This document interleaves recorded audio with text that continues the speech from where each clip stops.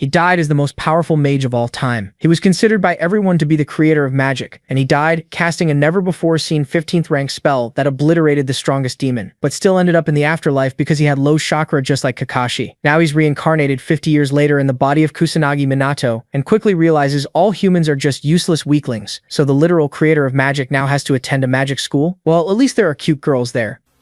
Originally, the body's owner got run over by Truck-kun and sent to an isekai, so our protagonist just took over. Even the doctor couldn't explain how he recovered so fast. It's almost like he has holy magic, and of course that's because he does have holy magic. He died in 1970, and now in 2022, the world is peaceful. TVs are thin, people are watching K-pop and doing trends. Brain rot has already taken over. After being discharged, he returns home to Kusanagi Minato's house. His parents, Truck-kun picked them up earlier, so he grew up alone living off their inheritance. Since reincarnation magic doesn't exist, he suspects it was God or maybe just coincidence. It was Truck-kun. Trust me, now he's a student at a magic academy, and he's already interested. Suddenly he gets a call from Tadano-kun, but decides to ignore it. And of course there's the classic bully picking on the weak. The next day, here we are at Kamui Magic Academy. Suddenly someone casts a spell, but the firepower is about the same as lighting a lighter. This deeply disappoints the most powerful mage in the world. The more he watches the students, the more he realizes how garbage the world has become, and that's before he even sees the dancing trends. Back in his day, even a beginner would do 10x better than this. Maybe it's because the world is too peaceful now. Entering the classroom, he actually feels comfortable, and he even wonders if he has any friends. Then suddenly the bully shows up, furious, asking why Minato ignored him yesterday. Minato just asks who he is, and that alone is enough to make the redhead lose it. He tries to kick Minato and completely fails, so he switches tactics, pointing insulting, calling him trash. Since physical damage didn't work, maybe psychological will. Only then does Minato realize this is the guy who called him yesterday, and assumes they must be friends. Tadano-kun says he finally remembered, and demands money. Because friends obviously, but Minato just says they'll get along fine, which somehow makes the redhead even angrier. Tadano knows there's still inheritance money, and he wants it. Only then does Minato realize this body used to get bullied. The redhead is about to strike when suddenly a girl walks into the classroom. This must be the school's goddess. Blue hair, blue eyes, a very noticeable tie, if you know what I mean. A big thick white skirt. Tadano instantly turns red, shy as hell like a dog in mating season. Then still furious, he tells Minato not to forget, and storms out kicking things along the way.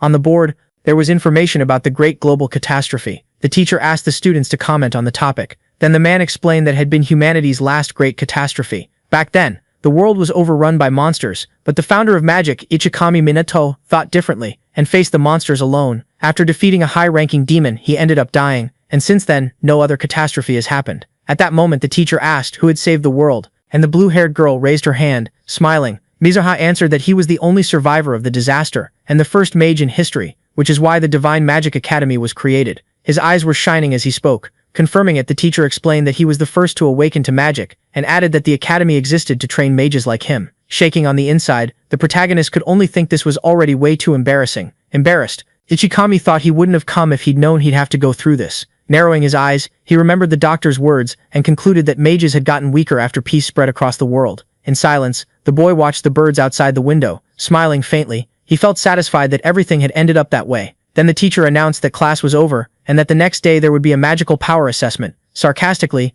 Tadano said it would be a pleasure to see his classmates' pathetic powers. Ichikami thought the bully was just bored and that he wasn't worth wasting time on. Ignoring the redhead, our protagonist headed toward the exit in silence, but the bully and his friends kept mocking the MC, calling him a bastard. Suddenly, Ichikami stopped, looked back and called the redhead a loser. Annoyed, the bully asked who he thought he was to talk like that. Without waiting for an answer, the bully activated an apparently powerful spell. Frightened, the student's eyes went wide, and a blonde boy shouted asking if he really meant to use magic inside the classroom. Even so, Tadano fired off a wave of fire, wanting to wipe out the MC. While the others ran, Ichikami stayed still. At that very moment, Mizuha ran toward him to protect him, but the protagonist remained motionless as the fire magic closed in. Then an explosion echoed through the entire room. The students shut their eyes, trying to withstand the blinding light. In shock, the girl couldn't believe all of that had started over a simple argument. Seeing tables and chairs knocked over, she said none of it was worth it. Irritated, Tadano claimed it wasn't his fault, and that he'd only reacted to being provoked. When the smoke cleared, it was obvious the protagonist was unharmed,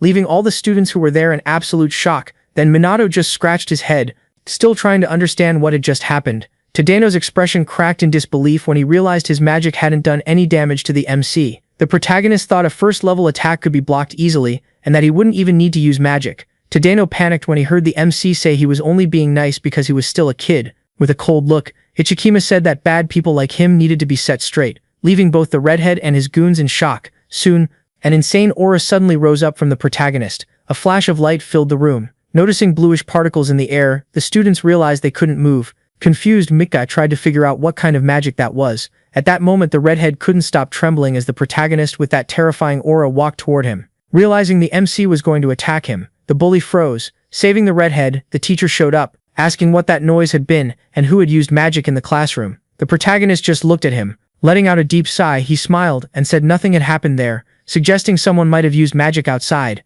Hearing the teacher say no one in the courtyard had done it, the MC commented that maybe outsiders were playing at being mages. Suspicious, the teacher asked about the smoke. Then Ichikami pointed at the window and said the wind had blown it in from the street. Convinced the student wouldn't lie, the man believed him and soon said he would investigate the case, dismissing the class right after. At that, the protagonist just waved to the teacher, determined not to draw attention. Thinking it over, he concluded he needed to act more carefully from then on, but Mizuha still seemed to be in shock, unable to believe what she'd seen. Meanwhile, Tadeno kept cursing the MC thoughtful. Minato concluded the student's level was absurdly low and wondered if today's mages could handle the remaining monsters. Walking down the hallway, he decided to look over the city and search for signs of those creatures. When night fell, Shibuya showed its ruined state. Under the full moon, our protagonist decided to investigate more deeply by climbing up a building. Looking down, he realized how much the old city had changed. Using a magic circle to gain momentum, he sped through the darkness. Even so, the MC didn't feel any supernatural presence and wondered why the police were patrolling the area even with the city in ruins. Soon, the protagonist suddenly sensed a monster approaching. Crouched at the edge of the rooftop, he also felt someone's energy right below. Without hesitating, he used magic to launch himself off the building toward the imminent danger, but he found creatures surrounding a woman who was trembling with fear. Rosnando, the monsters bared their fangs ready to attack, but to the creature's surprise, the protagonist showed up at the scene. Without hesitating, the beast lunged at the boy. But then spikes burst from the ground and pierced the creature's bodies, wiping them all out at once. Minato turned his face back and saw the woman crying.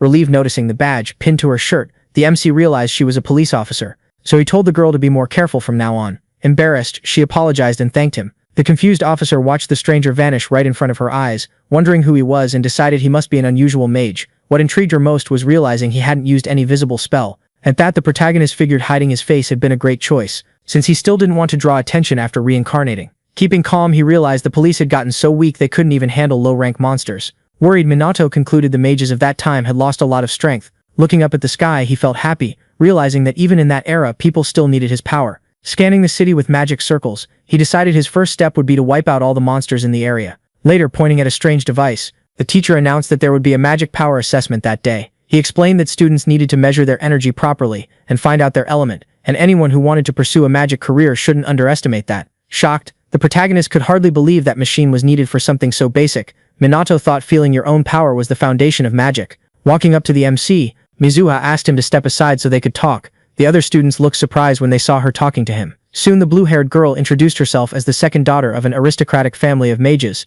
Confused, the boy asked what that was supposed to mean. Then Mizuha was stunned to realize he didn't know her family led the 4 aristocratic houses of elemental mages. Imagining someone wearing fancy clothes, the young man thought that concept didn't even exist in his time, and that he didn't even know her last name. Noticing Mizuha's blue aura, he concluded her power was way too low for someone from such a famous family. Confused, the girl wondered why the MC didn't seem impressed. Gritting his teeth, Tadano got annoyed seeing an outcast talking to Mizuha. Then Ichikami asked what business a noble lady wanted to discuss. With him closing her eyes and putting a hand to her chest, Mizuha tried to keep up her aristocratic composure. She thought she needed to understand why the protagonist had withstood a magic attack without getting hurt. Already out of patience, she said she wanted to talk about the incident from the day before, but the teacher cut her off, telling them to proceed to the assessment, which made the protagonist smile. Glad he'd gotten out of it, Mizuha only managed a small smile, believing she'd soon understand his power level. Gathering energy in his hand, Tadano declared it was his turn. Then, without hesitating, the redhead touched the big crystal of flame appeared inside it. The system voice announced his power level was 1000 and his element was fire,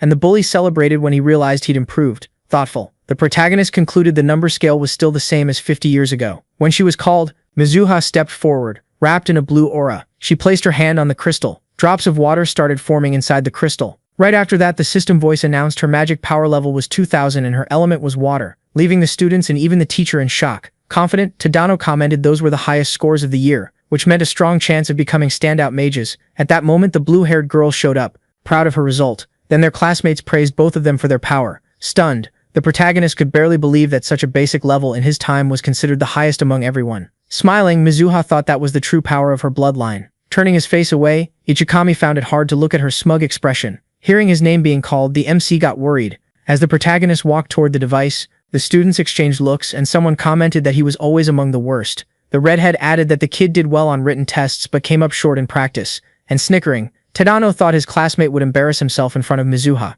Curious, the girl wanted to find out fast what the MC's magic level was, thinking there was no way it could beat hers. At that moment, Minato stopped in front of the machine. Tense, he wondered if he should draw attention again or just cheat. Meanwhile, he could feel his classmate's stares. Taking a deep breath, he put his hand on the crystal. In that same instant, a multicolored energy spread all around. With a slight smile, the protagonist decided to let his power out to test whether the device could measure the magic of the great progenitor of magic. In front of them, a ridiculous amount of energy started building up. Right after that, a light shot up and lit up the whole castle. Some students felt that insane pressure. Confused, Mizuha asked what was going on, and her eyes went wide when she saw the numbers changing way too fast. Then a crack appeared in the crystal, and a pillar of light blasted from the castle up into the sky. The device was putting out a crazy amount of energy, and all of a sudden a deafening explosion echoed through the room. In shock, the students realized the crystal had shattered. Standing in the middle of the dust, the protagonist was surprised the device had broken, even though he hadn't used all his strength. Looking at his classmates on the ground, Ichikami wondered if anyone there had even felt his power.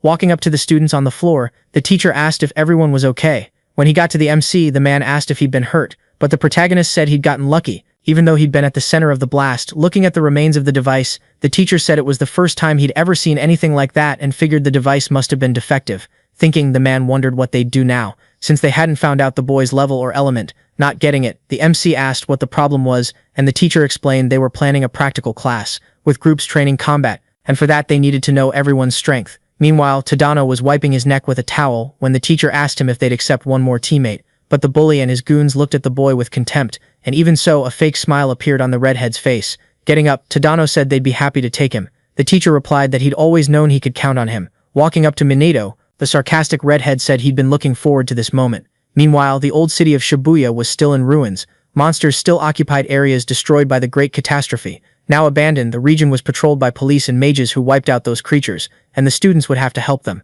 According to him, most of the monsters had already been eliminated, so there wasn't much to worry about. Among the other students, the protagonist was surprised to learn the academy held real battles. In silence, he wondered if those students would be able to take down even a single group of monsters, even working together. Looking around, he realized it was the same place he'd been the night before and believed he'd wiped out all the creatures, but he could still feel traces of magic there. There were no signs of a new catastrophe, and even so, those monsters kept showing up, confident. A girl invited her classmate to compete, leaving Minato surprised by the group's recklessness, since the class involved real combat. Letting out a sigh, Mizuha turned and looked at him suspiciously. Then the teacher waved his hand and suggested starting the practical class, asking everyone to work as a team. At that moment, someone called the MC. Meanwhile, the protagonist leaned against the wall of a ruined house with a smug, malicious grin. Tadano said no one was going to interrupt them, saying there'd be no mercy this time. Ichikami just took a deep breath and pulled himself together. Calmly, Minato said that if something bothered him, he could just ignore it, but getting irritated, the redhead yelled that no one had given him the floor, furious.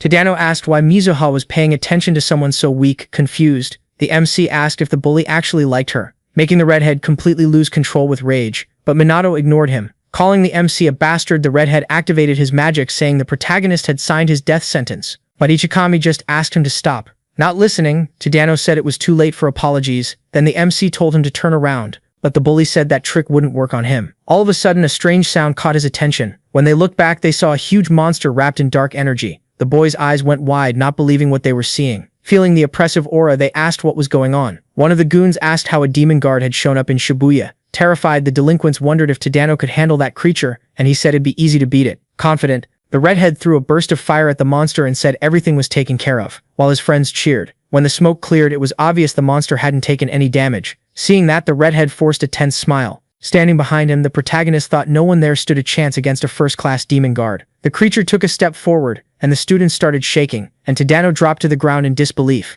The monster's shadow covered all of them, leaving the bully desperate, thinking they were going to die right there. The guard lunged at them with sharp claws, but suddenly something made him stop. It was Minato standing right in front of him. The MC's expression stayed calm. The monster remembered that wave of energy ripping through his body and the blood spraying through the air. Soon the creature was thrown backward, rolling away from the delinquents. Then the protagonist said it was obvious even to a demon guard, saying the monster already understood who the strongest one was. The creature looked ahead and saw an intense aura under the MC, making it tremble with fear. Magic circles appeared above the guard's head as he chanted a spell. But then the protagonist activated his magic. Shocked, Tadano said Minato wouldn't win and that this was the end. Using 2 ranks, the monster unleashed the rock break technique, hurling a huge chunk of stone at the students, but the protagonist just smiled, and a first-rank fire arrow flew toward the rock, causing an explosion that wiped out the creature. Terrified, the students covered their faces while Minato just stared coldly. When they opened their eyes, they were stunned by what they saw. Tadano couldn't believe the MC had taken out the demon guard. Looking at the purple crystal on the ground, Minato concluded that demon guards being there was not normal. After all, those creatures were supposed to have been wiped out 50 years earlier. Worried, the protagonist wondered if that was a sign another disaster was coming sooner than he thought. Those creatures were attacking ordinary people, so the MC decided that even if a new disaster showed up, he'd do everything he could to save as many people as possible. Meanwhile, the bully, pissed off and eaten up with jealousy, couldn't accept that his classmate had killed a demon guard. At that moment, we see Mizua was hidden away, watching everything that happened without hesitating. She was the first to use magic, summoning water discs that sliced off the magic beast's legs. Seeing that, her companions were speechless, since they expected exactly that from her. Annoyed, the girl wondered how anyone could be surprised by such a basic level of magic. Even so, she crossed her arms arrogantly, only worried about the civilians and deep down believing she really did have talent. Then we see the group of bullies next to the protagonist. Tadano spread his arms, trying to get attention. Curious, Mizua waved to her friends and said she needed to step away for a moment. Noticing the bullies moving around the corner, she realized they were messing with her classmate. Determined, she decided she couldn't allow that. When she peeked again, her eyes went wide. Faced with the demon guard, she immediately hid. In that moment, the girl felt her heart start racing. Realizing she couldn't take him on alone, her fingers started trembling. Even so, she rushed forward, determined to help as a member of an aristocratic family. Holding her hand out in front, she told her classmates to run. Then a wave of fire swept past her, making her cover her face right after, because of a huge explosion. But all she could see was fire. That's when she realized the one who cast that magic was the protagonist. Confused, Mizu had tried to understand what had just happened. Remembering how he used to walk around with his head down and seeing how confident he was now, she thought he looked like a different person. Noticing his serious expression, she realized he hadn't even chanted a spell and still beat a first-class demon guard. A monster's level is defined by how many crystals it has, which also determines its rank in the hierarchy. Demons are organized in a clearly defined hierarchy. At the bottom are the magic beasts, which have a single crystal on their forehead. Above them are the magic guardians, identified by an extra crystal in their chest. Next come the demons that carry 1 crystal in their chest and 2 on their shoulders. Right after that come the supreme demons, who have 4 crystals across their bodies. On the next level are those who have 5 stones, and at the absolute top of the hierarchy is the demon god, who had 6 crystals. Each creature has a fixed number of active levels, and that should be basic knowledge for any modern mage. Watching from the corner, Mizua thought that to defeat a demon guard you'd need at least the 3rd level. But then she sees Minato walking toward the beast, and the guy says she's got a weird hobby, peeking out with her hand braced on the wall. Mizua asked how he'd figured it out. Then the MC said it'd be weird if a mage didn't notice. For a moment, the two of them just stared at each other in silence. Closing his eyes, Minato asked if she couldn't feel the magical power, leaving the girl in shock. Chasing after him, Mizua told him to stop and demanded an explanation. Next we see Minato on top of a building. Relieved he managed to ditch the girl, looking around he decided to check if there were any monsters nearby. Soon 5 sources of dark energy popped up in his senses. There were no demon guards, but plenty of magical beasts were still in the area. Sizing things up, Minato doubted the students could handle it, even considering Tadano's level. Determined to cut down the threat near Shibuya Station, he cast his magic and 2nd-level projectiles spread across the city. When they felt that massive amount of energy in action, the students were stunned. Surrounded by the magical beasts, they quickly realized they couldn't take on that many enemies at once. In the middle of the chaos, a monster attacked a girl, but it was instantly killed by a wave of energy that appeared before it could hurt her. As the projectiles hit different spots, Minato figured everything was under control. The creatures started dropping one after another, taking the pressure off the students. Watching the outcome, the protagonist realized he'd overdone it, and that almost all the monsters had been wiped out. In the end, he admitted he should have held back more, since it was only supposed to be a lesson. Right after that, the guy rose above the city, and looking around confirmed there was no one nearby. Then he landed in an alley, next to the corpse of a magical beast, thinking he didn't need to hide that much power, but drawing attention would only bring trouble. A little later, the teacher and the students examined the dead monster, and the man stood up, surprised to notice there was still a huge pack there. Looking closer at the body, he realized the creature had been taken down in a single blow, something only someone really skilled could do. On top of that, peering deeper into the alley, he noticed he'd never seen a spell create that many projectiles without using elements, so he concluded that without that intervention, they would have been in serious danger, since the students couldn't handle that many enemies. Shocked, the students asked why there were still so many beasts there, if they could have been taken out earlier. Embarrassed, the teacher bowed and apologized right after. He said the police should have handled it, and that the academy had seriously dropped the ball, and he deeply regretted that the kids had been put at risk. Hearing that, the students looked at each other, clearly unhappy. Emotional, the girl asked who had saved them. Thinking, the teacher said he didn't know, while she commented that she'd like to thank the mysterious savior. Then the man thought it was unlikely it was someone from the police or the official mages, so he figured it must have been an outlaw mage, and with a smile, decided that person deserved gratitude either way, which made our protagonist happy to hear. Meanwhile, in the middle of the wrecked city, the students excitedly talked about the magic they'd just seen. Looking ahead, Minato realized no one had gotten hurt. Tadano, though, was seething with rage. Even so, the MC felt relieved seeing that even the bully and his goons hadn't been hurt. Meanwhile, a suspicious Mizuha remembered that her classmate had beaten a first-class demon guard. Remembering her own shocked expression, she wondered if that absurd amount of magic had come from him too. Then, recalling the moment she stared up at the sky in disbelief, she concluded no one could use fire magic and non-elemental magic at the same time. After all, no student could have both types, so Mizuha decided that couldn't be true. In her mind, the non-elemental magic could only have come from someone else. Even so, watching her classmate, the girl kept wondering who he was to defeat a demon guard. At that moment, the blonde boy suggested those laser-like beams had been the protagonist's doing too. Tadano shot back, saying that was impossible, and the student protested, reminding him that the class outcast had just beaten a demon guard. Annoyed, the bully told his classmate to shut up and said he'd finish him if he didn't listen. Sure, something was off. The redhead insisted that no one that quiet could be that strong and accused the MC of hiding something. Meanwhile, the goons were weirded out by the bully's explosive reaction. Consumed by rage, Tadano declared the protagonist was cheating and promised to expose him. After class, Ichikami was walking through the city when he was surrounded by academy students. Then the redhead showed up, blocking every way out, and started taunting him.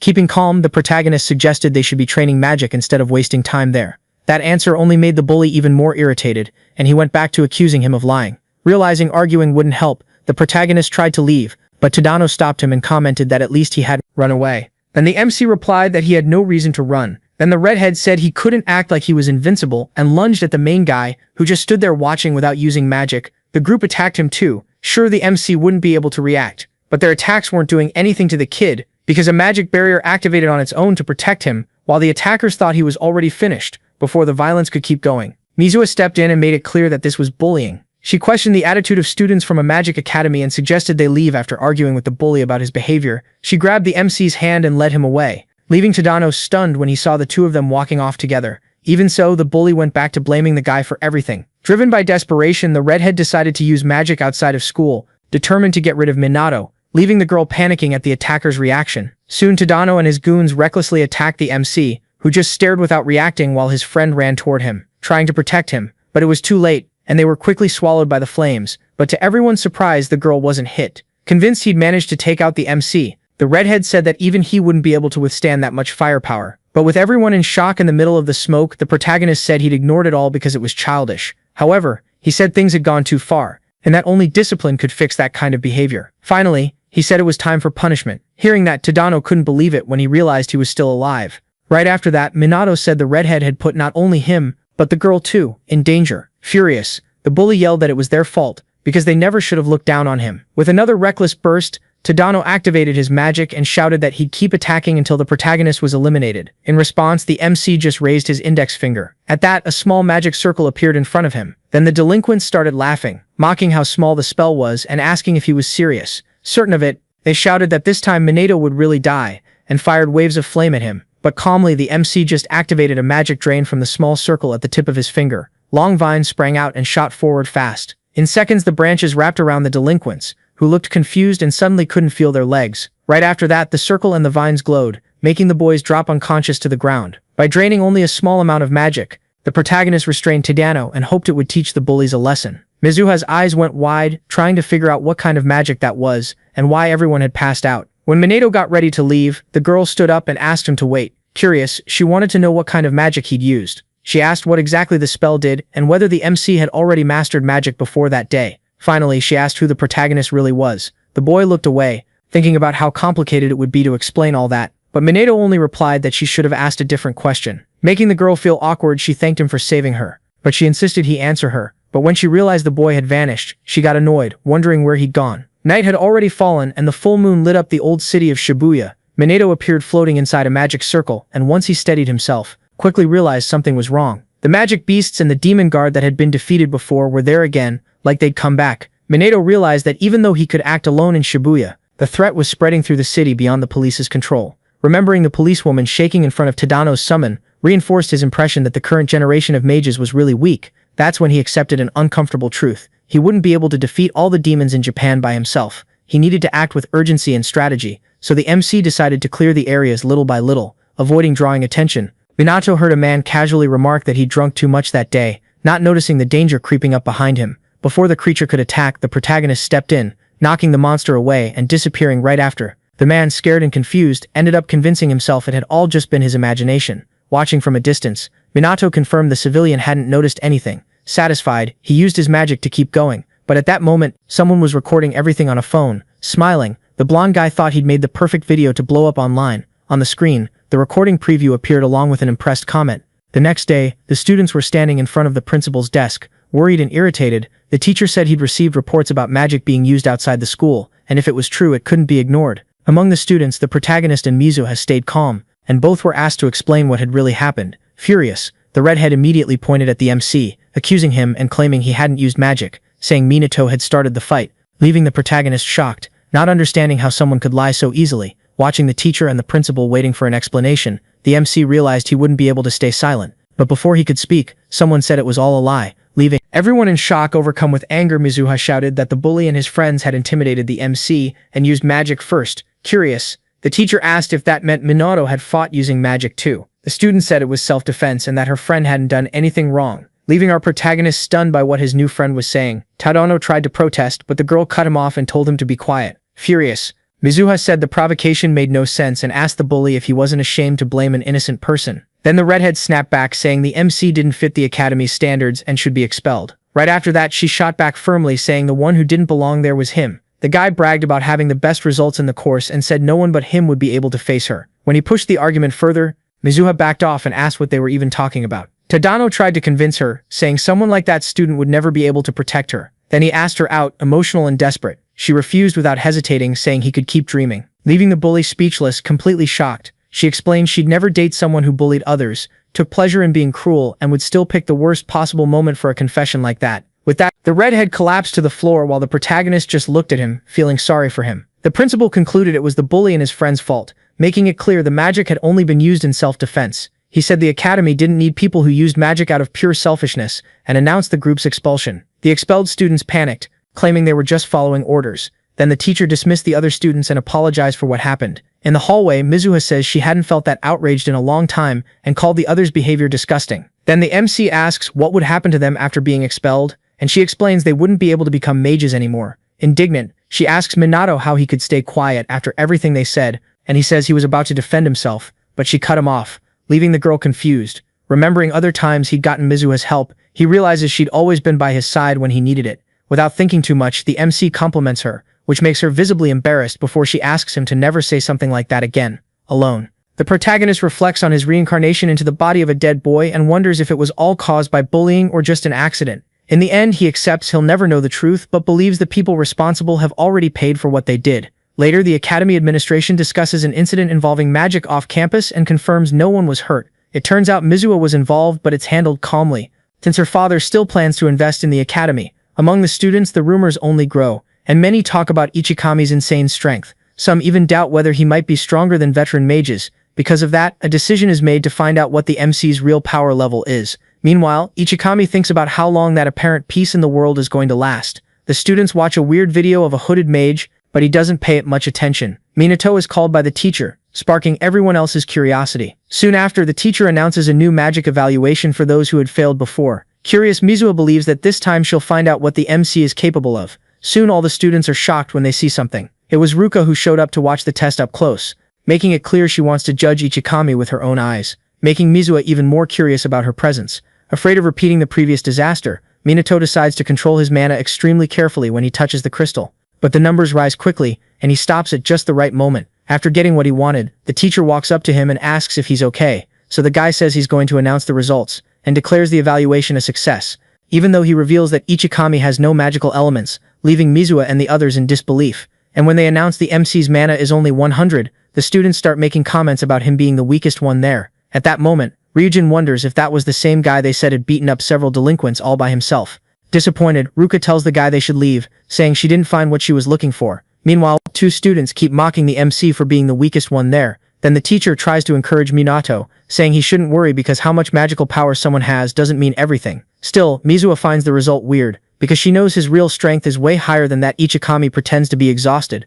but inside he's happy he hid his true power and got exactly the result he planned. While fixing his uniform, Minato thought controlling his own power was way more tiring than it looked. After walking a bit alongside Mizuha, the boy asked why she was in the evaluation area. Before she could answer, someone blocked their path and told them to stop. It was Ruka and Ryujin. With little patience, Minato asked who they were. Ruka stepped forward and introduced herself, followed by Ryujin. With the same lack of interest, Minato asked what they wanted. Then the girl walked up and said she had zero interest in him. Hearing that, Mizuha flinched. Then Ruka turns to her little sister and asks if she really couldn't handle criminals on her own. With no answer, she said she'd also heard Mizuha was saved by a young guy with only 100 points of strength. Wardly Mizuha confirmed the information was true. Ruka asked if in the end Mizuha was still inferior to her sister in studies, sports, and magic. The question made the student even more nervous. Then she felt a silent pressure when Ruka told her to leave the academy. Without realizing it, Ruka remembered how she always outdid her little sister in school, so much that in training she never lost. Ruka had more mana and clearly superior magic. After every win she'd just walk away, leaving Mizuha behind. Ruka said her little sister didn't have the talent to be a mage, and that one family representative was enough. Mizuha tried to protest, but Ruka cut her off and told her to pay attention, making the girl tremble and unable to hold back her tears. Even so, Ruka asked, with no empathy at all, if she understood. Mizuha gripped the hem of her skirt and lowered her head. At that moment, Minato stepped in and said that was insanely arrogant. Ruka asked what he'd just said. Minato accused Ruka of being arrogant for not letting anyone talk, and she replied that since it was a family matter, his opinion didn't matter. Our protagonist tells the girl that wasn't a conversation, it was an order pretending to be one. Hearing that, Ruka blew up, calling him a bastard. Out of patience, Minato told her to stop forcing her way of living on other people. The MC says there was no basis for that, and Ruka replied that Mizuha had no talent and had never managed to beat her. Suffering in silence, the little sister ended up agreeing. She remembered when she used to say, full of confidence, that she was talented. Back then, she believed she had everything she needed. Now, Mizuha could only lower her head and cry because she'd never surpassed her sister. Suddenly, Minato says his friend would win. The girl reacted in surprise, not understanding what she just heard.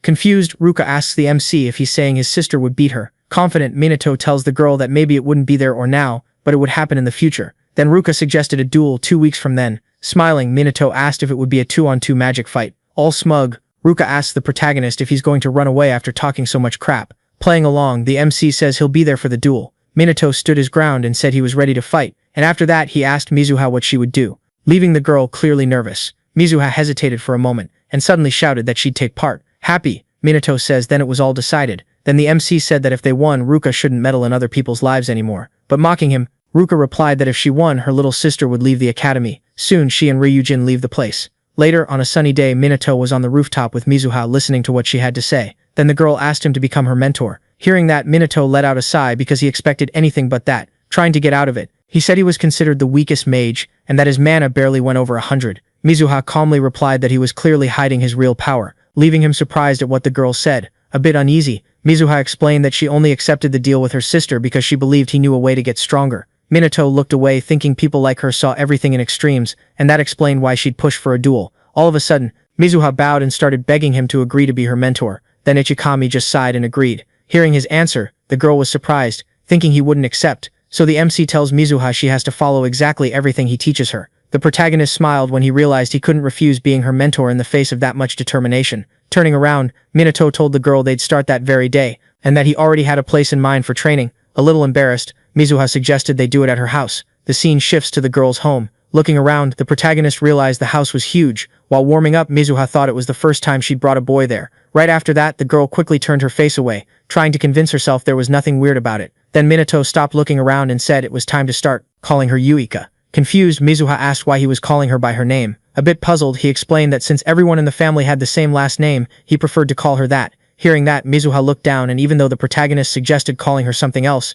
she refused right away. So he smiled and decided to start the training. The MC stepped closer and asked Mizuha to explain what magical power was, and she answered that it was the inner energy used to manipulate magic. After hearing the girl's explanation, Mizuha asked if intent could increase magical power. Still smiling, Mizuha said that was impossible, since the limit was set at birth and stopped growing with age. When she finished, she asked with a bit of pride if her explanation hadn't been perfect. Indifferently, Mizuha replied that all of that was wrong. Then Mizuha, almost in tears, asked how that could be possible. At that moment, the protagonist thought he couldn't believe the level of ignorance modern mages had. He explained to Mizuha that magical power also existed in nature, and that besides spells, intent could increase mana. Shocked, the girl started yelling, saying that couldn't be true, because if it were, magic science would have advanced way more by now. Calmly, Minato closed his eyes and replied that maybe she didn't believe it now, but he'd still explain everything they'd talked about. Then the protagonist asked Mizuha to let her mana flow naturally and said that feeling that power was essential to becoming stronger. Next, he guided her, wrapping both of them in mana. A moment later, the MC released even more energy all at once. The mana spread throughout the whole area.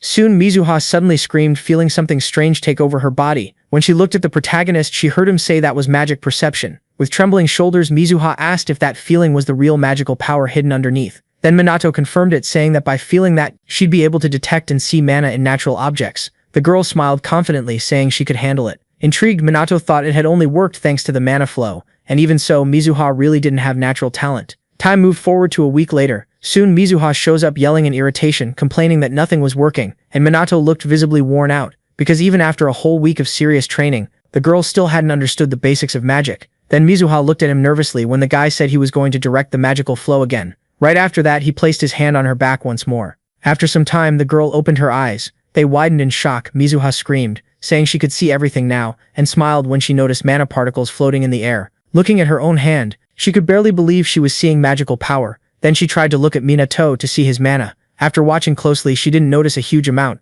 and got confused by how subtle it seemed. Then the MC made her feel awkward by praising her. Thinking about how magic could be used, the protagonist explained that after perceiving mana, she'd need to learn to control it, always watching how much she used. Minato said her main task was to use the energy as efficiently as possible. He explained that if she used up all her mana, over time it would recover and even increase. So the MC said that since she could already sense mana, control shouldn't be a problem. After that, he asked what that changed compared to what people normally knew about magic, and whether she could accept it. All of a sudden, Mizuha cut him off, saying she trusted him completely. Minato smiled, decided to move forward, and told her to get ready to fight. Then the protagonist took off his coat and told the girl to attack. She immediately jumped to the side, determined to show everything she knew. Right after that, she formed water discs that shot toward Minato, but he simply raised a barrier and blocked everything easily. Mizuha was shocked at how fast her magic got shut down. Dropping the protection, he explained that it was a non-elemental magic barrier, and that if she couldn't break it, she'd never beat Ruka. Mizuha fired up her magic again right away, complaining that it was ridiculous. While her attacks kept getting blocked, Minato told her not to stop moving, explaining that the moment you stop fighting a mage, you're guaranteed to lose. Mizuha held out her hand and created another magic circle. Not long after, she collapsed on the ground, completely exhausted. Then Minato covered her with a blanket and said now it was his turn. Then the protagonist explained that if she learned to control mana, she wouldn't need to chant spells. Next, he created fire magic and showed how Mizuha herself used magic. Right after that, he repeated the same spell, but his way Mizuha watched and assumed his mana was dispersing. Then the MC confirmed it and explained that once you master control, you can use magic without spells, leaving the girl totally stunned by that. So the protagonist suggested she shorten her spells, and explained that once she mastered mana control, she could ditch them completely. Mizuha looked thoughtful, and asked if that would really make her stronger. He turned right away and said yes, that's exactly how it works, adding that they should start by freaking her out. Then Minato held out his hand and told her to act like she was on the verge of death, leaving the girl panicking when she saw the state he was in. With Mizuha on the ground, Minato reminded her that this training would have to happen every day. The scene shifts to Harajuku. Wrapped in a cloak, the MC thought that even here there were monsters, and that no matter how many got taken down, the number never went down. Sensing something off, he turned and saw a huge creature charging toward a girl. So without hesitating, he rushed over, and with a single strike, tore the monster's head off. Standing over the creature's body, he asked if the girl was okay, but she didn't answer. Instead, she pulled out her phone and started filming. But she couldn't catch Minato on camera, and right after that, he leapt up into the air. Pulling up his hood, the MC looked irritated. He didn't expect her to start recording without a second thought, and as he moved through the air, he decided next time he'd wear a mask. The next morning, during training, Mizuha hit the ground once again. She tried to catch her breath after an exhausting session. Standing in front of her, the protagonist was uneasy because he remembered there were only a few days left until the competition. Even with the progress, it still wasn't enough, and watching her, he realized she was pushing past her own limits. When he said she could quit, Mizuha pressed her lips together with effort. She got up and said she'd always been compared to her sister, and because she couldn't surpass her, she'd already given up on a lot of things. But shouting with everything she had, she declared she'd never abandon magic because of her Minato. Calm replied that at that rate she wouldn't be able to win. Even exhausted, Mizuha asked him to be even harsher. Hearing that, he smiled and said then he wouldn't hold back. Then the girl smiled back and took a fighting stance. The protagonist quickly explained the spell process, and right after that, Mizuha went back to attacking him. When night came, he had to carry her because she was so worn out. The next day, Minato smiled as he praised a successful attempt by his student. Mizuha threw herself on the ground, celebrating her own progress. Then the protagonist praised her again, and she just smiled when she heard it. Then the big day of the magic competition arrived. Soon the protagonist looked around and was a little surprised to run into something unusual. A crowd was packed in front of them. Reporters came up, asking for a few words about the duel that was about to happen. Walking beside Mizuha, he wondered why there was so much attention. She said family showdowns got people curious, and Minato suspected it also had to do with the influence of the magic aristocracy. The scene shifts to the arena. The protagonist thought it was all over the top, and Mizuha explained that magic duels were rare, so they turned into big events. Hearing that, he just shot her an indignant look. When their names were called, Mizuha jumped up and then started trembling with nerves. The protagonist just smiled and told her to do her best. Surprised by his words, the girl stared at him and then smiled. Then Mizuha walked confidently to the arena. As she moved forward, she thought Minato was amazing. Soon, she was face to face with her sister Ruka. Slightly irritated, looked surprised to see the younger one hadn't run away. Mizuha frowned as she faced her opponent. Keeping calm, Ruka asked if she really thought she could win. After that, she crossed her arms, waiting for an answer. Then Mizuha got annoyed and said with conviction that she was sure she'd win. But Ruka answered with nothing but a sarcastic smile. Sensing her sister's strength, Mizuha tensed up. Even scared of the gap in power, she smiled and decided not to back down. Soon they announced the start of the magic duel. As soon as the fight began, both of them got ready. Mizuha stepped back and formed a magic circle. Ruka moved too, starting to chant a spell. Watching the fight, Minato thought Ruka had even the simplest tactics down, while Mizuha had gotten carried away and forgotten them. Then the two of them pointed their magic circles at each other. Mizuha quickly fired a water disc, and Ruka answered with the same spell. The attacks collided. Kicking off the clash, Mizuha defended against the attack, and was surprised to realize she'd managed to match the magical power, something she hadn't expected to pull off right then. Ruka, visibly irritated, told her sister that compared to what had happened before, this could be considered a success. Unexpectedly, Mizuha got fired up by that and couldn't hide her happiness. Noticing her reaction, Ruka arrogantly asked what she was so pleased about. Then she said it wasn't a compliment, just a comparison, as she went back to shaping magic. She decided to raise the level of her attack, and Mizuha immediately responded, forming the same kind of spell. A moment later, Ruka released a second-level water blast. The droplets shot forward at high speed, hit Mizuha head-on, and forced her to defend at her limit. But unfortunately, she got thrown out of the arena right at the MC's feet. Watching her lying there, he thought that if this were a contest of spell reading, Mizuha would have won, but in raw power the opponent was clearly superior. Walking up to the edge of the arena, Ruka called Minato insensitive, saying he hadn't even helped the girl. Then the protagonist replied, there was no need to interfere, leaving the girl confused. Mizuha, shaking all over, started to get up with difficulty. Ruka, worried, called her an idiot, and reminded her she'd just been hit by second-level magic. Confident, Mizuha lifted her gaze and said she wouldn't lose to her. Then she held out her hand and shouted that she could fail at anything else, because all she had was magic, but in that she wouldn't give in, and she formed a magic circle, while reciting an unbelievably short spell. Ruko did the same, again using second-level magic. The two forces started colliding in the center of the arena. Mizuha's body wouldn't stop trembling, but she had no intention of giving up. Even so, not even her willpower was enough to keep her from collapsing to the ground. Not long after, with all her arrogance, Ruko was declared the winner, while Mizuha stayed on the ground trembling, fully aware of her own defeat. Seeing her like that, Minato concluded that this competition depended on the amount of magic used along with how well you coordinated that power, and that was what decided the result. Next, the MC got irritated when he heard Ruka say that now it was clear Mizuha had no talent. The guy started to stand up, agreeing with those words. Mizuha felt her heart tighten when he said she was clumsy, didn't understand the essence very well, and had performed badly. But then he smiled and added that on the other hand she had perseverance. That shocked her deeply as she stayed sitting on the ground, standing in front of Ruka. The protagonist said that despite the loss, he liked people like Mizuha. With a smile on his face, the MC announced that to everyone around.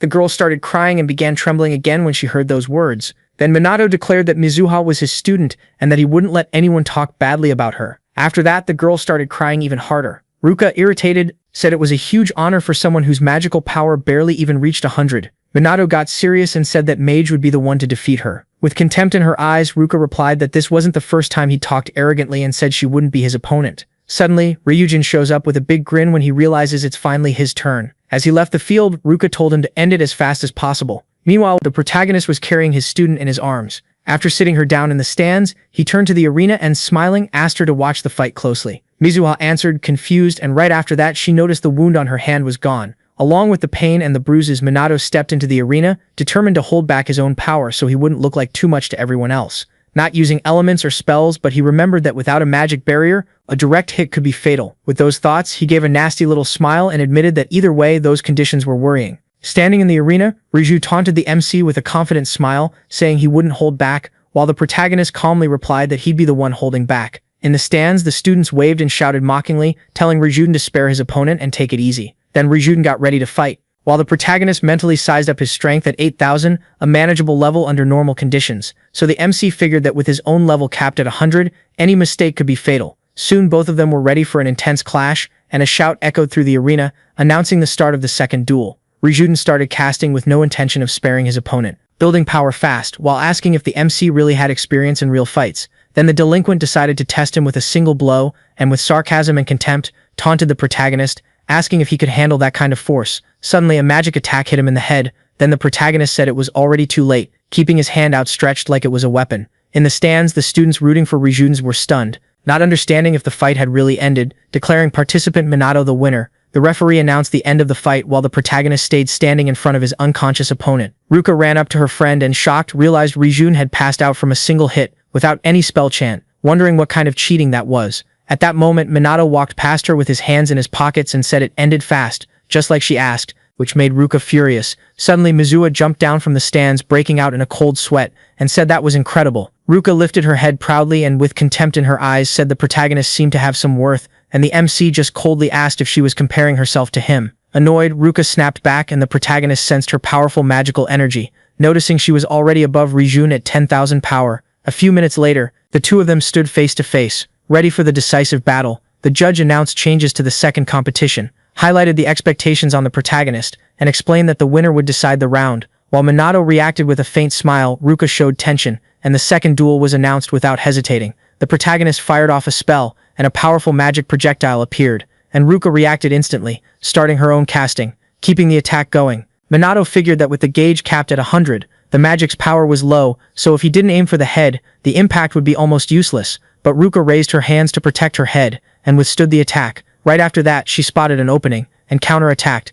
firing a water projectile that hit the protagonist dead on. A few seconds later, what Ruka saw left her in shock because it seemed impossible. The protagonist simply made a gesture with his hand, and dispersed his opponent's attack. In disbelief, Ruka noticed Minato was unharmed, and seemed not to have used magic, trying to figure out what he had actually done. In the stands, the students were surprised to see that even after that clean hit, Ichikami didn't have a single scratch. Mizuha, shocked by what she'd just seen, wondered what kind of ability her teacher had used. Determined to find out the MC's secret, Ruka threw another spell at the boy who didn't seem to care, and without using magic, the protagonist dodged every attack in silence, keeping a steady rhythm. Stunned, Ruka couldn't understand what was happening, and wondered if it was possible there was no magic at all, since Minato was just dodging. Watching from afar, Mizuha concluded, anxious, that magic could only be fought with magic, and that, despite the power difference, the MC was lowering his to avoid putting himself in danger. Really nervous, Ruka was sure that at that level dodging was impossible, and started wondering if her opponent even felt fear. She stared at him and realized that calm he was analyzing every detail, something only someone who could sense magical power and had unusual courage could do.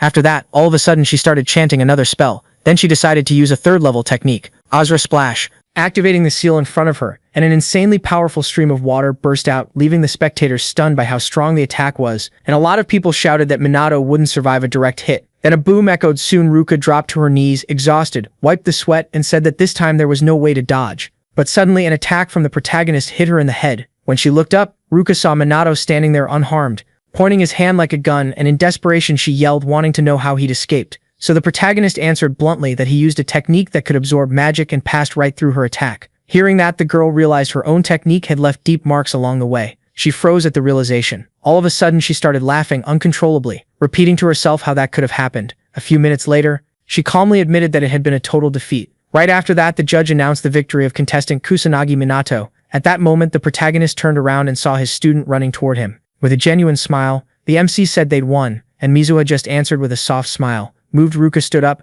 promised she wouldn't interfere anymore, and made it clear the protagonist was free to do what he wanted, surprising Mizuha with her attitude. Minato didn't answer right away and just sighed. He casually said Mizuha's injuries were minor, saying Ruka had held back, which made her deny it angrily. Clearly annoyed, Minato said his student had gotten stronger in just 2 weeks, and asked if it wasn't time for her to stop being so overprotective. Hearing that, Mizuha clenched her fist and said she'd get even stronger, strong enough that her sister wouldn't have to worry anymore. Given everything, Ruka said she believed in her little sister. Happy with the results, the protagonist just watched as the two of them made up. All of a sudden, the MC felt a terrible, overwhelmingly powerful presence. A strange magic manifested, making everyone realize something was wrong. Then a cold drop of sweat ran down Minato's face at that feeling. Drawing everyone's attention to the phenomenon in the sky, the protagonist concluded in his thoughts that this was a disaster. Meanwhile, in an empty classroom, Tadano yelled at his friends that they needed to clean everything up fast. A blonde guy holding a book replied that in the protagonist's backpack there were only normal materials. Hearing that, Tadano gritted his teeth and yelled, convinced there was still something hidden, because otherwise Minato couldn't use magic at that level.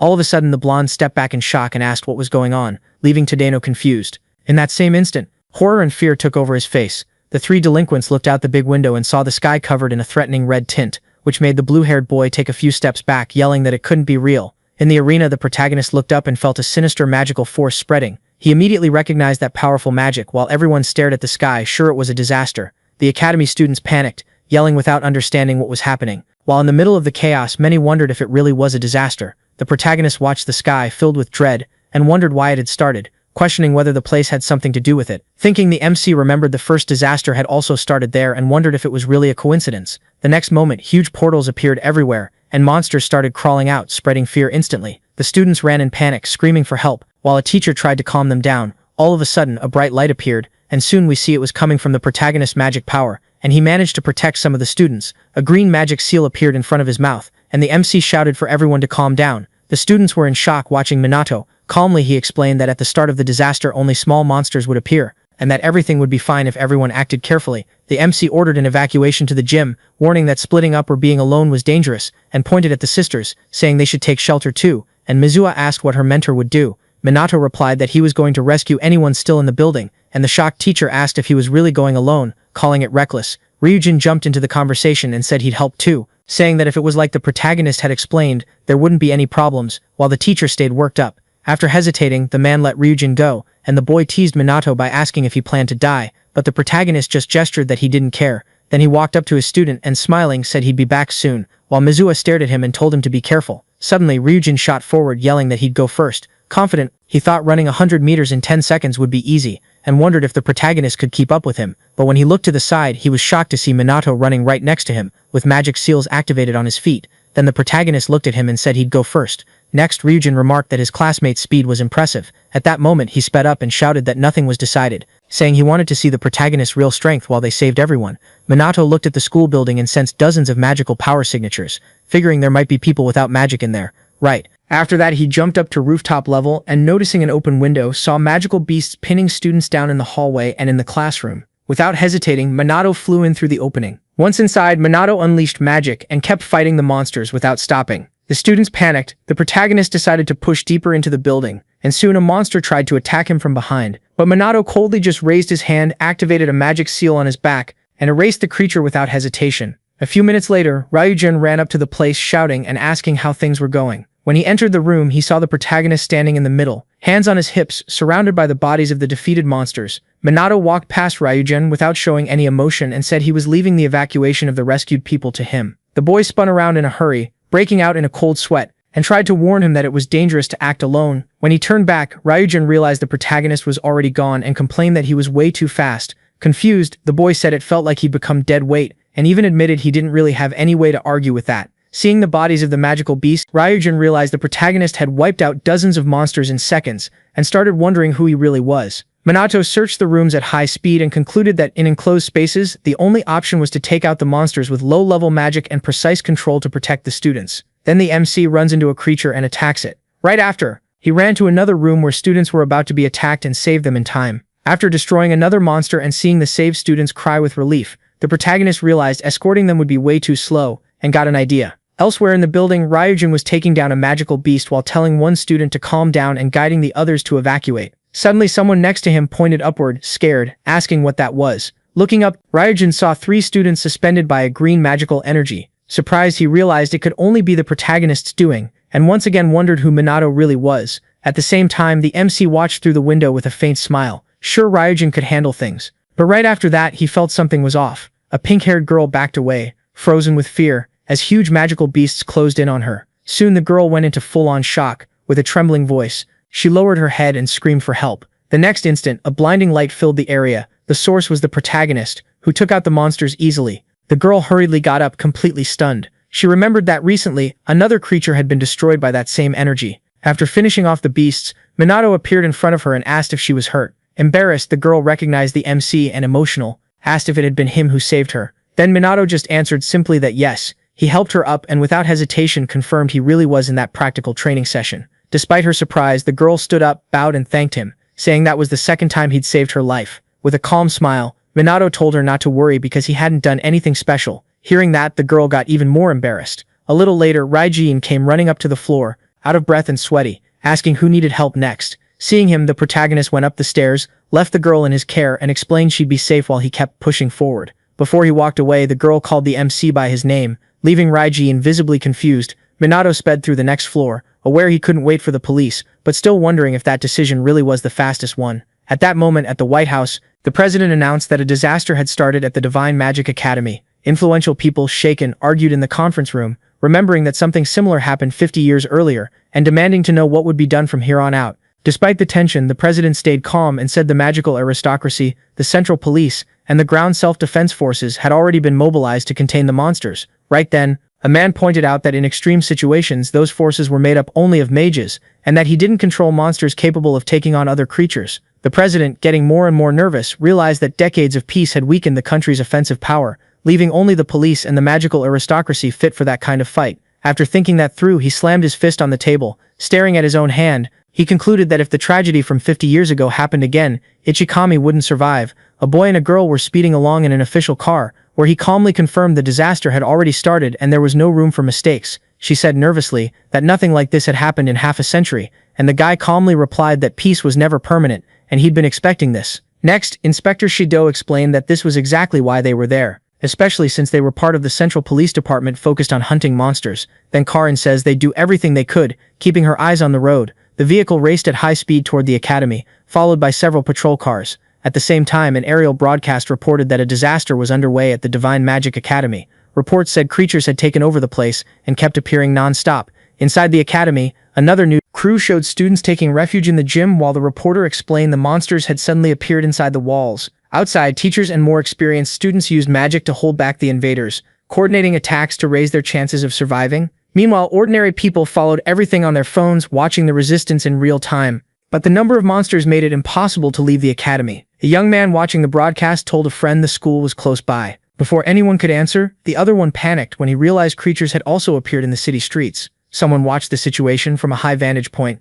Noticing the population had vanished from the roads, they also noticed flying creatures spreading out in every direction. In contrast, some boys inside the school watched it all with contempt and laughed at the chaos. Meanwhile, many elderly people in their homes followed the news on TV, gripped by fear. At that moment, the MC tore through the school floors at top speed, aware the place was already overrun by monsters, and the disaster was entering its second phase. He burst into classrooms to save students under attack, while realizing the monsters only got stronger with each phase, without decreasing in number. Minato figured that as long as the leader didn't go down, the monsters would keep spawning. He moved through hallways already littered with the creatures' bodies, and concluded that since the boss only showed up in the last phase, the only option was to hold out until then. Minato showed no emotion, kept a cool head, and knew a disaster at that level always came with serious consequences. Focused, the protagonist used magic to send the rescued students to Rouge, letting them know he'd already saved 20 people, and that rescue was hard because they were scattered. Then he went back to running through the corridors, trying to decide where he should go. Meanwhile, Tadano was in one of the offices, using fire magic to drive the monsters back. Little by little, completely exhausted, he admitted it was pointless to keep going, because he couldn't react anymore. In front of him and his friends, a demonic guardian advanced, giving off an oppressive presence. Shaken, the blue-haired bully asked why the creature had come back, while the blonde one yelled that he'd already said they needed to run. Overwhelmed with frustration, Tadano punched the floor and shouted that the protagonist would beat the monster in one hit, and wondered why he couldn't do the same. Then the protagonist answered bluntly that it was because he was weak. Hearing that familiar voice, Tadano was totally shocked. When he looked up, he saw the guardian getting wiped out by a powerful fire attack that left only the creature's legs behind. The one who beat it was Minato, who didn't show any emotion. After saving the 3 bullies, he turned around and started to leave. Tadano was shaking with rage and screamed in his head that the protagonist had saved them again. Acting on impulse, he ran after his savior and shouted for him to stop. When he caught up, he asked the MC, confused, why he'd helped them at all. Minato should have hated them. Turning just enough, Minato replied coldly that he helped because he could. Nothing more than that. Hearing the answer, Tadano started trembling, lowered his head and barely holding it together, asked if that really was the only reason. All of a sudden the bully lost control and yelled for the protagonist to stop pretending. Full of hate, the redhead accused Minato of being mediocre and barely able to use magic, and after a brief pause, asked when the MC had gotten so strong. After another short silence, the protagonist glanced to the side and said that Kusanagi Minato had died in a car accident and been reborn with another guy's soul. Hearing that, Tadano shouted that if death really made someone stronger, then he should be superior, not useless like Minato. At that moment, the protagonist cut the bully off, stepped closer, and asked if the redhead really thought he was strong. He also said that a sense of superiority fools you easily and makes you think you're strong, and staring the bully down made it clear Tadano wasn't even considering fighting him right then. The MC finished by saying that this sense of superiority fools you and makes you think you're strong, and staring the bully down made it clear Tadano wasn't even thinking about fighting him. After that, he walked past the redhead and kept going, ignoring him. In shock, the bully collapsed. Out of control, he admitted to himself that he knew what he'd been running from, and recognized that his strength had barely improved since middle school. Then Tadano remembered how he and his two friends bullied other students and admitted he only did it to vent his own frustration. After that, he got saved by Minato, who used to be weak, and he couldn't accept that reality. Soon, his two delinquent friends came up, confused and shaken, aware they were only alive because of someone they used to humiliate. They stood there behind Tadano, who couldn't get up. Tears kept streaming down the redhead's face. Meanwhile, the protagonist kept saving people, taking out every monster he came across. At the same time, a demonic guardian entered the classroom where Minato was. The creature barged in abruptly. Then the protagonist reacted immediately and held out his hand, readying a magic attack like it was a weapon. He fired at the creature, but the guardian dodged the attack. Then the magic seal on the protagonist's hand expanded and activated its power. The next instant, an extremely powerful stream of flames appeared and completely consumed the monster. A little later, Minato put his hands in his pockets and looked over the damage caused by his own attack. Then the MC looked out at the street and concluded there were only guardians, which meant the boss wasn't far. With that in mind, he turned to the two students on the ground and told them to calm down, assuring them they were safe. At the same time, Ryujin ground his teeth in anger while cursing the protagonist. He was fighting several monsters and complaining that Minato had left everything for him to deal with. At that moment, creatures moved in on the girls who had been rescued. Noticing the danger, Ryujin rushed forward and took out the enemies with a direct attack. After that, he said out loud that he would protect everyone there, and told them to follow him calmly. The students reacted with relief and thanked him. As he moved forward, Ryujin thought there were too many monsters and he didn't know how to handle it. The protagonist suddenly appeared beside him and asked if he needed help, making Ryujin jump and complain about the scare, telling him not to do that again. Without answering, the MC assessed the situation and said they wouldn't be leaving until they dealt with all the invaders. Hearing that, Ryujin ran up to him and said no one could face that many enemies alone, so he suggested finding another way. That very instant, all the monsters were hit by a single devastating magic attack. When it was over, only Minato remained there. The rescued students, including Ryujin, were stunned by what they had just witnessed. After the attack, the protagonist told the group to hurry, and Ryujin snapped back to his senses, gathered everyone, and ordered them to run right away. Soon after, the students started fleeing in search of shelter. During the escape, some creatures tried to attack, but Minato took them out without any trouble. Ryujin watched everything in silence and thought his companion was unbelievably strong. A few minutes later, only the protagonist remained there and wondered if he should go back to the building to scout. Meanwhile, the teacher and the other students kept holding the school's defenses. At that moment, Mizuha started losing strength and almost fell right away. Ruka caught her to keep her from getting hurt. Straight up, the older sister said that if she was at her limit, she should fall back so she wouldn't get in the way. Hearing that, Mizuha steadied herself and said she could still fight Ruka. Just watched, showing confidence in her little sister. Right after that, Mizuha went back into position and activated her magic. Soon, Ryujin showed up saying he'd brought the rescued students, and hearing that, the teacher said that was great news. Ryujin told everyone to get inside fast and joined the group, while Ruka thought things over and realized everyone was already at their limit. At that moment, Mizuha asked where the protagonist was. Calmly, Ryujin replied that Minato was fine and still had energy to spare. Hearing that, she felt a huge sense of relief. Excited, Ryujin said the protagonist was amazing and that maybe they could get through the disaster. Mizuha agreed and got ready to keep fighting. All of a sudden, the ground started shaking, leaving everyone stunned. Worried, the teacher ordered everyone to run and take cover. Right after that, new enemies started showing up in huge numbers. Seeing how big the threat was, Ryujin yelled that they needed to run right now. All the students reacted at once and started running from the magic beast chasing them. Ruka, her sister, and Ryujin ran too, trying to put as much distance as possible between them. Suddenly, Mizuha felt like something was off. At the last second, the beast that almost attacked her was taken down before it could reach her. The help came from the Central Department Police, who had just arrived, and Inspector Shido quickly announced that the monster extermination had begun. Right after that, the officers got organized and started attacking in a coordinated way. Seeing that, the students felt a massive relief that they'd managed to hold out until then. Shido turned to the survivors and said loudly that with the police here, everyone was safe, and ordered the evacuation to be carried out according to instructions. Mizuha stepped up saying they were going to fight too. The inspector tried to say civilians should evacuate, but she cut him off, firmly saying they weren't ordinary people, and her sister added that they were mages. Shido hesitated for a moment, accepted their help and ordered them to attack from the rear, getting a unanimous yes from the students ready to move. While holding the defensive line, the inspector admitted the manpower wasn't enough and that the help was crucial, feeling frustrated that the situation was so embarrassing for the police. Meanwhile, Sergeant Karin was taking care of the wounded, trying to calm them down as she worked inside the school. The protagonist watched the patrol cars arrive and felt relieved, realizing he could leave the situation to the police without showing any emotion. he figured it made sense they'd arrived before the self-defense forces. Since this was a national-scale problem, after thinking a bit more, he uneasily realized something like this was still possible in an increasingly unstable world.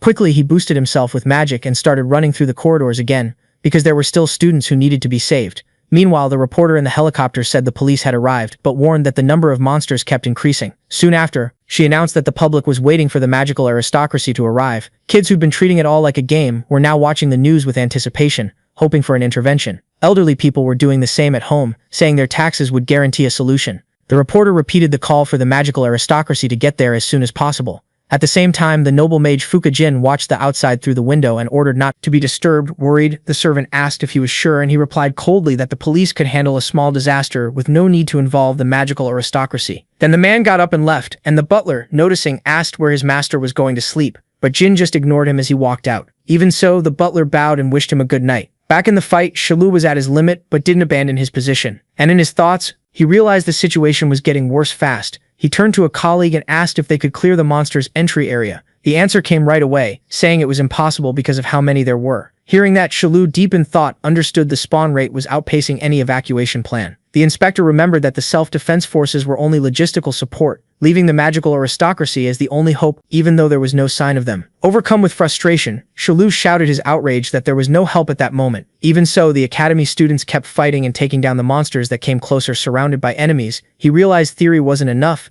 and started wondering if everyone would hold out when the boss finally showed up. The hordes pushed forward with the clear intent to destroy everything, when a beam of magical energy struck the ground from the sky. Right after that, an overwhelming presence spread out, announcing the arrival of the demon boss. The impact was immediate, and Shalu felt fear take over as sweat poured down uncontrollably. In his thoughts, the inspector wondered if that creature really was the boss. Ruka could feel how heavy things had gotten too, and she knew this was a rare kind of enemy, something only the magical aristocracy could really handle. Mizuhi, on the other hand, was shaking when she realized they'd need high-level spells, something nobody there could pull off. Then the leader charged in without hesitating and fired off several spells at once, all aimed straight at the group. Mizuhi realized the danger way too late and froze. At the last second, Ruka stepped in front of her sister and tried to block the attack with water magic. It softened part of the impact, but it wasn't enough. Without thinking twice, she shielded her little sister with her own body. The blast hit Ruka, and she screamed in pain as she went down. When Mizuhi managed to look again, she saw her sister was badly hurt and panicked, even weak. Ruka forced herself to speak and told her sister to run.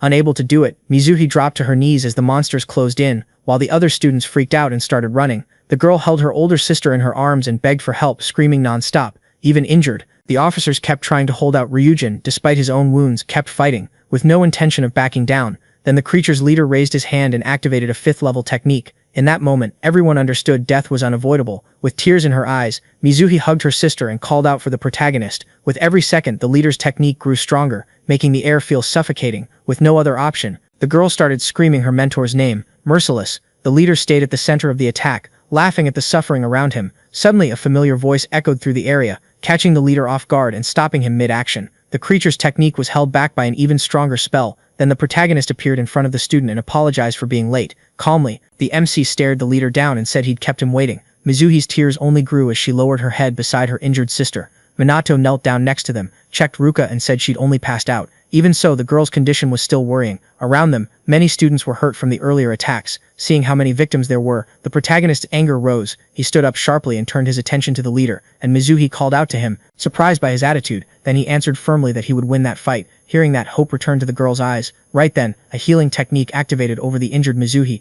realized her sister's wounds were disappearing. Noticing she was healed too, she took a moment to understand what had happened. Little by little, the students who'd been hit started getting up. Stunned, Karen watched everything from a distance, recognized the advanced level of the magic being used, and wondered who could cast something like that. She looked around, saw Shido on the ground and ran to him. Exhausted, he said, with a tired smile, that his mana was gone, but for some reason he was still holding on. Before he could finish, Karen screamed in despair. The inspector struggled to his feet, rubbed his face and admitted he didn't understand the situation either. Even so, looking at her, he gathered what little strength he had left and said they needed to protect the citizens. Then Karen grabbed the inspector's arm and shouted that it was reckless, but Shido shouted back that they had to fight, because giving up meant everyone would die. At that moment the sergeant started trembling and the tears came uncontrollably, and with her voice breaking she said it was all pointless now. According to her, the police had been defeated, and right behind them the officers' bodies proved she was right. fear took hold of Shido, while Karen made it clear there would be no reinforcements and that they were surrounded by the demon leader's army. At the same time, the reporter, overwhelmed by panic, announced that the entire police force had been defeated and declared that this was the end. The three boys who'd been mocking earlier now watched in silence, terrified, as the reporter said the magical nobility was useless and screamed that everyone was going to die there. Soon the retirees following the news were gripped by fear too, because the reporter said there was nobody left who could fight the demons, but the only one still standing was Minato. At that moment, the surviving officers noticed him, and Karen shouted in shock when she saw the student moving toward the monsters, while Shido, tense, yelled at him to get out of there. Even so, Minato ignored the warnings and kept walking without hesitation toward his opponent. Out of patience, the MC said the demon leader had gone too far. The monster reacted by releasing an oppressive energy and started repeating, faster and faster, that he was going to kill. Hearing that disturbing voice, the students were frozen in fear. The remaining cops lowered their eyes too, unable to react. Suddenly, a powerful explosion hit the boss. The attack came from the protagonist, who ordered him to shut up.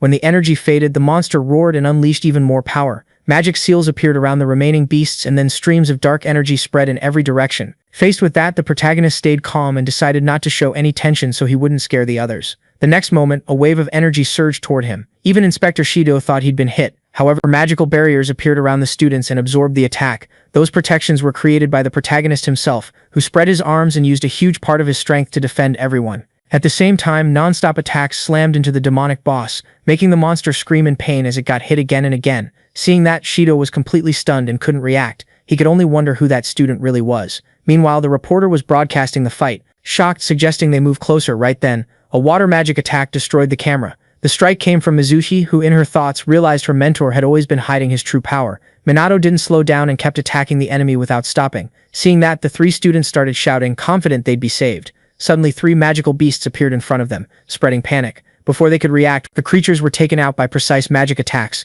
The ones responsible were Inspector Shido and Sergeant Karin, who, with a lot of effort, said they were ready to help the MC. Noticing that, the protagonist gave a faint smile and thought modern police were doing their job well. Then he went back to focusing all his attention on the constant attacks against the demonic boss. Suddenly, the monster lifted its head and let out a furious scream, making its energy grow in a terrifying way. The next instant, magic seals appeared, signaling a much more dangerous attack. Seeing that, Shido shouted, recognizing it was 6th level magic, something restricted to the magical nobility, and admitted there was no way to face that head-on. Without hesitating, the boss activated the 6th level skill called Dragon Flame. The students were terrified, while the reporter and the cameraman clung to each other. Overwhelmed by fear, Karen instinctively shielded a smaller girl while Shido spread his arms, trying to protect whoever he could reach, even knowing it would be useless. The power of that magic was way too much for any normal protection, making the remaining students stumble back, crying and drained. Hugging one of the students, Karen prayed silently that everyone would survive. Watching the scene, Shido thought that no matter how strong the protagonist was, there was no obvious way out.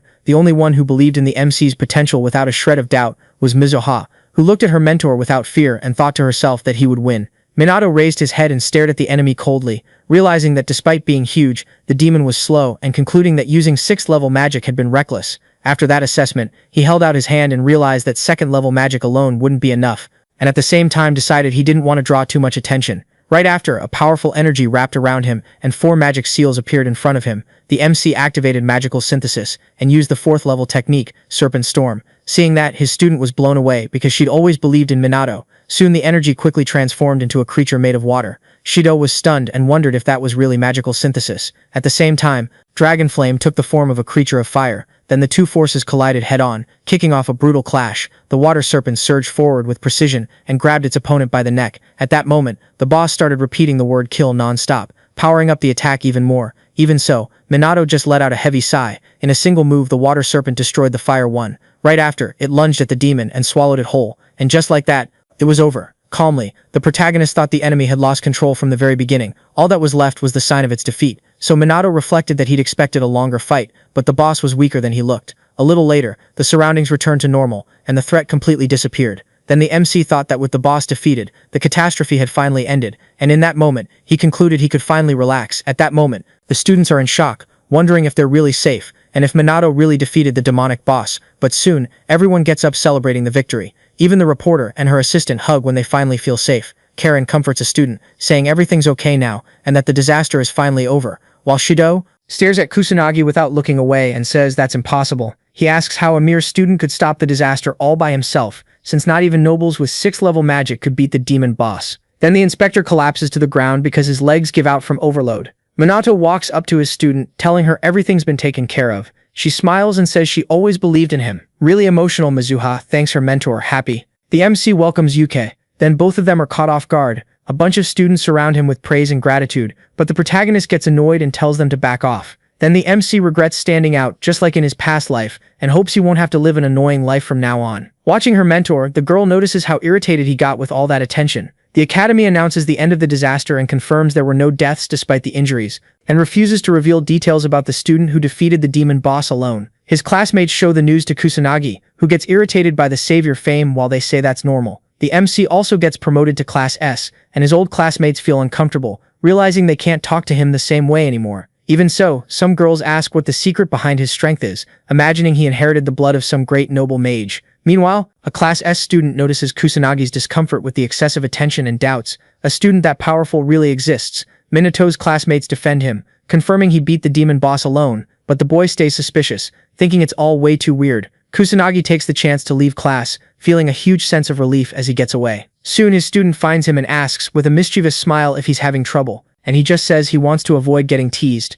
Then she says that's normal. After all, he's the powerful savior who protected the whole school. Minato remembers that his student also got promoted to Class S. She confirms it and says it's because of her efforts during the disaster, so the guy asks if she's happy about it. Mizuha says yes, but it's because a certain person is in that class too. Kusanagi remembers Ruka and asks if she's doing better, and his student confirms it, saying the two of them have been talking a lot more than before. Minato thinks that's a good thing, and Yuka is happy too. Then she thanks the MC for everything, showing her sincere gratitude. Without warning, Kusanagi gives her a light pat on the head, making her blush and ask why, and then the protagonist explains he doesn't want her thanking him all the time. Mizuha just smiles. At a conference, a man ends a video call with other countries. They know getting support for the next disaster will be hard, since everyone's overloaded with measures and plans. They talk about the news of the student who defeated the demon boss, pointing out how strange the case is, and the fact that even the police department got beaten. Then they conclude it might have been a misunderstanding, hope other nations doubt it too, and order the noble mages to return to start preparations for the next disaster. On the school rooftop, the pairs of friends meet up.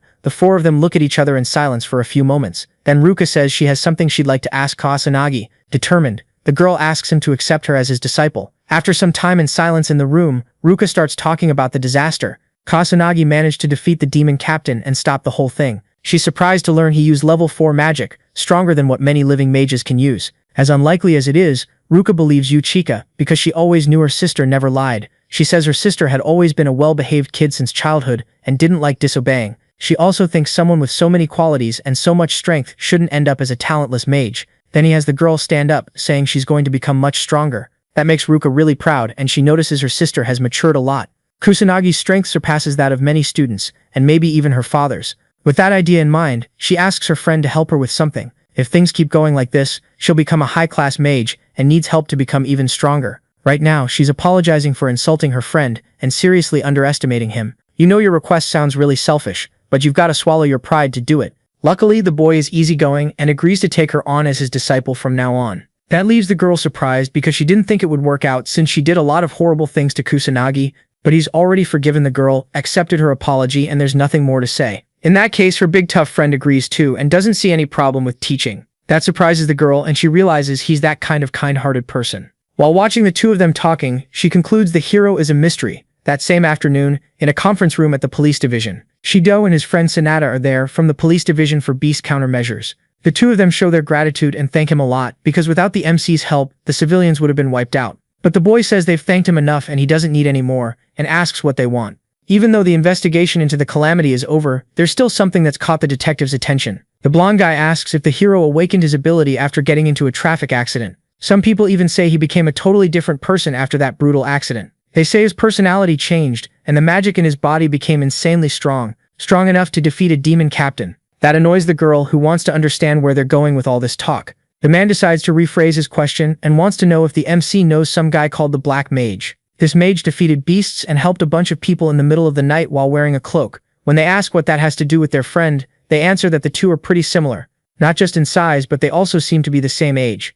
Their powers are considerable, and there's nobody that age who could use that much magic. Not to mention the time period when he started acting at night. They remind him it's illegal to use magic in the city without permission, and if it's a student, the school will take action. However, since this case has gotten a lot of publicity in the last few days, the police are forced to take action. Expulsion won't be enough, and if he confesses to the crimes, they might try to reduce the sentence. So the detective lays his cards on the table and asks if the MC is the Black Mage. Without stuttering or getting scared, he says he's not who they're accusing him of being. With that simple statement, the blonde guy believes him and realizes the two aren't the same person. With that, they thank him for the meeting and start to leave. As he walks out, he reflects that the MC isn't an ordinary student and definitely has something different about him. His detective friend is sure Kusanagi is the mage because of a bunch of similarities. Even so, she can't tell anyone about his real identity, because the MC is a good person. On one side, the blonde guy wants to find out more about the secret identity, and on the other, the girl wants to hide it. Then the teacher starts introducing the students who are joining her S class from today on. The class gets curious to learn more about the boy who defeated the big demonic villain. On the other side, the girls also want to know more about the blue-haired girl. Out of patience, the teacher asks everyone to sit down so class can finally start. All of this was really exhausting for the MC, who didn't want to stand out at all. Right now, a very pretty red-headed girl wants a bit of the protagonist's attention. Checky 21. Once again, the hero ends up on the rooftop to have a private talk with someone. When she thought she'd be doing solo training, the girl notices Minato is in the same place too. Looking closer, she sees he's with a pretty girl. In a sweet way, she asks if her classmate remembers her. The guy remembers that he saved this girl's life during the calamity incident in the past. He also remembers that during combat classes she was attacked by monsters, and someone helped her using magic. The pieces start falling into place for Kusanagi, as he remembers that's why the girl thanks him for being saved twice, even if it was the right thing to do. With her cheeks red, she compliments the MC, thinking he's really cool. Today, the girl can't hear the conversation very well, and gets curious about what they're talking about. Surprisingly, the redhead admits she likes the protagonist, and wants to go on a date with him. That surprises the girl and the protagonist too, since he wasn't expecting a confession like that. Even if she doesn't have many good points, she promises she'll do her best for him. She begs for them to start dating from now on. Coldly, the MC thanks her but apologizes, totally killing the girl's vibe. He explains he doesn't have time to start dating someone and that he has something to do first. So the girl thanks him for being honest and says she can give up on the protagonist now. Even so, as she walks away, you can tell she's crying without letting anyone see. Then Yuika gets found out, and they ask her to stop hiding against the wall. Her mana control is so bad it looks like it's spread all over the rooftop, so it's really easy to notice. The girl explains she was there by chance and didn't mean to listen in on purpose. Still, she asks why her friend turned down dating, since the girl was really pretty. It's revealed he doesn't plan on dating anyone, which leaves her confused. Even though physically they're in the same school year, he thinks their ages are very different. Somehow, his friend feels relieved hearing that, and she doesn't understand why. Even in the hallways and on the school stairs, she keeps thinking about how her friend doesn't plan to date. The MC tells her to focus a bit more on mana control training and practice more. Her plan is to give it her all and get strong enough that the protagonist notices her. At night, the number of monsters still hasn't gone down, even though the calamity is over. A girl is running from an evil sorcerer while screaming for help. Right then, the masked guy shows up in the middle of the chaos to save the day again. With a quick move, he yanks the man by the arm and punches him in the stomach. Then he activates the yellow ritual, which sends him flying really far away. The thug was nothing but an amateur, and his fighting skills were terrible. The girl thanks him and seems to already know the reputation of the great black mage. With zero patience, the MC vanishes like magic, leaving everyone behind. While escaping, the MC wonders why his alter ego is getting so famous among people and students. At school, they say this so-called amateur mage acts at night, and it seems like people love gossiping about him. That happens because this guy has become a popular topic on the internet recently. The digital illiterate doesn't even know what internet means, and thinks it's a phishing net. It's really weird for someone that age not to understand technology and not know how to use phones. The girl explains you can find anything on the internet, and that information spreads like lightning. Then their classmates start explaining to the MC how to use a smartphone. Super excited, he finally announces that he managed to open the app. Now he can use the network and thinks this is really easy. Ruka remembers the promise to train, and wants to know when they're going to start lessons.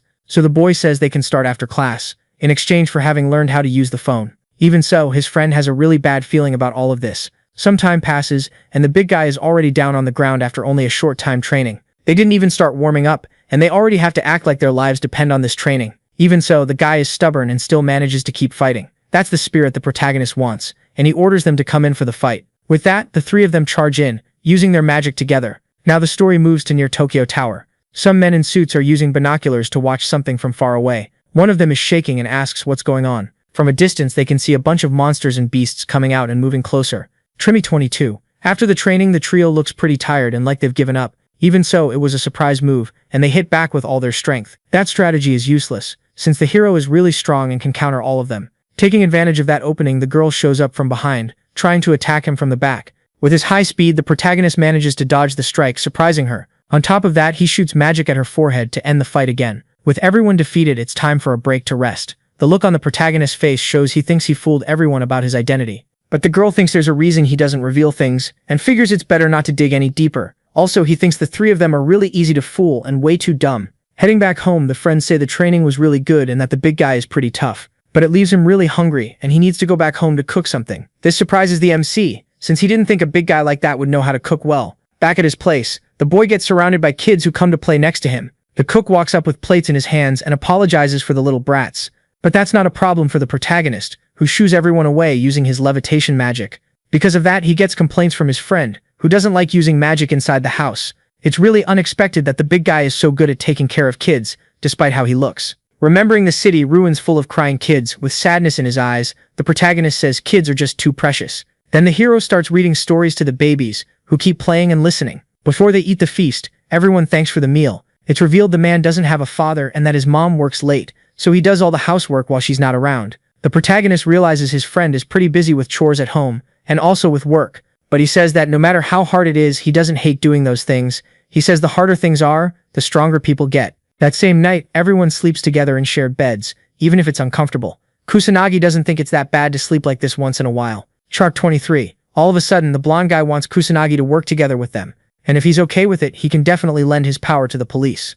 Even though he really doesn't want to stand out there, the situation won't let him. Besides, he'll be properly compensated, and they'll let the academy know themselves. His friends are also down to help and provide support whenever they can. Unfortunately, it'd be impossible for this bunch of kids to help for now.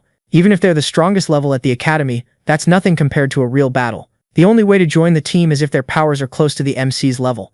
Leaving with the protagonist, he tells his friends to go back to the academy. Like it's no big deal, the hero tells them they should catch up to him. That really motivates the three of them, and they keep that goal in mind. Now the story moves to police headquarters, inside the Disaster Countermeasures Division. There are hundreds of beasts closing in on Tokyo Tower, and they need to deal with it before civilians get hurt. He explains they asked for help from the student who helped a few days ago. When he stands up, Kusanagi causes some murmurs from the seats behind. The blonde guy draws attention by explaining it was Minato who stopped the calamity at the academy. There's barely anyone with his level of power, and his help is basically mandatory. The two jealous detectives get mad at the way the kid acts in the room, but what they need to do is still the same, and they need to wipe out their enemies.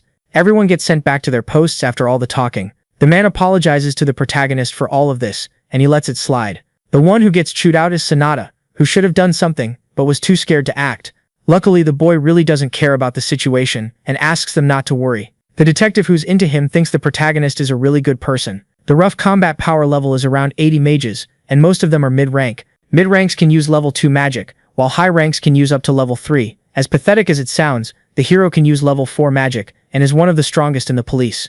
The battle plan is to have only one battle mage, and that's not even considered a strategy. There won't be many problems if it's just demonic soldiers and magic beasts. But beings from a higher plane are highly intelligent and require strategies to deal with them. Looks like they also don't have any kind of equipment, judging by what the hero saw. They normally go into battle wearing light clothes, and he explains that back in the day there used to be anti-beast gear. Now that gear is rare, and the hero thinks about how there used to be plenty of it in the past. Even though he knows magic has declined, he wants to understand what really happened over the last 50 years. Finally, the police arrive at Tokyo Tower. All kinds of monstrosities are flying around, even though the calamity isn't happening. Watching everything from far away, the hero gets thoughtful, trying to figure out what's going on. The detectives notice there are way more monsters than what was reported earlier. In the middle of them there's a demonic captain, and they might need to call in support from private organizations. The problem is, everyone's busy with the rise in beasts, and they already have a lot to deal with. Probably the only choice left is to take these things down themselves, without getting wiped out. Kusanagi might be able to wipe them all out with his power. That pisses the detectives off, because they think the kid is just showing off and can't actually win for real. Watching this crowd of monsters, he says something feels off. When he looks up at the sky over Tokyo Tower, something red starts to appear. They announce the start of yet another brutal calamity. The police radios start reporting the situation to every station. Another calamity is happening around the country. As they listen to the warnings on the radios, people run from the beasts in panic. The cops' top priority is risking themselves to save civilians. On top of that, they're going to try to deal with this calamity inside the city, as the main priority. The problem is, they won't have support from anyone in any other area. Seiji 24. A new calamity is happening again, and they want to know what it means. Even if these events happen naturally, the beasts seem to be behind it, and maybe they figured out how to trigger a calamity. The detectives are scared, thinking it's impossible to handle without support, and that they need to regroup. The problem is the beasts keep moving and won't stop attacking. All the monsters are heading toward the city at full speed. At this rate, they'll cause a ton of damage to civilians, and maybe the only way is to fight them. Fear starts spreading among the cops, who think their department failed. Even so, the hero is fired up and jumps in, saying they can handle it. He lands in a spot surrounded by monsters rushing in at high speed. Honestly, the whole area is packed with beasts hungry for a fight. From far away, the detectives think the kid is going to end up dying, and that he should run for it. Then he activates a third-level spell called Wind Cutter. The whole mass destruction scene shocks the cops and gets the blonde guy pumped. In just a few seconds, he manages to wipe out all the monsters around him easily. Even so, the calamity still isn't over, and more demons are still coming. The battle mages start activating powers from a distance. Luckily, the hero puts up a magic barrier, protecting himself from the hits. Putting up that shield was a great call, and it should be enough to block everything. As a counterattack, he destroys all the opponents with a flick of magic. It's wild seeing he can use different magical attributes, just like you'd expect from someone that strong. The cops' orders are to follow the hero while backing him up. Even scared, the men don't want to run and decide to push forward. So the squad starts attacking non-stop, giving it everything they've got in this war. That's pretty unexpected for the MC, who notices they're stronger than they look. In the middle of this battle, the demon captain finally shows up, looking intimidating as hell. Only a legendary mage can beat this thing, and nobody there is on its level. A blue aura starts surrounding the area, closing in on the cops. The kid's plan is to take down the captain while leaving the soldiers to his friends. The team is shocked when they see their co-workers' powerful magic. They need to keep fighting until the boss shows up. 60 years ago, the first worldwide calamity happened, and since then these events happen every now and then, wrecking the world. If what happened back then happens again, this event will spread across the world one more time. Luckily, he's here this time, and he's not going to let humanity get wiped out. A monster corners the detective and lunges with a quick attack. Luckily, the protagonist was there to save the day again, using a red spell. This has happened before, and it feels just like that time. She thanks Kusanagi for the help, and he asks if she's okay. That worries the boy because he realizes it's happening again and his identity might get exposed. Questions start popping up in the girl's head because she wants to understand how he got so strong. The problem is, her friend might hate her if she asks something that invasive. Trying hard not to think anything weird, she's caught off guard by explosions. While she was distracted, monsters close in, but the hero uses his magic to destroy them. This place is really dangerous and she apologizes again. Looks like she can't use combat magic and needs to stay by the hero's side. The kid seems way more like an adult and doesn't act like a student at all. Somewhere else in the battle, the detectives keep using their magic when they're caught off guard. They can't stop shaking for some unknown reason. Right then a demon captain shows up, giving off purple magic. This is another variation of the species, and it seems even stronger than the original. Discouraged, the men don't know if even powerful mages could beat this thing. In all of this, the hero doesn't even flinch in fear and stays calm. And they warn that there's no way to beat this thing, no matter how strong the kid is. Even so, he's confident in his skills and says he can win. All of a sudden, the cop notices the shaking has stopped. The girl is rooting for Kusanagi and wants him to win this fight. Maybe he's got the strength of a noble mage if he can beat this stronger captain type. As the one-on-one fight gets closer, the blonde guy wants to see how far the protagonist's strength really goes. Chunching 25. These soldiers need to go all out until the final boss is defeated. The two opponents watch each other from a distance before the duel begins. The captain is the one who starts the fight, activating a powerful fire spell. Even so, the hero doesn't even move, and realizes the explosion happens behind him. This monster's strength is ridiculous, and it's only level 1. Seeing the hero came out alive, they want to understand who he really is. No lies, but all they need to know is that he's just a normal student. Then he starts giving off a blue magical aura during the fight. All that's on the demon's mind is taking down the strong human in front of him. As they fight, they can't believe this thing is level 6, and that it shouldn't be possible to beat it. The kid gets stuck, not knowing what to do, because he wants to avoid his allies getting hit. All the beasts start activating a purple spell at the same time. Strangely, they're all working together, in sync with something bigger. Scared, the girl warns Kusanagi to run as the impacts get closer. Even so, he doesn't move and uses his magic to hold back the attack, putting out all the fire with the water he formed. When the purple beams close in, a sub-barrier manages to protect him at the last second. The boss gets annoyed when the hero asks if that's it. Everyone is confused about who he is and what just happened in the battle. Only a noble mage can use a level 6 spell. It's a very advanced remote activation technique. The most surprising thing is that he used a second type of magic at the same time. Normally you can only use one spell at a time, and there's a cooldown before you can use a different type. Using one type of magic is already really powerful, but using two at the same time could mean the kid is stronger than a noble mage. The detective's gut feeling wasn't wrong, and he really is the person he's been looking for. The great and powerful Ichikami Minato. When the monster gets closer, the hero thinks the place is way too crowded and wants to move to another spot. Activating his level 1 skill, he easily throws the captain really far away. Then the battle moves to the skies, where nobody can get close. He does that so he won't get help from anyone, and can fight alone. Now that he's away from everyone, he's happy, because he doesn't have to hold back his power. He can easily dodge the attacks the big beast throws at him. He takes a hit that sends him flying back, but activates a spell that keeps him in the air. Once again, the monster tries to throw its fire magic at the protagonist, who watches it all without fear. A huge fireball forms, and the boss hurls it at the protagonist with a purple aura. This time, he lands the hit and watches the opponent fall to the ground, while he floats in the sky. But that wasn't even close to enough to defeat the protagonist, who gets up brushing off the dirt. Shocked, the beast wonders how that's possible, since that blow could take down anyone. Back on the battlefield, the MC thinks the best call is to go in for hand-to-hand combat. He closes in while winding up a powerful punch toward the demonic enemy. He also knows his enemy won't be able to land an attack on him. His punch is so strong it sends the demon captain flying dozens of meters away. When it gets back up after the hit, the beast can't believe a simple human punch is that effective. Furious, it asks who the person in front of it really is. In a fighting stance, the kid says he can't rely on magic alone, and that he's going to show some other tricks. This is the moment to show his own technique. Shock 26. On the battlefield, the hero is giving off several colorful auras, with a smile on his face. Even his enemy is impressed by such huge, vivid magical power. That power brings a sense of calm, and the cops feel like there's something above them. Up in the sky, the MC focuses to use his powers as effectively as possible. Even so, the demon says the enemy can attack, and that human attacks are useless against them. He wants to see if that's true, so he moves toward the big beast. He manages to land a clean hit right in the enemy's chest, using all his magic. In the fight, the boy seems to be doing really well, and lands several solid blows on the captain. The blonde guy is impressed since he didn't know the MC could stand out in hand-to-hand combat. After all, everyone knows human punches are basically useless against those evil beasts. Badly hurt, the enemy can't understand how the attacks were so effective.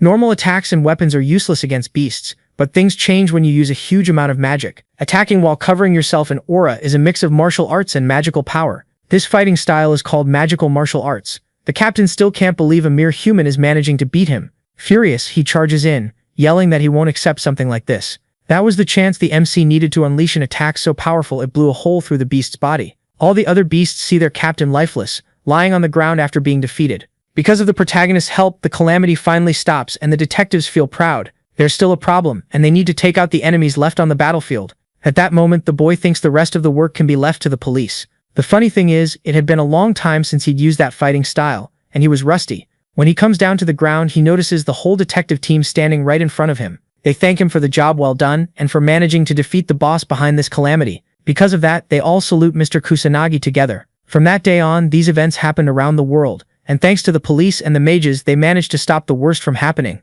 Online, a lot of criticism was aimed at the government and the police, who let the public down. As people's anxiety kept growing, someone brought up the Black Mage. People are happy to know there's a hooded guy out there to save them and defeat the beasts. In the classroom, people are curious about how the last calamity was stopped and what kind of power the MC used. All that chatter really annoys the boy, since he doesn't like standing out. In today's class, the teacher also wants to talk about the event that recently happened at Tokyo Tower. She says there's a very experienced student in the room, looking straight at Kusanagi. At that moment, the police show up in the classroom, asking to come in. The detective says she got permission from the principal to do what she needs to do. Once again, they need to borrow the protagonist's power to solve problems. That annoys the boy, because he knows this kind of thing can make the police look unreliable. On top of that, it's uncomfortable noticing all the students staring right at him. With no choice, he has to understand what he's getting dragged into, and they explain he'll be rewarded for it. Besides calamities and beasts popping up around the world, illegal mages and organizations are getting more active every day. The police don't have as many people anymore, and need the protagonist's help since he's the strongest. Next time, the boy wants to be contacted by phone to avoid all this mess in the classroom. The woman explains they want the protagonist to defeat the beasts that are showing up in a nearby area. They were going to go together by car, but it's already too late, and there won't be enough time, so the hero uses his magic to go ahead first, at high speed. You can see the city is completely destroyed and in ruins. Two kids are alone in the middle of the wreckage, and the older brother swears to protect the younger one. Chapter 27. A monstrous four-legged beast appears in front of the boys, roaring in anger. At that moment, the boys' plan is to run so they won't get attacked. But unfortunately, they fall to the ground, tripping over some rocks. The beast takes the chance to attack and bite down on its next meal. Luckily, the hero shows up at just the right moment to save the kids with his powers. As he comes up to the boys, he praises them both and says they did really well. Then he hands back the boy's doll that had fallen earlier. Running off to the next fight, he says that toy will protect them. Seeing the man leave with his powers, the younger kid feels really fired up. You can tell the battle in this city is way more of a mess than the one that happened at the academy before. Unlike Shibuya, this place has lots of obstacles and people to save. With so many civilians running around, it'll be hard to use magic bullets without hitting someone. It's possible to tell beast magic apart from human magic, but you can't detect humans with no magic. The only way to save everyone is to patrol the area carefully. Right now, the detective's focus is taking down all the beasts, while the firefighters rescue the public. Then the man notices Kusanagi's presence. He was with them during the last calamity. The protagonist is there as police backup and asks how things are going. They still need to save half the civilians, but they can't reach the other side. Hearing that, the kid's plan is to check that other side of the city, which is impossible to access. The worrying part is there are reports of illegal mages in that area. There's no reason to worry about the protagonist, since they know his true power. Another officer doesn't get who this young guy is who managed to wipe out all the beasts in an instant. Maybe he showed up in the fight to save everyone during this chaotic time. Level 6 powers are being used in the city to destroy the evil creatures.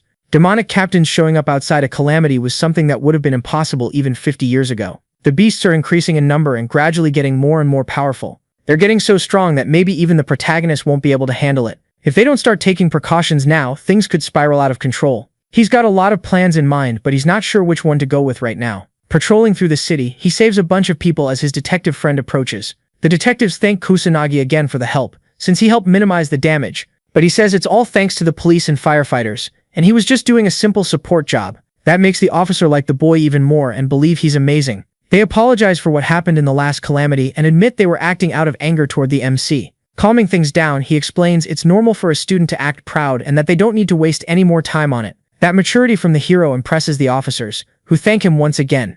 The detective also thanks him and apologizes for relying so much on the protagonist, who's just a student. They need to come up with a plan to counterattack the beast from this calamity, since they're getting strong. At that moment, the two brothers show up and draw attention. They thank him for the help earlier, making the MC happy they're safe.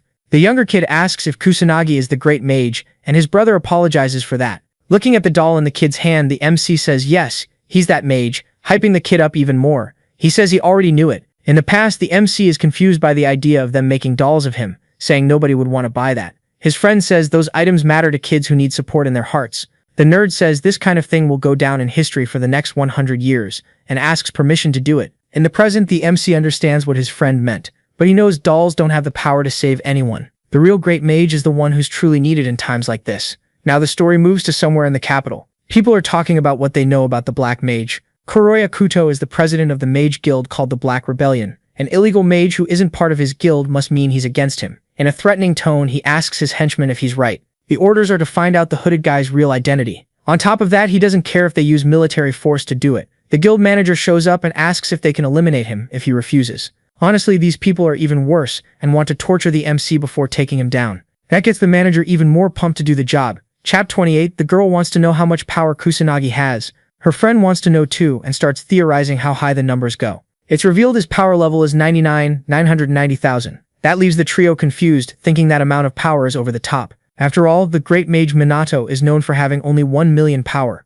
1 million is considered the highest limit of magical power, and it's basically common knowledge. That makes the hero curious about how far his magical powers go, so he looks it up online. After messing with his phone for a while, he forgets how to use it and gives up because it's too complicated. Suddenly, he gets a call from someone. The person apologizes for the sudden call, but asks if the MC has any free time. Shido wants to know if the hero's friends are there too, and asks him to put the call on speaker. The MC is so digitally illiterate he can't even turn on that feature and asks his friend for help. Because of the rise in monsters, the police decided to set up a specialized anti-monster unit. It'll be called the Special Magic Team, and they want Kusanagi to be the captain of that specialized unit. That kind of title is something a lot of mages want, and even Minato wouldn't turn it down. But surprisingly and totally against expectations, the protagonist refuses the position. Before dropping the subject, Shido wants to explain what he's thinking. He says there are too many problems, and the police can't handle them all, and in the current situation, they can't defeat the monsters on their own.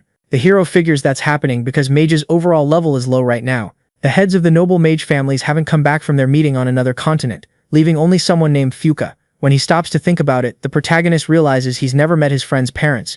On top of that, he recommends the 3 friends from the academy join this specialized unit too. He'll handle all the problems and negotiations so the boy can focus on leading the mages. He begs him to take the position, because he's the only person they can truly rely on. After hearing all that, the MC ends up agreeing to become the captain. That really fires up the blonde guy who didn't expect his proposal to actually be accepted. His friends agree too, and they've got no reason to turn down something this good. He has a few worries about the position, but he thinks it'll be fine if he can train a few mages.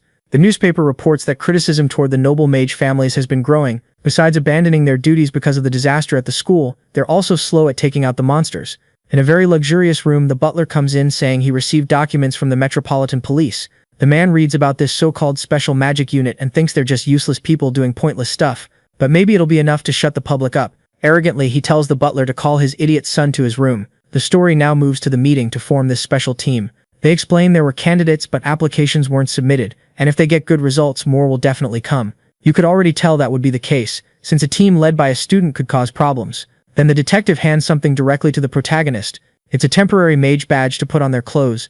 It's for showing when needed, and it's temporary because none of them are qualified mages yet. With that, the student treatment is over, and everything will be left to the captain. The boy thinks about how it's been a long time since he led people. In front of them, he introduces himself, says he'll be the captain of this unit, and says he wants to promise something. His promise is that he'll make all of them stronger even than the noble mages. That shocks everyone in the room since noble mages are insanely powerful. Seeing that nobody believed him, the MC decides to prove it. So he asks if there's any power measuring device at the station. In that power measurement room, the first ones to take the test are Ruka and Ryuji. They both fire their power into the machine, which apparently absorbs it. Before, their magic power was 10,000 and 8,000 respectively, but now it must have gone up. The girl is stunned when she sees the numbers on the screen hit 30,000. The same happens with the big guy who hits 28,000, an increase of 20,000 power. That amazes the police who realize those levels are high-rank mage territory. But the MC says it's way too early to be surprised and asks his friend to measure her power too. Chap 29. The girl gets nervous, thinking about what'll happen if the power gap between her and her sister is too big.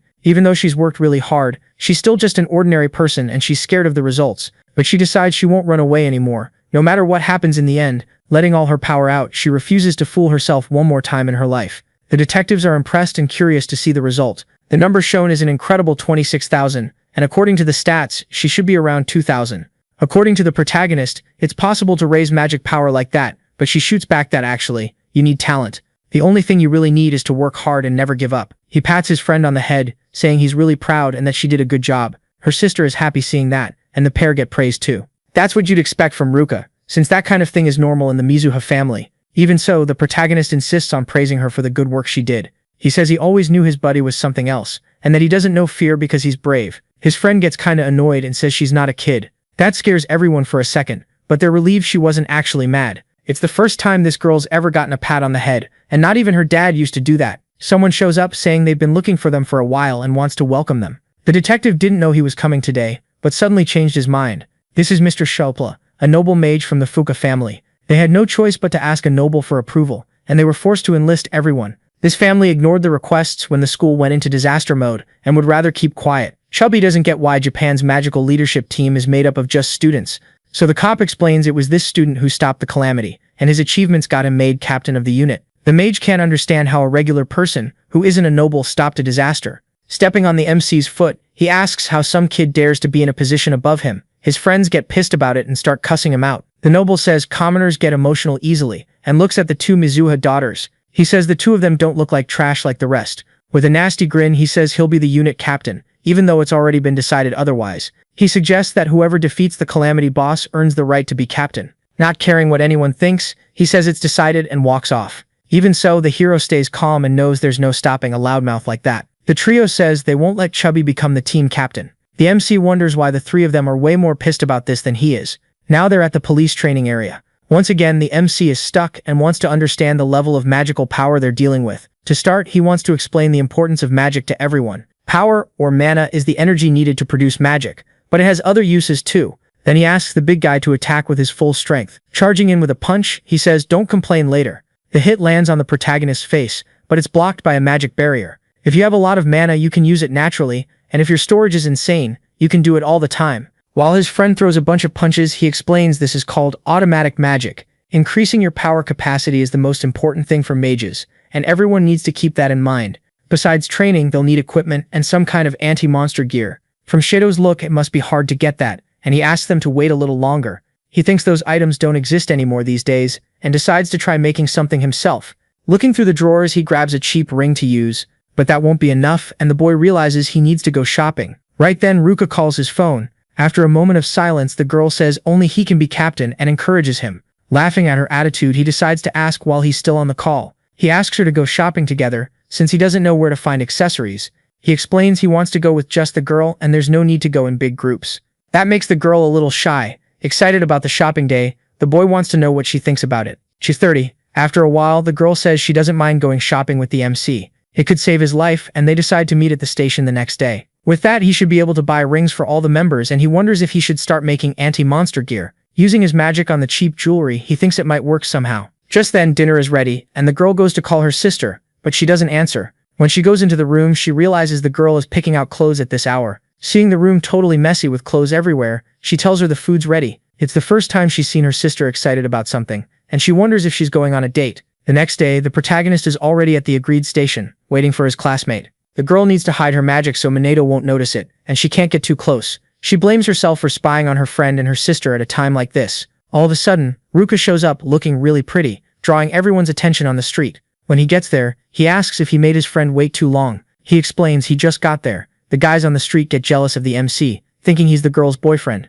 That also annoys Yuika, who doesn't believe the two of them are on a date. It's explained that the protagonist came there to buy some rings. He needs them as kind of a gift, and actually wants several. That freaks the girl out, and she says Japan doesn't support polygamy. If they need to buy in bulk, cheap rings are better, and she knows the right place. So they go to a few shops to look for those items, while being watched from afar. It's really hard to find the exact ring the protagonist wants in that market. Even when they find a cool ring, something feels off. The girl gets uncomfortable when she notices their faces are way too close. The saleswoman says she can give a nice discount if the ring is a gift for his girlfriend. That embarrasses the MC, and he gets cut off by Ruka, who says she's not his girlfriend. The saleswoman wasn't expecting that answer, and gets embarrassed. Awkwardly, she tells them to feel free to look around the store. Taking a short break, the MC says he's exhausted from walking around somewhere so packed with people. It's so hard to find what he's looking for that he thinks about changing his requirements. All of a sudden, the witch says she's not good at showing affection. She says her friend knows what she's like and how her personality works. She says she can't even interact well with her own sister, and that she's caused a lot of suffering. She says her friend would be better off shopping with her sister, that he should go with her, and that now she wants to go home. But the boy cuts in and says he knows that's not true. He explains that the girl looked up where the shops were beforehand and worked really hard to choose which ones they'd visit, and he wants her to know she really is a huge help. That moves Ruka, and she gets shy, not knowing what to say. From far away, the spy realizes she's never seen her sister like that. Taking off her disguise, she wonders what she's even doing there, and decides to go home. Finally, after a long time searching, they find some decent rings to buy. The protagonist buys 5 of each, needed for the team members. The witch knows their friends will be excited to get a carefully chosen gift. These items are needed as equipment and will definitely make the squad happy. Finally, Ruka understands why the whole shopping thing was such a big deal. So the protagonist thanks his friend for the help, saying she was really useful. Like an honorable man, he decides to repay her somehow. Then he shows a pretty ring as a gift. In a romantic way, he takes his friend's hand and puts the ring on her finger. It's the first special ring he made, and he asks her to take good care of the equipment. When she gets the gift, the girl gets embarrassed and decides to leave. It was time to explain how the anti-monster equipment worked, but he decides to leave it for another time. Walking through the streets, the girl looks at the ring on her finger. Holding it close to her heart, she gets embarrassed and shy. Chalk 31. Now it's time to put the equipment into each team member's hands. The detectives are impressed by the magical reaction and realize it's a kind of anti-monster equipment. If they're infused with magic, they can be used.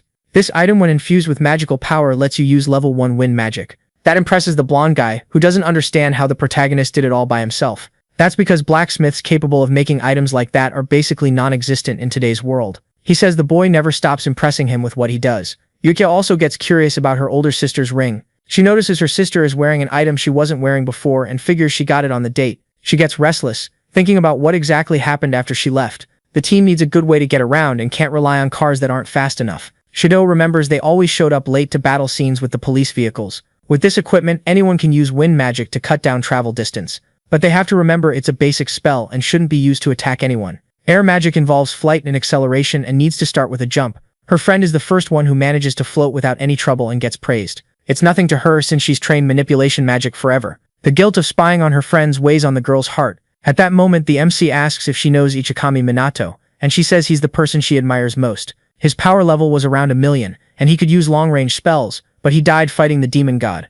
After that, there weren't many mages left, and the nobles and the Mizo family helped bring things back. Back then, there were no records about the remaining magic, so they had to rebuild the research from scratch. The death rate among mages was high, but there should still be some books stored away. The protagonist remembers hiding several in different places, getting ready for the future. One problem is that modern magic knowledge is shallow and full of mistakes, and the magic level is low. He wonders if it's just coincidence, or if someone is behind all of it. The girl wants to know if her friend is okay, and says she's there to listen, even if she's not that reliable. He says that just her feelings are already enough, and that she's helping a lot. There's still the black mage problem, and considering the chance of getting the girl involved, it's better not to bring it up. and if she ends up finding out the MC is the admired Minato, she might even pass out. She believes she's still not reliable, but that will change if she gets stronger. Her plan is to keep giving it her all. A week goes by and the unit captain is training everyone. The detective casts a level 2 holy spell. Shido casts a powerful level 3 lightning spell. The big guy casts a level 4 earth spell, making rocks rain down. The sisters also cast level 4 spells with their water manipulation. The MC is happy because everyone's level went up, and Sonata can already use offensive strikes too. Besides that, what intrigues the boy most is the sisters' compatibility, which is impressive. Their powers are strong enough to open huge holes in the ground, which gets the blue-haired girl excited. Everyone's doing a good job, but they shouldn't get cocky just because their level went up. So he asks his friend to use a level 4 spell against him. The girl gets ready to throw a powerful attack using her blue aura. As a counter, the protagonist casts a level 1 wood spell. With his huge power, the level 1 spell easily cancels out his friend's level 4. It's explained that level raises the limit of magic you can use, but it doesn't mean it'll be stronger. Attributes matter a lot, and water is way weaker than earth. They shouldn't get stuck on the idea of level and need to understand magical power to become stronger. Also, they're teammates, and if they combine their powers, they can become stronger. That fires up the group and they feel motivated to train. Right then, the chubby guy shows up complaining that it's way too complicated for a commoner. Since the calamity still hasn't come, he's bored, not training, and not fighting monsters. He thinks all of this is way too complicated and would rather let the police handle these problems. Nobody on the team likes the noble, and everyone gets annoyed when he shows up. Feeling powerful, he wants the calamity to hurry up and come already. His wish is heard, and the sky turns red, and the calamity appears in front of the team. The team that defeats the final boss first will earn the right to lead the squad. Trox 32. They're focused, and they're never going to lose to someone like that noble. Taking off at full speed, the proud man says goodbye, waving at the failures. Leading the team, the protagonist tells everyone to put on their headphones. This is the first real fight since the squad was formed, and they can't let their guard down. While floating through the city, the chubby guy doesn't care about messing up traffic. He jokes that everyone's so slow it makes him sleepy. Even with the extra weight, the chubby guy's team is really fast. That's because they're skilled with wind magic, and the MC's friends will have a hard time catching up. The hero knows he could beat him alone, but that would go against the whole point of having a squad. Floating around, he keeps laughing at opponents who can't even get close. Annoyed, Yuka can't hear what they're saying, but she's sure it's just nonsense. Finally, the slick-haired guy's team reaches the calamity site and decides to wipe out the monsters. They throw as much green power as they can toward the enemies to destroy everything. As civilians run away, he tells them to keep crushing the demons. Luckily, before the couple gets hit, the hero shows up, summoning his magic barrier. Seriously, he asks what his teammates think they're doing. At that moment, his purple aura starts pouring out, and the chubby guy realizes he can't move. The rest of the police squad and his friends arrive to check if people are okay. Yuka gets really pissed and tells them not to drag regular people into this mess. The noble can't figure out why he can't move and thinks the brat has something to do with it. He says it's because people are getting in the way of the noble's magic. He orders his goons to deal with the people, while he goes to defeat the boss. It's easy to take Fuka out, but it might look like they're running from the fight. Maybe this is the perfect chance the MC was waiting for. He decides to protect the civilians while his friends focus on wiping out the monsters. But even a powerful mage can struggle to protect everything alone. Confidently, he says he's the captain of the special anti-monster squad. The blonde guy agrees it was stupid to have asked that. They can't rely on Minito forever, and need to take out the monsters on their own. The orders are to push forward and win for the team's sake. Everyone in the squad uses their abilities to push through the battlefield. Now fired up, they fire off their powers with precision toward the enemies closing in. The little girl throws her level 3 water power at the demons that get close. Before she was scared and couldn't do anything, but now she can take down demon soldiers. She feels proud of how much stronger she's gotten. There's a lot of magical energy in the area, and from the looks of it, a lot of civilians couldn't escape. The protagonist knows the rescue won't be easy this time. If it were anyone else, they couldn't handle it, but he's the great mage. On the other side of the battle, the goons and the noble keep attacking non-stop. The protagonist's trio of friends forms up, taking down enemies together. Suddenly they feel a magical energy and realize there's a demon in front of them. It's the chance the noble wanted to show his true level 4 magic against the boss. His soldiers say the demon can't be beaten with just a simple level 4 spell. But the fat guy is proud and thinks he can do it, since only a few humans have beaten demons. Being a noble mage, he thinks it's only natural to win these battles and activates his magic. As a counter, the demon also unleashes powerful fire abilities across the battlefield. In seconds, the man's magic is overwhelmed by the beasts. Terrified of losing, they decide to retreat and run. Unfortunately, the civilians are left behind by the man who doesn't care about their lives. Right then, the hero shows up and saves the day yet again. He casts powerful spells to withstand the impact of the enemy's strike. His friends help him, raising their hands to support him with spells. Lying on the ground, the chubby guy feels relieved he escaped defeat. Annoyed, Yueka asks why he dragged the citizens into this, but the noble says it's their fault for not running and being slower than his noble magic. Furious, the girl delivers a hard slap across the fatso's face. Chalk 33. The slap is so strong it sends the man flying, and right after that she curses out the fat guy as a noble with no honor at all. Lying on the ground, the noble can't believe they actually dared to hit him for real. The friends decide to leave the fat guy behind, while they focus on taking out the rest of the enemies from far away. The MC sees the whole thing and is happy they managed to bounce back fast, but there are still people who need saving, and the boss is still on the loose out there. The huge beast walks through the city, radiating its evil aura hiding. The goons want to run because they think they can't beat the enemy. Fatso admits the enemies are pretty strong, even for someone like him, but he has an idea to use the rival team to wear the beast down, giving him a chance to land the final blow. His friends think that's brilliant and get motivated to put the plan into action. Finally, the monster is getting close to the trio of hero mages, even if the enemy magic is powerful. They have to win no matter what. The big guy is the first to charge in with his strong magic and powers. Then the detectives and the girls start throwing their spells at the beast together. They all go in the same direction and create a mist on impact. Even so, they weren't able to defeat the monster, which stays standing and keeps fighting. They need level 4 spells or a huge amount of magical power to beat it. Now it's the beast's turn to counterattack, and it starts activating its evil powers, managing to float. The friends barely dodge the deadly hits. This power is stronger than before and twice as powerful as the girl's magic. The gap between them is massive, and there's no way they can win like this. Through the headset, the hero realizes his friends are having trouble, and decides to give advice. His tip is that they need to work together and truly combine their powers. He says the key is between the two sisters. No time to explain. He says they need to figure it out on their own. Right then, shots are fired toward the girl, and she manages to dodge. They realize they need to understand Kusanagi's words because they meant something. Like her sister said, Minato always led the team, and that means something. The girl's strategy is to take out the smaller enemies first, while dodging the demon's magic. Their friends can attack from one side while they attack from the other, and she'll give the signal when the magic is coming. In front of them, the big beast starts prepping several spells at the same time. Working together, the girl starts counting the seconds to kick off the plan. She warns them at the exact moment everyone needs to dodge the impact. The MC realizes his friend is the one in charge, and notices she's got a talent for reading people. Even so, she doubts herself, because her power levels still don't seem high enough. Scared, she tries to remember what her friend said a little while ago. She's not sure this weird method is going to work, but common sense has already been thrown out the window. In a risky move, she asks everyone to lend her their power. The noble sees this and doesn't understand what they're trying to do. United as one team, everyone focuses on pulling off the idea. They don't have any other options, so they choose to believe in the girl. They'll have to push themselves for this, and if it doesn't work, they'll need a plan B. The monster fires off 5 powerful spells, trying to chain attacks together. It shoots a massive blast of fire straight at the enemies. The impact is so strong the nobles think everyone's been taken out. But then all of a sudden they all step out of the flames alive, already getting spells ready. The group support activates sacred healing magic on everyone. From a distance, the hero realizes it was a smart plan and praises the use of healing.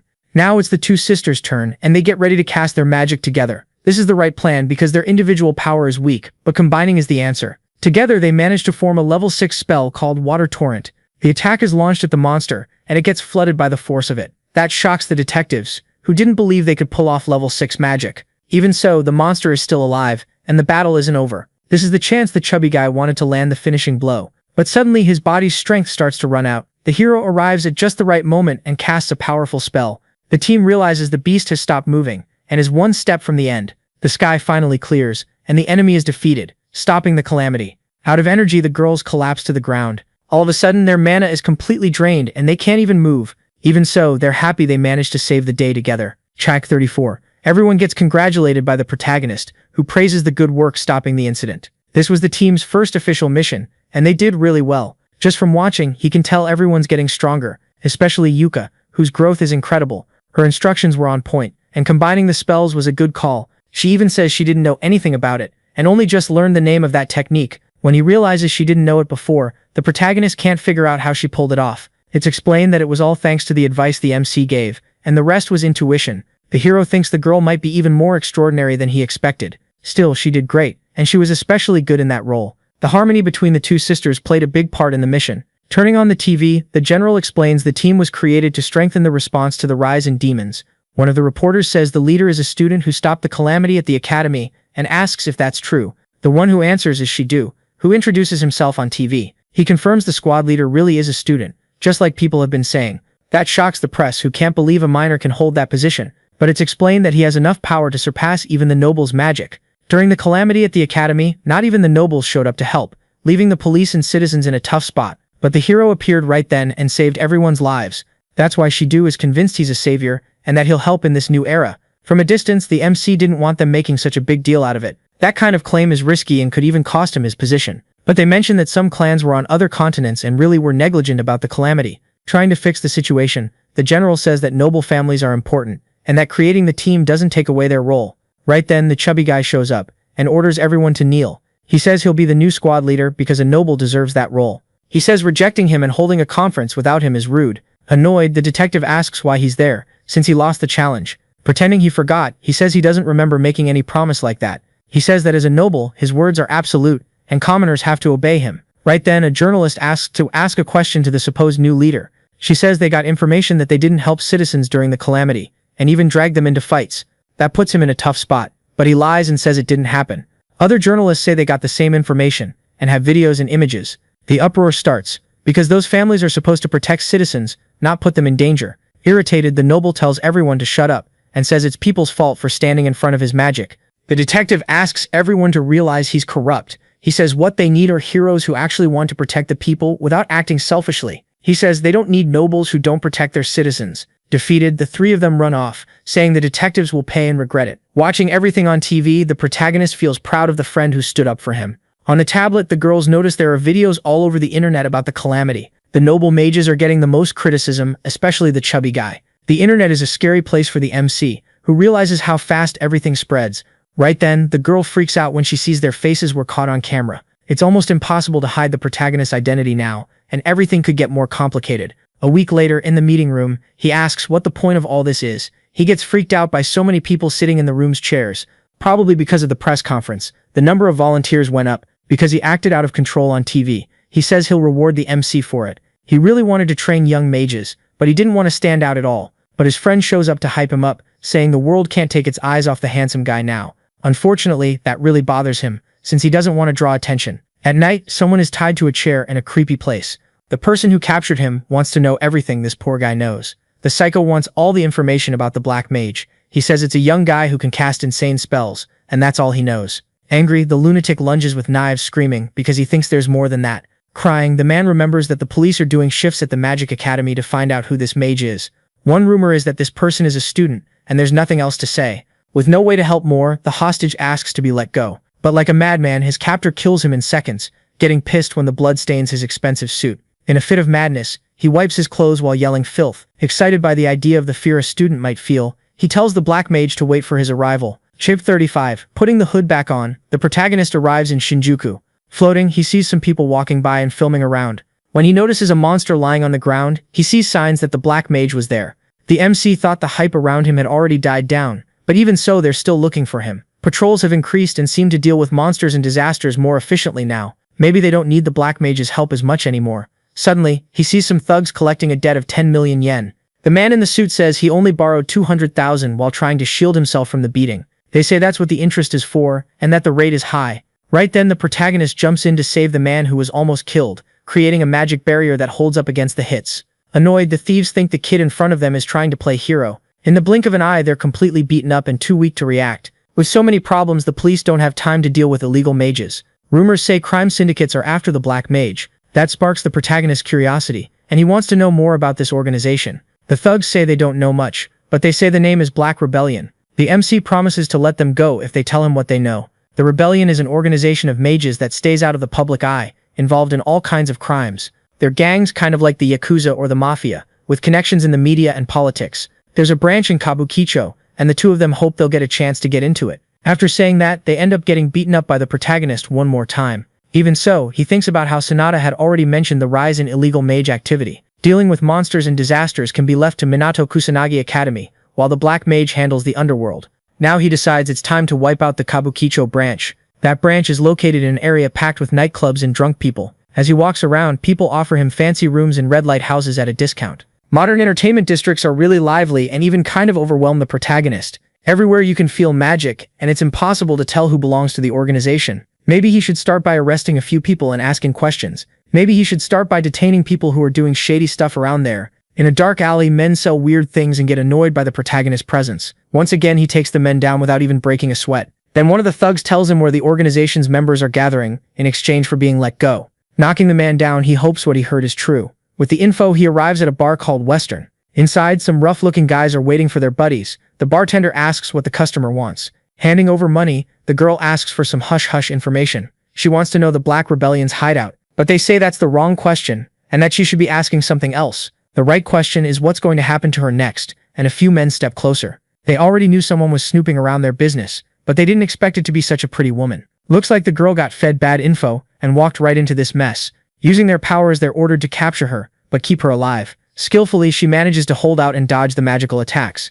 Her plan is to find a way to escape the fight, but unfortunately she gets hit by a fire spell and slammed to the ground. The thugs say they don't care about tough girls, imagining doing messed up things to her. About to be defeated, she apologizes to some people for not managing to solve anything. The moment a man comes over to do something sketchy, the MC walks in. Ignoring the commotion, he walks up to the counter. He asks the bartender if the members of that underworld organization are there. A thug comes up behind him and asks if he knows the mess he's in. The guy tries to attack while talking trash, but our boy drops him with one punch. The thug goes flying, slams into the wall, tries to stand, then blacks out. The other thugs and the girl just stare. The purple-haired woman is stunned. No normal person hits that hard, and she has no idea how he did it. She wonders if it was magic, but she never saw him cast anything. Kusanagi is at least glad the intel led him to some low-level mage thugs in this western club. He found plenty of weak mage punks here. Kusanagi calls them pathetic for jumping one woman. The thugs get scared, but they still think their numbers give them a shot. One thug tells everyone to rush him at once since he's alone. They fire off several flame attacks, and our boy tries to just dodge. The purple-haired woman doubts he can win against so many enemies, especially indoors. She figures he can't use big spells here and yells for him to run. Right before they hit him, he finally loses patience. He slips past every attack and closes the gap fast. Then he gets in close and starts throwing punches. In seconds, our boy beats them down one by one and knocks them all out. The woman is speechless. He moved so fast, she couldn't even follow what happened. She wonders again if that was some kind of magic. One thug breaks down crying and demands to know who he is. Kusanagi says he's the Black Mage, the man who will wipe out Black Rebellion. He knocks out the last thug and walks over to the girl. She's still shocked by how easily he crushed everyone, and wonders if he's some elite or legendary mage. When Kusanagi gets closer, she realizes he looks like a high school student. She says his eyes stand out. He gets a little worried and asks if she's hurt. She says she's fine and not injured. He then walks over to the bartender hiding behind the counter. Kusanagi demands info on Black Rebellion, but the bartender refuses. He's scared they'll kill him for talking, so our boy smashes the table with one punch to scare him. He asks again and says, this is the bartender's last chance.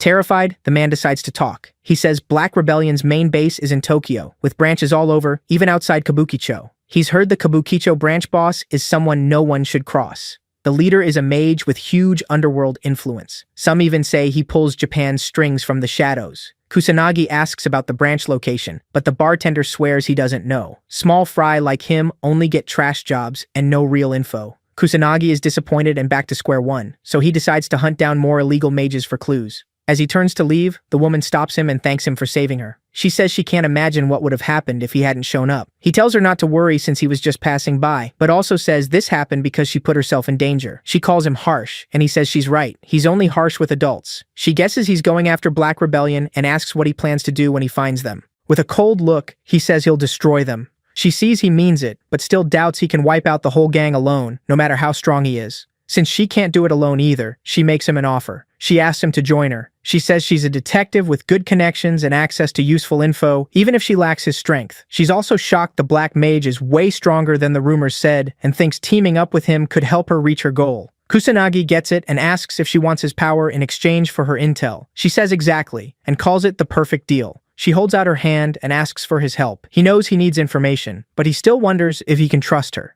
Then he figures it's fine. If things go bad, he can just ditch her. He accepts and shakes her hand. She introduces herself as Leona, while our boy simply says he's a Black Mage. She says that name's kind of hard and asks why he doesn't use something shorter. He tells her to call him whatever she wants, so she picks Chrono, and he goes with it. He asks why the thugs were after her, and she says she was trying to find Black Rebellion's hideout. He calls her stupid for being so reckless. She says they're both chasing the same thing, but he reminds her he can actually protect himself. She admits she has plenty of weak spots. Still, she says she had no other choice because nobody dares go against Black Rebellion. These days, rogue mages do whatever they want in Kabukicho because the police are too busy dealing with the calamities. Kusanagi remembers Sonata telling him that before. Now he sees how rough Leona's situation really is. Trying to stay calm, Leona reveals that rogue mages attacked her younger brother. After their parents died, she had to raise him by herself. She worked hard to give him a decent life. She knows she couldn't spend much time with him and that he was probably lonely, but he never complained. Then one day, burglars suddenly broke into their home. Her brother saw them, so they tried to kill him. Her face changes, and he asks if her brother lived. She says he survived, but he's been unconscious ever since. Kusanagi knows even sacred magic can't wake someone from a coma. Frustrated, she says the doctors still don't know when he'll wake up. He's only 9, and she believes he deserved a normal life. Leona says the men behind it were Black Rebellion lackeys. She tracked them down and arrested them, but she won't be satisfied until the whole gang is gone. When he asks if this is just revenge, she says no. She wants to fix things so nobody else suffers like they did. She knows she isn't strong enough, but believes he can stand against Black Rebellion. Kusanagi thinks she's probably telling the truth.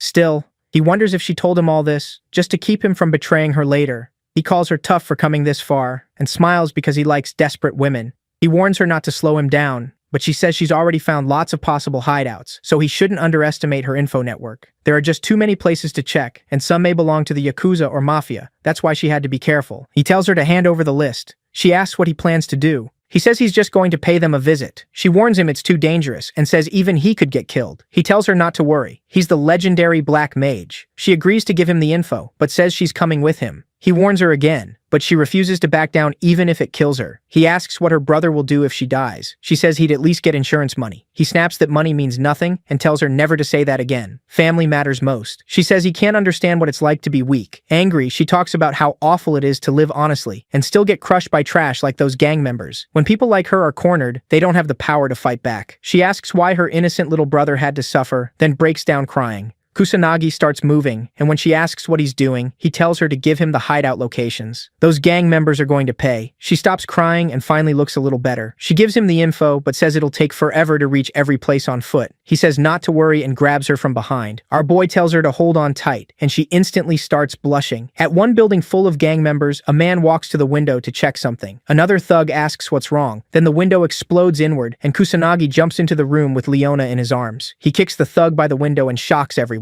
The gang freezes as one of their men gets dropped. Kusanagi asks if this is the real Black Rebellion hideout. Leona tries to calm down, but she's still shaking after thinking she was about to die. The thugs demand answers, draw their weapons, and get ready to kill him. He stays calm and notes that the Yakuza haven't changed much since his last life. The boss steps up with a cigar and asks who he is. He answers that he's the Black Mage. The boss gets furious and orders everyone to attack. He tells Leona to stay close. A thug rushes in with a sword, but Kusanagi doesn't flinch. The thug freezes when his blade gets cut in half and can't figure out what happened. More men come from behind and open fire. Kusanagi throws up a magic barrier and blocks it all with no trouble. The thugs start to despair when they realize their guns do nothing. They call the Black Mage a monster, but he ignores them and walks toward the boss. He asks again if this man is really the leader and whether they have any link to the Black Rebellion. The boss trembles and stays quiet for a moment, then snaps back with insults. He swears the Black Mage won't walk away untouched and warns him not to look down on the Yakuza. The gang attacks again, firing and rushing in. Kusanagi stays calm and calls them stubborn. Leona knows people like this were never going to cooperate. She can't believe he's still unharmed after all that. He senses none of them are real mages, so he figures they aren't tied to the Black Rebellion and decides to wipe them out.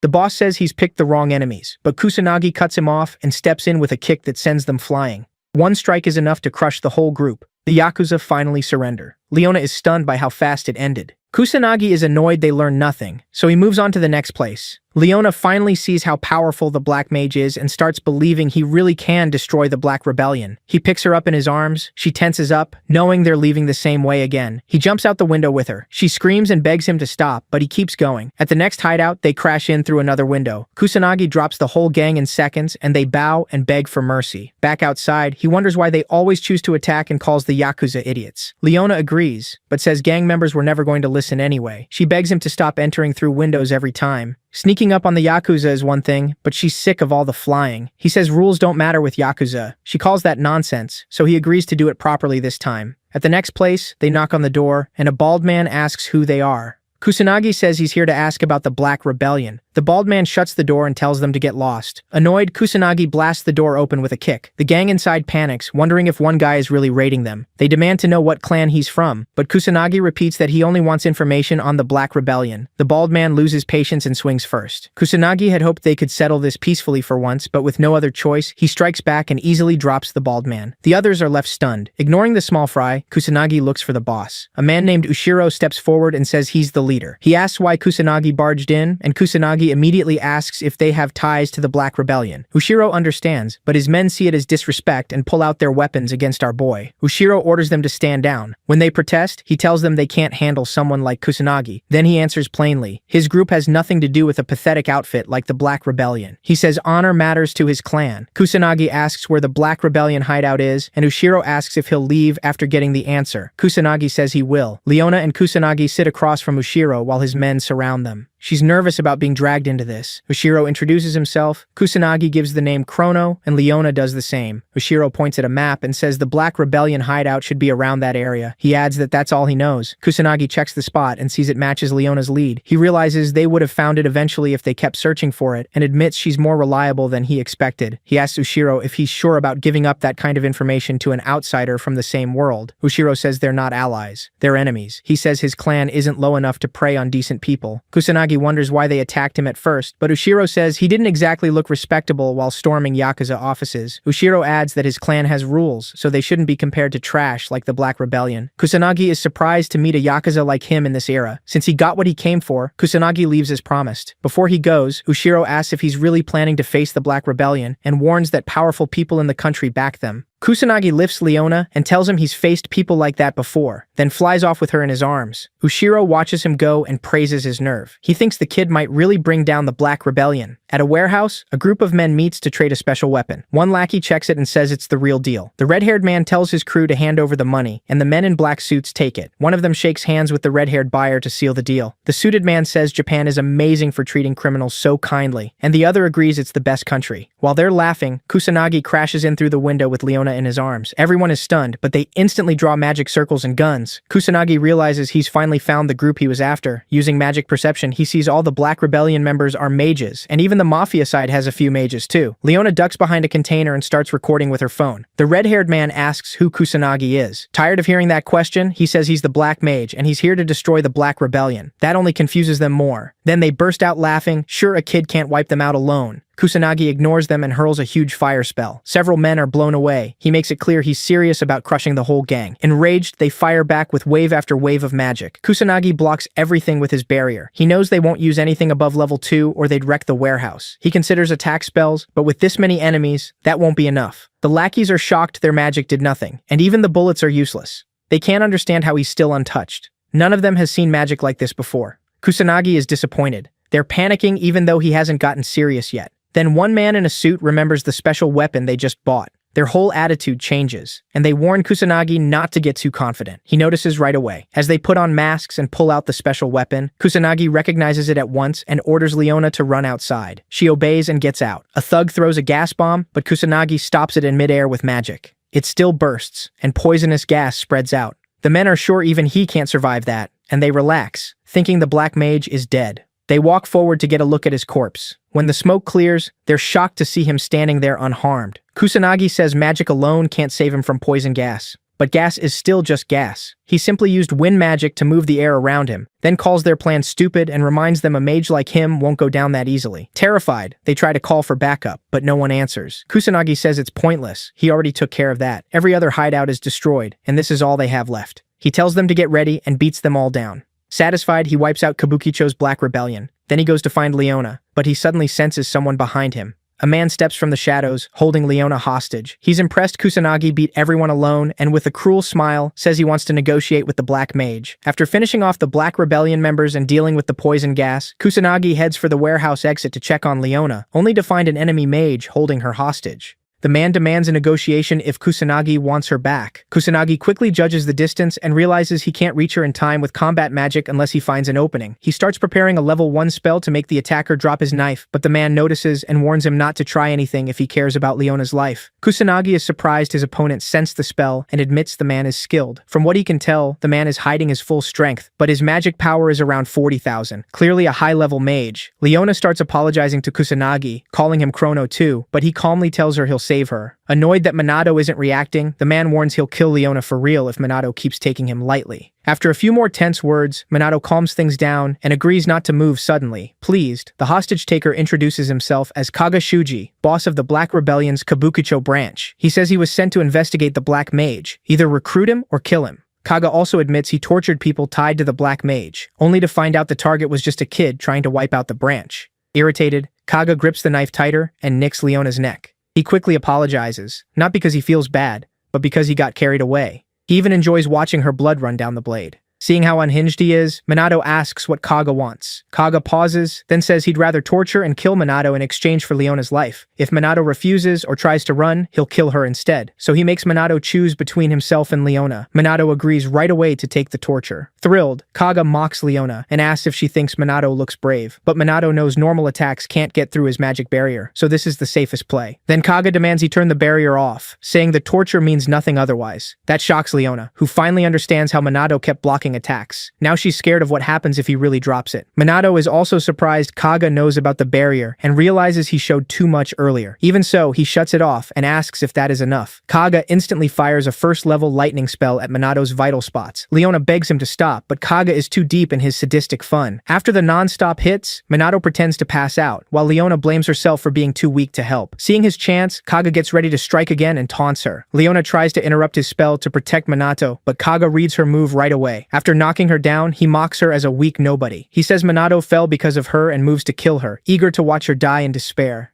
At the last second, Minato jumps up and smashes Kaga with a brutal surprise punch, wrecking his face. Stunned, Leona asks how he lived after dropping his barrier. Minato says he secretly kept a tiny hidden barrier up right before the attack landed, so it only looked like his defense was gone. Leona lets out a nervous laugh and says only Minato would pull something like that. With Kaga down for the moment, Minato heals Leona's cut with light magic and tells her she's safe. Relieved, Leona silently thanks her luck for having the Black Mage on her side. But Kaga gets back up with his face magically restored, furious at their attitude. Minato is impressed he stayed conscious after that speed-enhanced hit and stays ready. Realizing torture won't break Minato, Kaga decides to burn both him and Leona alive. As Kaga builds a strong fire spell, Minato finally sees how dangerous he really is, because Kaga has clearly been holding back, and his magic keeps rising. When the spell formula is finished, Kaga fires a level 4 fire lightning spell, Fire Spark, straight at them. Right before it hits, Leona panics. Sure, Chrono can't stop it. Minato stays calm and only raises his magic barrier when the flames are almost on top of them. To Leona's shock, his first-level defense spell easily wipes out the 4th-level attack. Watching Minato shut the fire down so easily, she feels strangely safe just standing beside him. The more she watches, the more she wants to know who the Black Mage really is. When his attack fails, Kaga laughs and praises Minato's power. He says he knew simple fire magic wouldn't beat him, but he still has more tricks. Leona, still confused, asks why Kaga's magic hasn't faded yet like it should have by now. Minato explains that Kaga is using sustainable magic, feeding the spell over and over to keep it going, like how he uses wind for flight. Leona snaps that this isn't the time for a lesson, but when she warns the barrier might vanish soon, she notices it's still there and wonders why. Minato tells her he can use sustainable magic too, so she doesn't need to worry. That makes Kaga panic. Catching it, Leona boldly tells him to give up while he still can. Kaga pretends to be scared, then drops the act and attacks again. Admitting Minato is strong, he finally shows his real trick, making the fire around Minato's barrier even stronger. Then Leona suddenly feels weak, her body heavy, and she can barely breathe. Kaga explains that by surrounding the barrier with fire, he burned up the oxygen inside. Without air, they'll suffocate. And as the heat rises, even Minato's barrier won't last forever. He gives Minato a choice: suffocate inside the barrier or burn outside it. Minato just yawns. Frustrated, Kaga asks if he even gets how bad this is. Minato calmly says he understands it better than Kaga does. Kaga argues that no matter what Minato can do, Leona is already dying and can't be saved. Then Leona suddenly gets her strength back and is left confused. Kaga stares in shock, and Minato explains that fire magic can change the air, but Kaga forgot magic itself is in the air too. Kaga demands he explain, so Minato briefly explains how barriers interact with magic in the atmosphere, then uses wind to move the air and smother the flames. As his plan falls apart, Kaga panics and curses his failure. Before he can black out, Minato steps in and refuses to let him escape that easily. He mocks Kaga's obsession with torture, then casts a spell and sends him into the dark zone. Kaga suddenly ends up in a void with nothing at all. No sound, no light, only endless darkness. Terrified, he screams for help, but no one answers. Minato then goes back to Leona, who tells him someone already called the police about the warehouse. Not wasting a second, Minato picks her up and takes off, ignoring her complaints as they leave before the police arrive. Once they're somewhere safe, Leona finally accepts that the Kabukicho branch is finished. Minato is already thinking ahead and talks about taking down the next district. Calling him Chrono, Leona asks to become his ally. She knows she's weak and might slow him down, but says her information and connections can still help. After a brief pause, Minato admits he's bad at refusing people and agrees, which makes Leona beam. She promises to handle PR and recruitment for him. A few hours later, the morning news reports the warehouse case, saying Black Rebellion members were arrested and giving the Black Mage credit. Then the program is suddenly interrupted by breaking news, a nationwide video statement from an anti-illegal mage group led by the Black Mage. When it starts, a hooded figure believed to be the Black Mage appears on screen, names the group Shadowbringer, and declares himself the Black Annihilator, devoted to wiping out illegal mages tied to Black Rebellion. He then warns that from now on, he won't allow injustice from anyone. A high-ranking Black Rebellion member watches the broadcast and explodes in anger at the Black Mage's nerve. His partner stays calm and brushes the Black Mage off as too small to matter. That calms the angry man, and he puts his trust in his powerful noble mage ally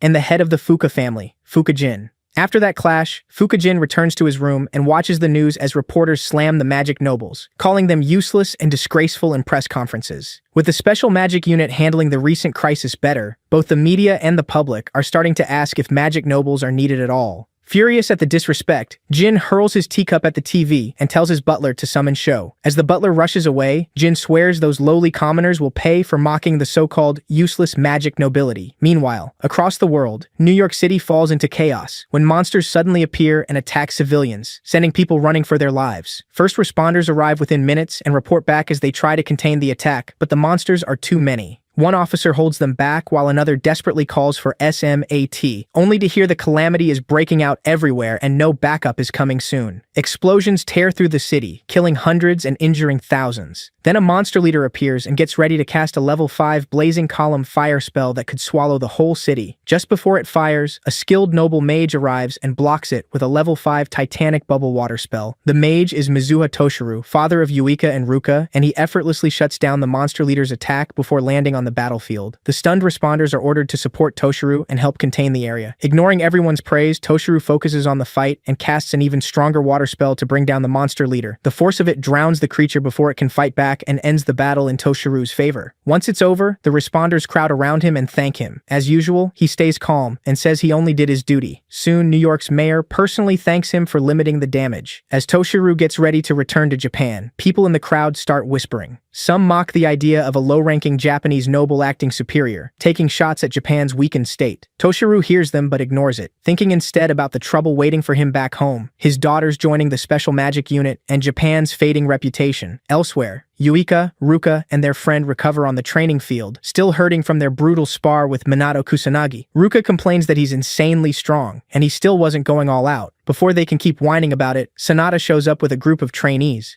He throws out a new plan. If they all rush Minato together, they might actually have a shot. Fired up by the numbers, Yuika backs the idea, sure that even Minato can't handle over 100 trainees at once. Too bad Minato hears everything. He suddenly appears behind them and casually asks if they want to try that plan. Yuika freezes and quickly denies it, awkwardly claiming they were just talking. Minato isn't amused. He says break time is over and gives them their next task. Beat him with everything they've got. The squad jumps at the chance and attacks all at once, sure their numbers will win this. Minato barely reacts, blocking them with a simple level 1 barrier. When Yuika smugly says that won't hold, he casually raises it to a level 4 high magic barrier, and the trainees are stunned. Still determined, they pour even more power into their attacks, but Minato's barrier takes every hit without trouble. As their frustration grows, they finally realize just how scary strong Minato really is. Then Minato attacks and completely crushes them. When it's over, the trainees are scattered across the field, groaning in total defeat. After training ends, Yuika and Ruka check their phones and instantly go pale. Minato notices and asks what happened. The sisters turn serious and tell him their father is back in Japan. After leaving their father's house, the Mizuha sisters head to the family villa for an important talk. An awkward silence hangs there until Toshiru finally asks about the special magic squad they joined. Yuika confirms they're with the unit, and as the tension builds, Toshiru tells them to explain more about it. Glad he's at least listening, they eagerly talk about how much good the squad does and how great their new friends are. Ruka proudly adds that their magic power and spell levels have improved fast thanks to Minato Kusanagi and the others. Toshiru, interested by all the praise, admits Minato is talented and useful to society. But then, while drinking his tea, he hears one of them compare Minato to him and suggest Minato might rival a magic noble. Toshiru calmly sets his cup down and gives a sudden order. They are to quit the special magic squad right away. Stunned, the sisters demand to know why. Toshiru coolly explains that the noble's reputation is already falling, and that could hurt Japan. He says magic nobles, not the special unit, are the nation's true support. So Minato, just by existing, is making things worse. Because of that, he bans them from seeing him again. The sisters snap back, furious, and call his logic absurd. Toshiru doesn't budge. He orders them to obey like always and turns to leave. Before he can, Yuika, who has always followed him without question, says no for the first time. She declares that she will never leave the Special Magic Squad or Minato because she believes he can change the world. She says the nobles have gotten lazy, while the squad pushes them hard and prepares them for real combat. If their father had asked for cooperation, they would have agreed, but trying to force them is a mistake. Hearing that, Toshiru coldly disowns her and says she can never call herself a magic noble again. Ruka gets ready to speak, but Yuika only nods and walks off without another word. Before leaving, she smiles at her father and says from now on, she'll simply be Mizuha Yuika. He doesn't need to worry about her staining the family name anymore. After she leaves, Toshiru mutters about her defiance, and Ruka warns him that Yuika has changed. Hoping to keep at least one daughter, Toshiru is disappointed again when Ruka also gives up her noble status and follows Yuika. He disowns her too and tells her never to use the family name again. Ruka accepts it, thanks him for everything, and walks out, leaving him alone, muttering to himself. Now free from their father's control, the sisters change out of their noble clothes, put on casual outfits, and head for a hotel while talking about their freedom. On the way, Yuika asks if Ruka is really okay with leaving the family behind. Ruka reassures her, saying that as the older sister, she'd never leave Yuika alone. Yuika smiles at that, and the sisters share a warm hug. But the good mood doesn't last. They soon run into trouble trying to get a hotel room. After trying everything, they talk to the manager, but it still gets them nowhere. After a full day of searching, every hotel, rental place, and even internet cafe turns them away for being minors. Ruka might have lied about her age, but Yuika is too young to fake it. Worn out, they sit down at a small cafe to rest with drinks. Yuika sighs at the irony. They finally have money from squad work, but nowhere they can actually stay. While they talk, two drunk young men walk up to their table and start hitting on Yuika right in front of Ruka. Before it gets worse, Ruka glares at them and warns them to back off if they know what's good for them. The guys immediately sense danger, apologize, and run. Once they're gone, Yuika grins and suggests they enjoy themselves while they're still out. When Ruka brings up where they'll sleep, Yuika says they'll worry about that later. So, for their first night on their own, they go shopping for clothes and stuffed animals, sing karaoke like silly drunks, and just have fun. By evening, reality creeps back in, but Yuika thanks Ruka for making the night special. She admits everything feels a lot less scary with Ruka beside her. Ruka smirks but reminds her they still need a place to sleep. As they wonder who might help them, Yuika gets a text from Minato. In his usual clumsy way, he asks how to use his phone because he forgot again. The sisters trade a look and decide to go see Minato, hoping he'll let them stay with him for now. When they finally visit Minato, they ask if they can stay at his place for the time being. Before answering, Minato brings the Mizuha sisters into the living room so they can talk about what happened. After hearing the whole story, he asks how they feel about what they did. The girls admit they acted on impulse and were immature. As Minato listens, he notices they're being honest with themselves now, and they've grown closer as sisters. When they're done, Yuika apologizes for troubling him and asks again if they can stay since they have nowhere else to go. Minato pauses and thinks it over. Since he has no romantic interest in either of them, he decides it's fine and agrees to let them stay. Before they celebrate, he warns them his apartment is small and nowhere near the fancy homes they're used to. To his surprise, they don't care at all and start happily chatting like kids. Watching them, Minato casually comments on how fast they adjust, which somehow makes the girls blush. Their minds drift into silly fantasies about living with the strong and cool Kusanagi Minato. Yuika gets especially carried away, her heart pounding until she has to calm herself down. Not noticing their embarrassment, Minato casually asks if they want to shower before bed. The girls instantly freak out and act like he's being a creep. Unbothered, Minato asks again, and this time they answer normally. Yuika goes first, leaving Minato and Ruka alone in the living room. As they talk, Minato praises their choice to leave home, admitting he never expected it from them. Ruka says she's surprised too. It's the first time they've ever gone against their strict father, a man who never allowed independence. She thinks he'll only cling harder to his beliefs now. Minato reminds her that Toshiru already has a terrible view of their squad, so no one knows what he might do in the future. Before Ruka can answer, Yuika comes out in her nightwear and tells Ruka to go next.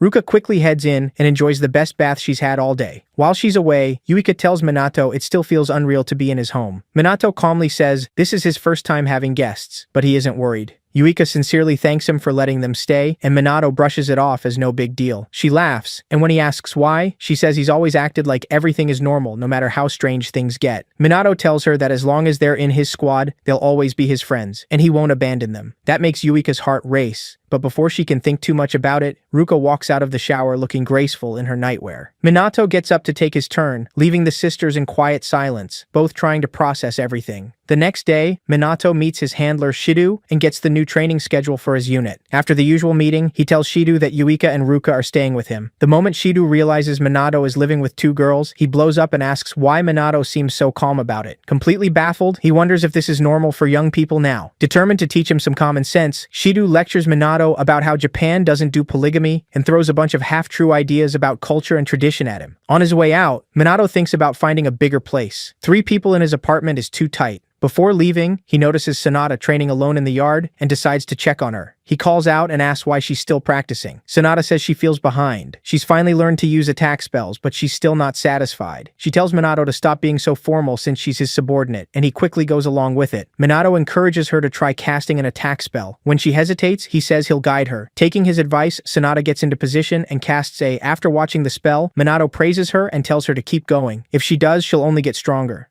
Sonata thanks him, but says she still feels weak next to the rest of the squad. Minato tells her not to sell herself short. He knows how hard she works. Sonata admits she joined the police because holy mages are rare, and she feels like the weakest one there. Realizing she's dumping her worries on him, she quickly apologizes. Minato doesn't brush it off. He asks why she wanted to join the force at all. Sonata says her grandmother was a holy mage who saved countless people during past calamities. Wanting to follow that example, she joined the force too. Even after saying that, she still doubts herself, claiming she has no big goal like the others and isn't especially good at anything. Minato shuts that down right away, pointing to her healing magic, offensive spells, and how hard she trains. He tells her the reason she started doesn't matter as much as what she does now.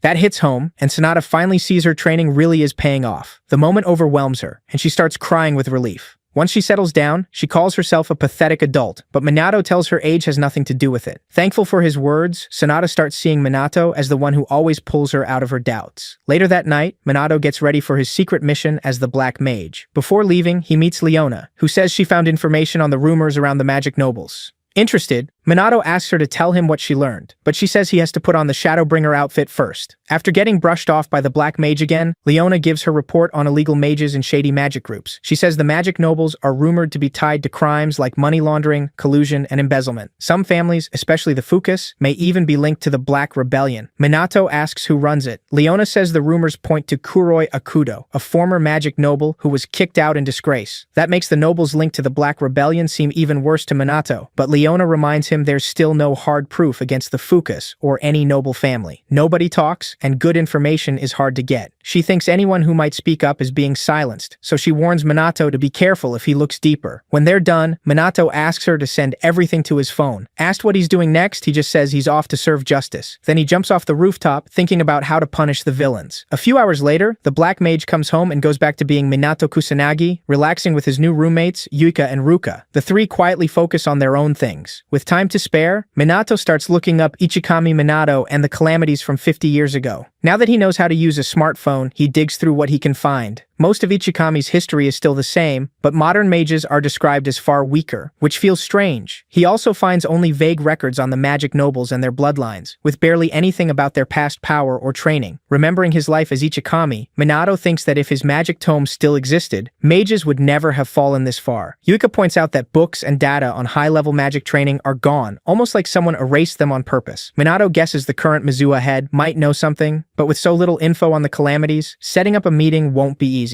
For now, he keeps trying to figure out what calamities really are and when they first appeared on Earth, but gets nowhere. Yuika notices his frustration and goes back to her work. The next day, while the special magic unit is training, Minato and the others get an urgent report about a calamity and are sent out right away. But when they arrive, they find Shufuka and his lackey already standing over a dead calamity monster. Though confused, Minato stays calm as Shu smugly mocks them for showing up late. He brags that his group took care of it before they arrived, then tells Minato to relax since no civilians got hurt. Shu keeps boasting that things would have gone badly without him, then smugly tells them to be more alert next time before leaving. After he's gone, Yuika asks what Shu's problem is, but Minato doesn't know. Over the next few days, more calamities appear, and every time Shu's group reaches them first and steals the credit. He keeps mocking the special magic unit for being too slow and insists the world still needs the magic nobles. Yuika snaps when he calls their team useless. After he leaves, she points out this is the 5th time he's done it, making it obvious something shady is going on. Around then, Shido tells them they may be getting sabotaged because their reports keep arriving late. Since Minato can't sense calamities from far away, he can't think of a fix. Yuika angrily notes that Shu always avoids fights when a demon-level boss shows up. Stuck for answers, Sonata checks her phone and finds the Fukas getting tons of online support, which is strange since people were trashing them not long ago. She also sees that Jin Fuka is about to hold a press conference. Minato and the others gather to watch what he says. Jin thanks the reporters and claims the conference is about the recent failures of the magic nobles, especially Shu. Then in a shocking move, he bows and publicly apologizes for his son's behavior. The reporters are stunned. None of them expected a magic noble to apologize. Jin goes on saying he failed as a father and will make things right. At the same time, the media starts talking about Shu dealing with several calamities before the special magic unit could arrive. Seeing his plan work, Jin straightens up and starts talking about the lack of capable magic nobles. Still, he says they're already taking steps to fix the problem. As the conference blows up online, about half the comments support the Fukas, which makes Yuika furious. She vents to the team, wondering if all their hard work meant nothing, if the public is just gonna laugh at them. Before she fully explodes, Minato tells her to calm down. He reminds everyone that their mission hasn't changed, no matter what the public thinks, and tells them to trust him.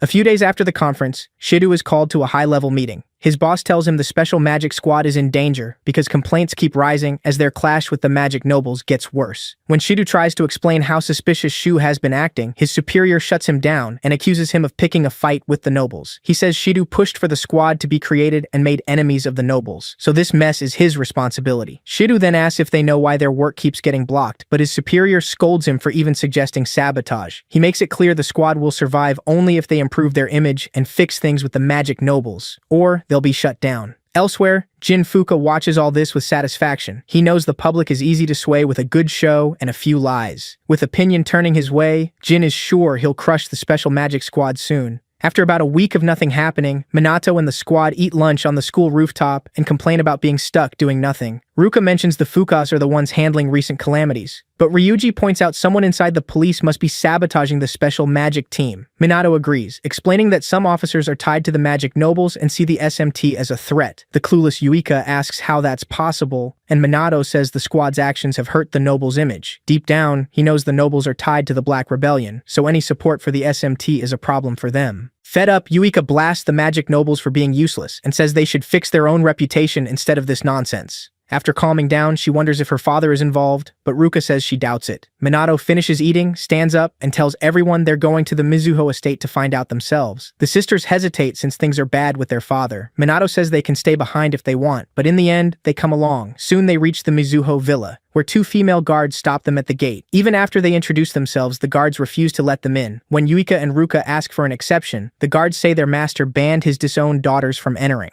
Just as the sisters give up, Minato steps forward, introduces himself as the SMT captain, and says he needs to question Toshiru. The guards tell him to make an appointment, but Minato says he only needs a few answers. Annoyed, he starts thinking about forcing his way in when Toshiru suddenly shows up. After hearing the situation, he lets them enter. On the way to the meeting room, Minato jokes about how young Toshiru looks and asks if he's the sister's brother. The girls quickly correct him. Young or not, that's their father. Once they sit down, Toshiru opens by accusing Minato of leading his daughters astray. Minato fires back that blaming someone else for your kids becoming independent is bad parenting. He then asks why Toshiru can't be proud that his daughters are growing up. Toshiru quietly studies him, realizing Minato didn't come here to joke around. So Minato drops the small talk and asks if Toshiru has been pressuring the special magic team. Toshiru denies it, saying magic nobles rarely work together and that Fuka is acting on his own. After commenting on Minato's determination, Toshiru admits he's heard about him as a student with noble-level power and as a hero who stopped several calamities. Still doubtful, he challenges Minato to test that strength. Toshiru releases a huge wave of mana to show his power, and to his surprise, Minato matches it without any effort. The rest of the team, including the sisters, can barely move under the crushing mana. When the pressure fades, Toshiru praises Minato for matching him, but Minato shrugs it off as simple magic control. He adds that Toshiru was still holding back a lot.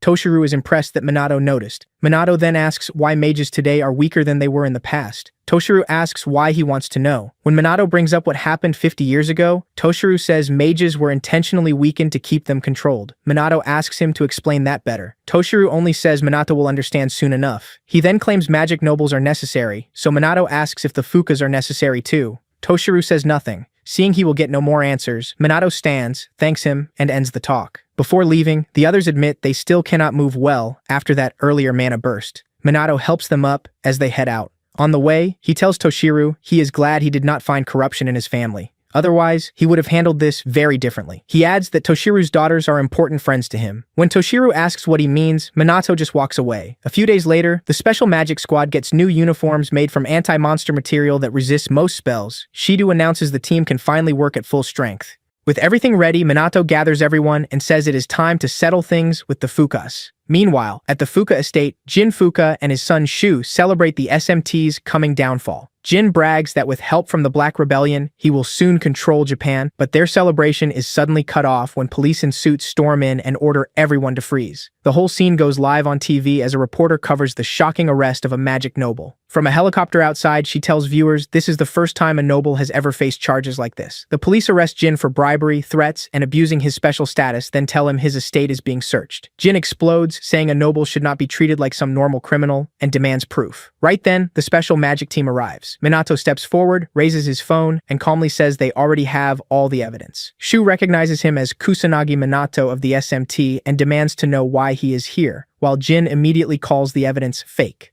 Minato answers by showing photos of Jin taking bribes and working with illegal mages, plus proof that he plotted murder. Jin panics and accuses Minato of making it all up. To shut that down, Minato plays a video of Jin and Shu refusing to stop a small calamity, even though civilians were in danger, then asks if that is fake too. Now trapped, Jin erupts in rage and demands to know who was spying on him. His butler steps up and admits it was him. Jin grabs the butler by the throat, screaming and asking why he would betray the man who fed and clothed him for years. The butler reveals he had secretly met the Black Mage, who asked if loyalty meant watching the family sink deeper into corruption. Unable to answer, the butler was told to choose between serving evil and doing the right thing. Now he declares that Jin is unfit to be a magic noble and needs to be removed. Furious, Jin summons several magic circles and threatens to kill everyone there. Before he can strike, Minato shatters the circles and blasts a hole through the wall. He makes it clear there is no escape for a corrupt noble. Jin mourns the collapse of everything he built, but Minato coldly says he caused it himself. In one last desperate move, Jin boasts about an overseas base prepared for a moment like this. He says that once he escapes, no one will touch him, and before leaving, he will kill everyone trying to arrest him. Jin, Shu, and their men unleash a wave of magic at the police, but Minato blocks it with a barrier and tells the officers to fall back while the SMT takes over. Minato fires again and opens a second hole in the wall, and this time, the news helicopter catches it live. The reporters announce that the Fuka family is openly resisting arrest, raising major doubts about magic nobles. With the whole country watching, the reporter asks if people can still trust nobles to protect them, then quickly reminds viewers that Japan still has the SMT and their leader, Kusanagi Minato. Outside the mansion, the Fukas and the SMT get ready for battle. Minato faces Jin, while Shu and his men take on the rest. Before it starts, Shu mocks the SMT, asking if they really think they can win with so few people. Yuika fires back that unlike spoiled nobles, their squad is also dealing with other calamities. Angry, Shu says he will stop holding back and threatens to kill them all. Yuika calls him a stain on the magic nobles and says they will never forgive what he did to the people. As the battle begins, Jin asks Minato if he really thinks he can beat a magic noble, and Minato says there is no reason to lose to weak trash like him. Enraged, Jin fires a plasma beam at the news helicopter to silence the media, but Minato blocks it with a barrier and calls him pathetic for sinking that low. Jin says he does not care how low he goes as long as he profits, which only disgusts Minato more. Meanwhile, Yuika, Ruka, Sanada, and their teammates start overpowering the Fuka lackeys. Seeing his side losing, Shu panics. He cannot accept that nobles are being beaten by commoners. He orders his men to use their strongest magic and kill the SMT no matter what. As the enemy prepares their biggest spells, the Mizuha sisters join their power and unleash a level 6 water spell, Burst Stream. The attack crushes Shu and his men in one hit and leaves them helpless before the SMT. Defeated, Shu drops to his knees and desperately claims it was all a brief mistake in judgment. He swears he will change and begs for mercy. Seeing through him, Yuika pretends to accept the apology. The instant she and Ruka turn away, Shu curses them as idiots and launches a sneak attack. But the sisters expected it, counter at once, and pin him down. They ask if he really thought they would forgive someone who never planned to change. With his last trick failed, Shu breaks down crying. Sensing his team has finished off the others, Minato turns back to Jin and tells him his precious son has finally been beaten. Watching his empire fall apart, Jin finally gets serious. After a short stare down, he attacks first with a level 1 wind spell from the air. Minato dodges it like it is nothing. Frustrated, Jin follows with a level 2 wind spear to catch him off guard, but Minato slips past that too. Jin then throws out a level 3 wind cutter, and Minato dodges again. The reporter in the helicopter is amazed by Jin's magic power, but starts worrying about Minato, asking viewers if he can keep handling this non-stop assault. Trying to finish it, Jin raises his output and casts a level 4 Tempest wind spell, creating a wormhole that threatens to pull in everything nearby. When Minato avoids that too, Jin boosts it into a level 5 Grand Typhoon strong enough to rip through anything. By then, Minato's team knows how dangerous it is and begs him to stop and arrest Jin another time. Minato ignores them, forms a 4-layer high magic barrier, and wipes out the typhoon before it can touch him. Ruka is stunned that he blocked such a deadly spell, while Ryuji just watches with admiration, already used to Minato's reckless courage. People watching the live broadcast are left speechless, finally seeing how powerful a magic noble really is after Jin casts a level 5 spell so easily. But the bigger shock comes when Minato stops it with ease, and the reporter keeps the audience locked in with non-stop commentary. During a short break, Jin starts wondering why Minato still has not attacked and suspects he is stalling for backup. To test that idea, he mocks Minato and asks why he keeps holding back. Minato smirks and says he just does not want to end the fight too fast. He is having fun. That answer pushes Jin to reveal his full power. He says his mana is around 200,000 and warns Minato not to panic when he sees the gap between them. The SMT members scoff, sure he is lying, since even 100,000 mana is almost unheard of in Japan. Worried, Ruka and her sister think about stepping in, but Minato shoots them a hard look and tells them without words to stay back. They understand right away and do not interfere. Jin laughs at that and says if they had come any closer, he would have killed them on the spot.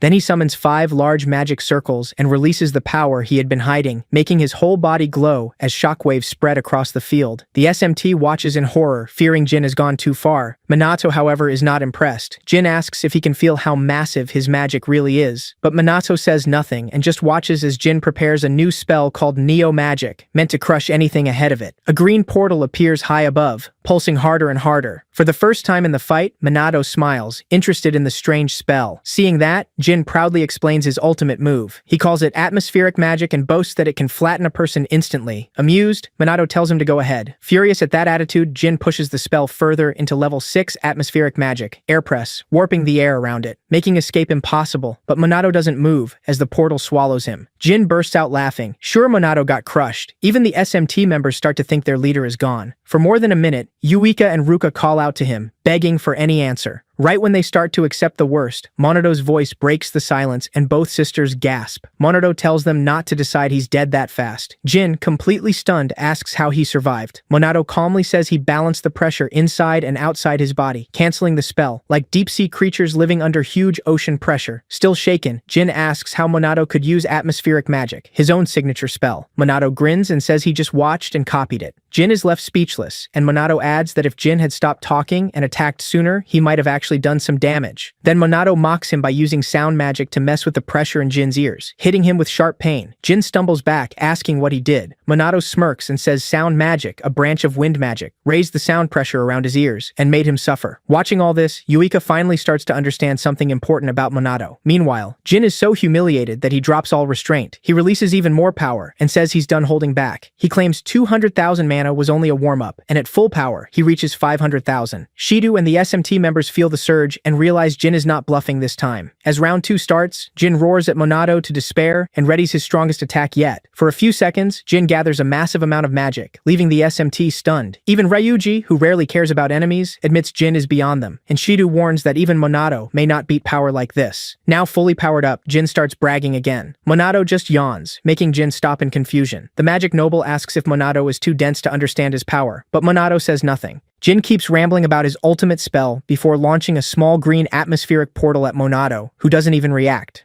Annoyed that Monato still isn't impressed, Jin powers up further and summons 6 more green magic circles. Their energy is so intense that even the SMT members get uneasy. This is the first level 7 spell they've seen all year. As the tension rises, Yuka quietly chooses to trust Monato and hopes he beats Jin. With the spell ready, Jin mocks Monato for not attacking while he charged. Now he says, regret won't save him, only despair waits. Annoyed, Monato asks if he's finally going to attack. Instead, Jin keeps talking before at last releasing his strongest move yet, the level 7 atmospheric magic, Plasma Break. The blast is so violent it throws the chopper above off balance, and the SMT members scramble to think of some way to stop it. Desperate, Ruka tells Monato to run, but he stays where he is. Jin gives him one last chance to escape, warning that if he doesn't, his friends will die instead. Monato accepts the challenge without flinching and gets ready to counter. Before Plasma Break can spiral further, he casts a level 4 spell and forms a core amethyst. Jin laughs, asking if he really thinks something that tiny can stop his magic. Monato fires the crystal straight into Plasma Break's core and waits. To everyone's shock, Plasma break is erased instantly. Jin and the SMT members freeze in place, unable to understand how his ultimate spell disappeared so easily. Staring in disbelief, Jin demands an explanation. Minato casually says wind magic is weak to earth magic. Since plasma break was a slow spell, the amethyst crystal could shut it down easily. He mocks Jin for not knowing that, and the noble is left rattled. Still confused, Jin asks him to explain more. Minato says the core amethyst is not very strong for attack, but its dense magic can absorb spells of the opposite element, so it can cancel them out even across rank gaps. Still stunned, Jin asks why Minato even knows a crazy spell like that. Minato smirks and says he made it for fun. Hearing that, Jin finally breaks. He can't accept that a spell he spent decades perfecting got beaten by something made on a whim. With the fight basically done, Minato walks forward and tells Jin to get ready for punishment. But before he can act, Jin quickly surrenders, saying he's out of magic and can't move. Minato says he has no interest in beating up someone that pathetic. Instead, he raises a finger to flick Jin's forehead. Jin thinks it's nothing and brushes it off. The instant Minato flicks him, Jin is launched several feet away and blacks out at once. The SMT can only stare, wondering if their leader is even human. With Jin down, the police move in and take him. At the same time, the reporter in the chopper announces that SMT Captain Kusanagi Minato has defeated a magic noble. All across the country, people celebrate and praise Minato. After the battle, the SMT members gather around him and congratulate him for finally beating Fukujin.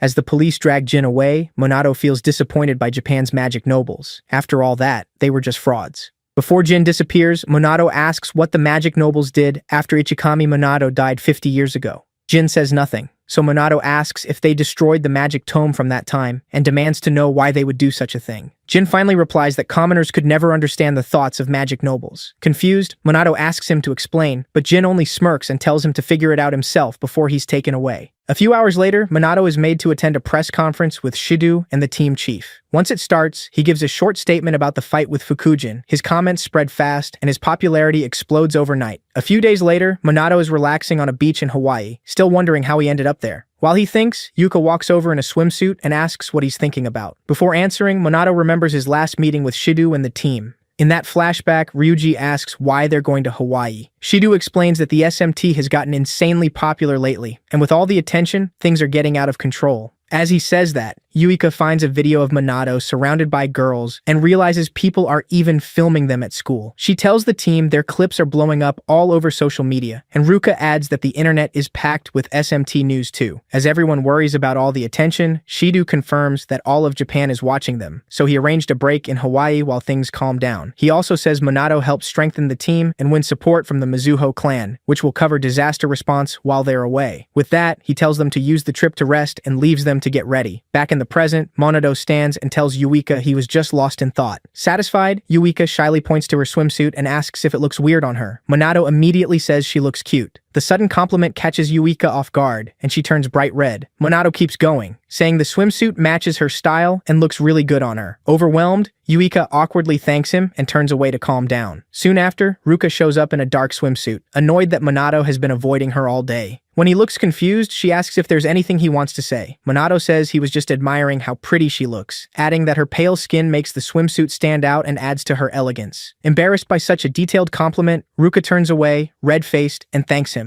Ryuji, who's been standing next to Minato the whole time, is amazed by how easily and honestly he praises the girls with zero bad intent. A moment later, Sonata arrives in a white flare dress and apologizes for making them wait. Ryuji is stunned, realizing for the first time how curvy she is under her uniform. Curious, Sonata asks Minato what he thinks of her outfit. Before he answers, Ryuji silently prays he won't mention her figure. With everyone watching, Minato simply says she has great style. Doubting him, Sonata asks what he means, so Minato says the outfit really brings out her natural elegance. That catches her off guard, and she blushes just as hard as the others. Shocked by how easily Minato makes everyone blush, Ryuji jokes that he's amazing, then asks if he's overdoing it. Minato says he's only being honest. If someone deserves praise, he'll say it. Since all three girls look beautiful in their swimsuits, he sees no reason to hide it. Ryuji gets that, but still feels embarrassed for them because they're so flustered. To make things worse, Minato suddenly turns to Ryuji and starts praising his balanced physique, telling him to be proud of how he looks. Ryuji shuts that down instantly and warns him never to compliment another guy in front of the girls again. Once that awkward moment passes, the Special Magic Squad spends the rest of the day having fun, including playing volleyball, riding jet skis, sunbathing, and taking tons of photos. By night, Minato heads out to buy a drink from a convenience store.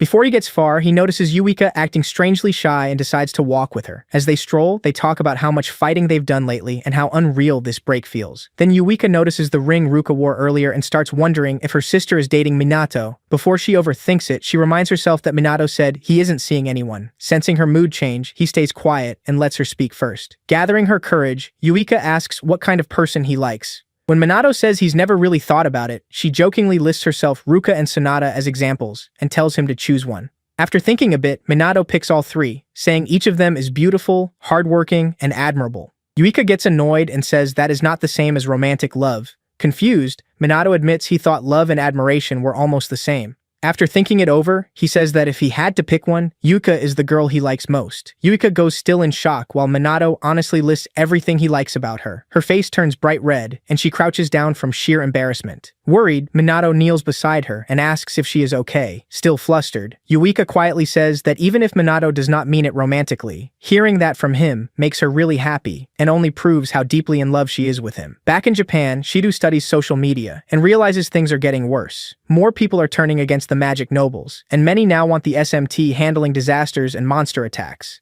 At the same time, the vigilante Shadowbringer is getting popular, and people online keep arguing about a fight between him and Minato. With all this happening, Shido knows he has a big decision to make. At the Japanese International Airport, a certain plane arrives with two family heads, both clearly annoyed by the chaos that broke out while they were gone. The first is Hinata, head of the Homurai family, and the second is Riku, head of the Kaichi family. As they get off the plane, both complain about the mess waiting for them. About a week later, Minato and the girls return to Japan and go back to normal life. One evening, while Yuika makes dinner, Minato says their vacation ended way too fast. Ruka, sitting next to him, says the SMT and the school both tightened media control, so the paparazzi should finally back off. Just then, Yuika leans out from the kitchen and asks them to bring the plates. Minato quickly helps, and soon the table is covered with food. During dinner, Yuika asks if they are ready for school, starting again tomorrow. Minato says that with the police and school helping, the attention around them should have died down by now. After chatting a bit more, he says they should just ignore it since people will probably lose interest soon. But Minato learns the very next day how wrong he was, when girls from different classes swarm him and keep asking if he has a girlfriend. Once it gets too much, Yuika and the others brush the students off and invite each other to lunch. On the way there, Yuika says things were even worse before the trip. Sometimes people from outside the school would sneak in just to say they were out of toilet paper. Minato says they should stop by the store after school to buy more, along with some bath salts Yuika likes. The nearby students hear that and realize Minato is living with the Mizuha sisters.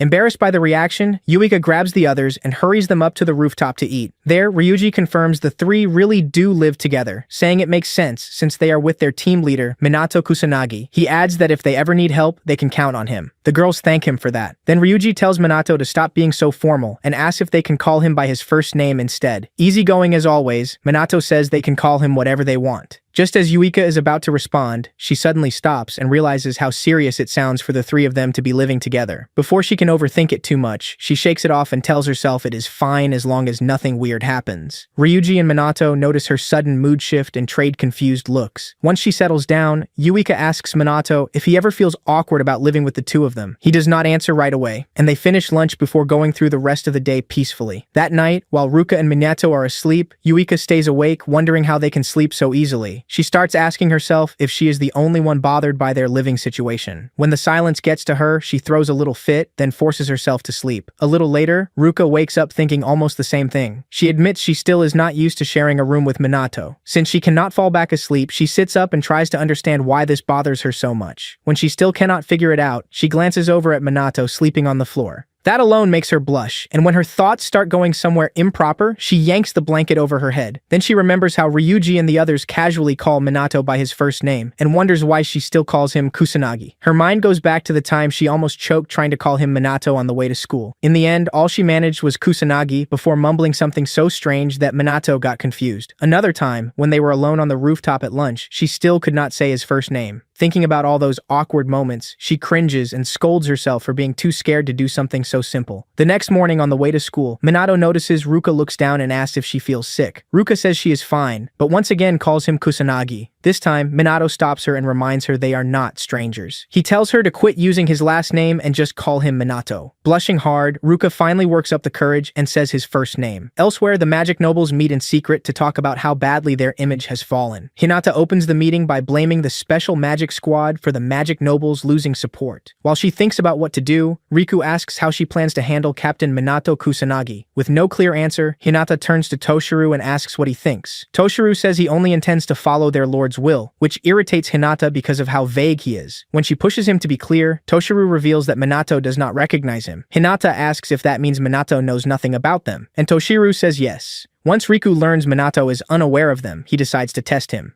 If Minato proves useful, fine. If not, they will kill him without hesitation. The next day, Minato tells his team the next great calamity will happen in Osaka. So far, the major disasters, aside from smaller ones, have followed the same pattern as they did 50 years ago. Yuika says the timing has still gotten much shorter, and great calamities that used to happen once a year are now hard to predict, even with police watching closely. On top of that, disaster response is a mess, and without SMT-style teams in other areas, things will only get worse. Then Shido proudly tells Minato the police are creating a second SMT in Osaka. They worked with the police and self-defense forces to improve disaster response, and many trainees there want Minato to train them. Smugly, Shido asks if he will go. Minato cannot really refuse, and agreeing makes Shido even happier. Shido then tells him someone who survived the great calamity 50 years ago is waiting for him there. That person is Takigami Shizuku, one of the few remaining makers of anti-monster gear, and she wants to speak with Minato. Minato agrees to meet her, and Shido adds that Takigami is the one who made the SMT uniforms.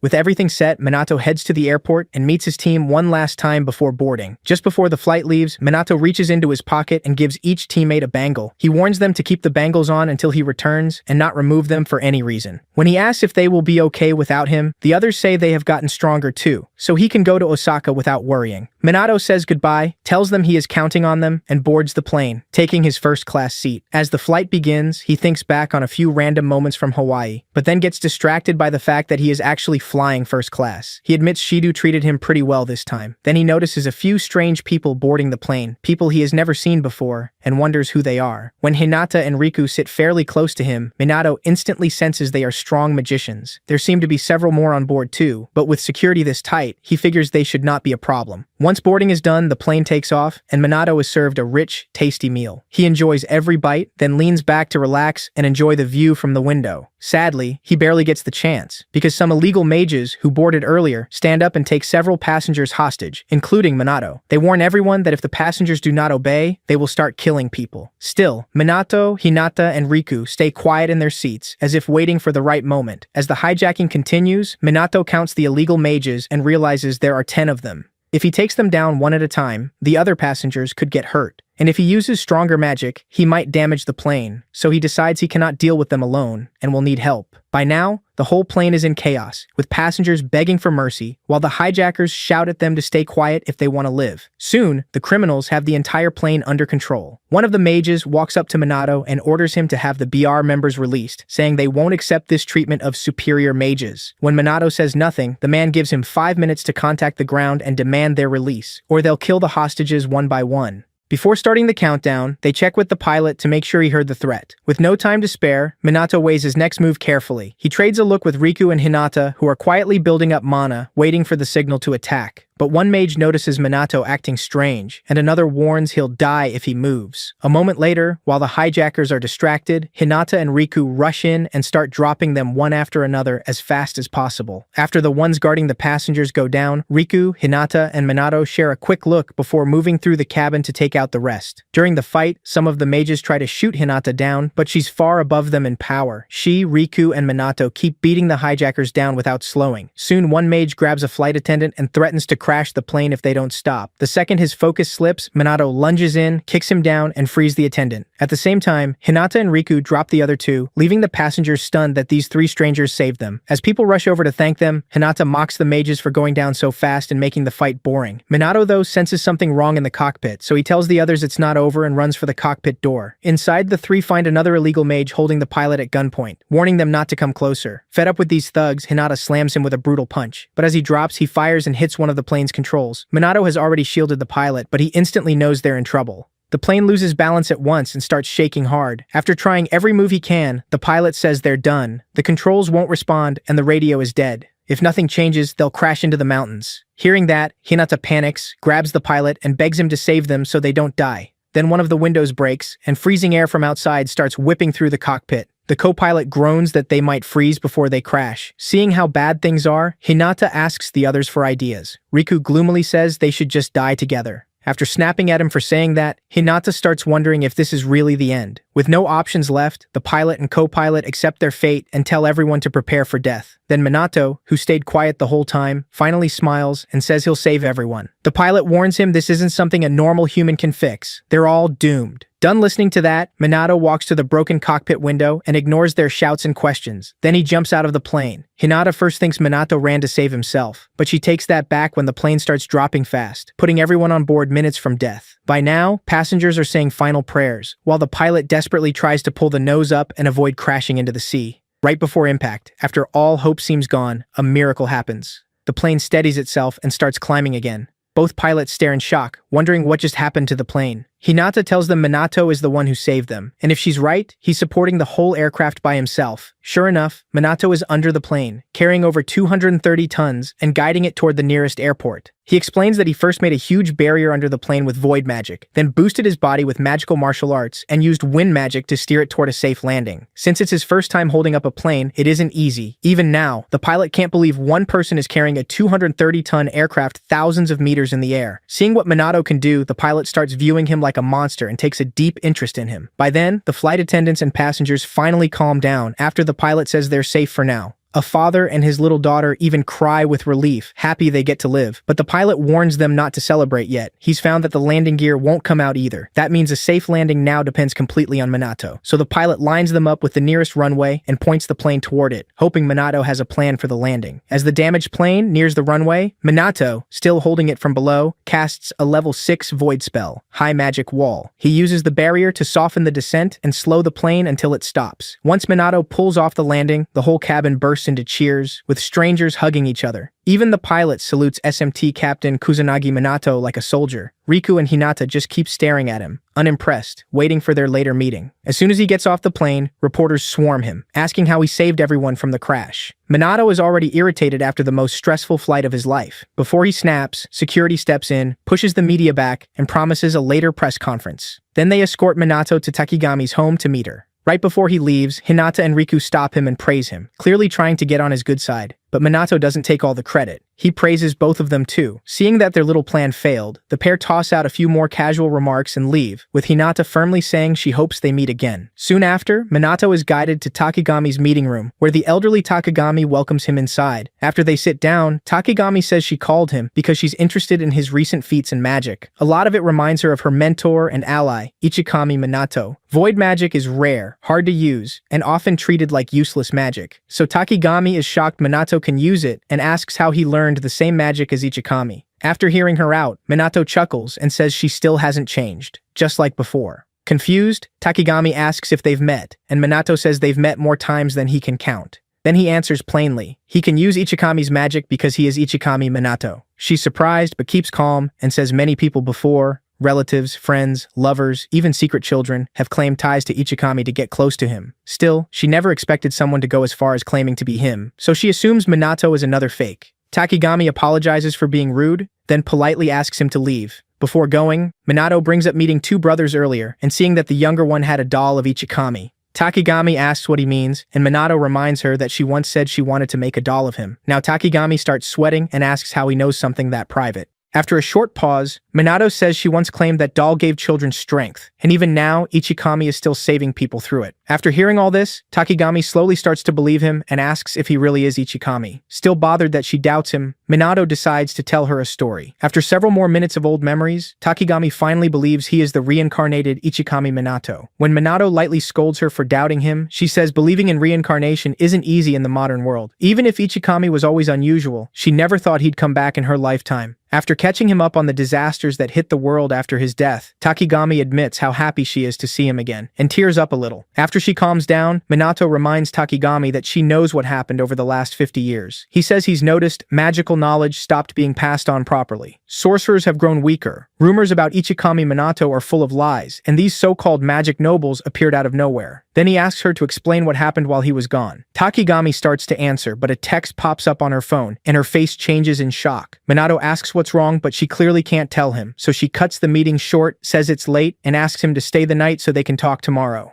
Minato agrees and heads to his room. Around midnight, Riku slips into Minato's room without a sound and slashes at the bed, trying to kill him. But Minato is already standing beside it, mocking him for attacking someone in bed. He doesn't know who it is at first, but once he sees his face, he recognizes Riku. Before Minato can say much, Riku attacks again, and Minato dodges. A second later, Riku kicks him through the window. Minato lands safely in the yard, and Riku is already there waiting. Riku uses level 1 Earth Magic, Rock Break. Minato answers with level 1 Void Magic, Magic Barrier, trying to block the blows. But after a few exchanges, Riku cuts straight through the barrier and forces Minato back, making him get serious. Before round 2 starts, Minato praises the blade and asks if it's anti-magic gear. Riku says nothing. Both of them gather mana and get ready again. Right before they clash, Hinata appears and orders them to stop. Minato says he knew she'd be mixed up in this. Hinata ignores that and tells him not to resist their summons. To make sure he listens, she shows live feeds of her people sneaking up on Minato's friends at their homes and threatens to kill them in their sleep if he refuses. Seeing the trap, Minato stays calm and asks what they want. Hinata introduces herself and Riku, then says their only demand is simple: join them as a magic noble and gain rank, money, power, and even women if he wants. More than that, she says joining them will let him protect his friends and give absolute orders. If he refuses, even if he escapes tonight, the magic nobles will hunt him and make life miserable for him and everyone around him. After laying it all out, Hinata asks for his answer. Minato refuses to join their little group of lazy magicians, and Hinata gets furious. She grabs her phone, muttering about using his friends as collateral, then tells her men at each location to start Plan B. She wants to make sure Minato never acts proud again. But just as her men move in, the bangles Minato gave his allies before leaving for Osaka begin to glow while everyone is still asleep.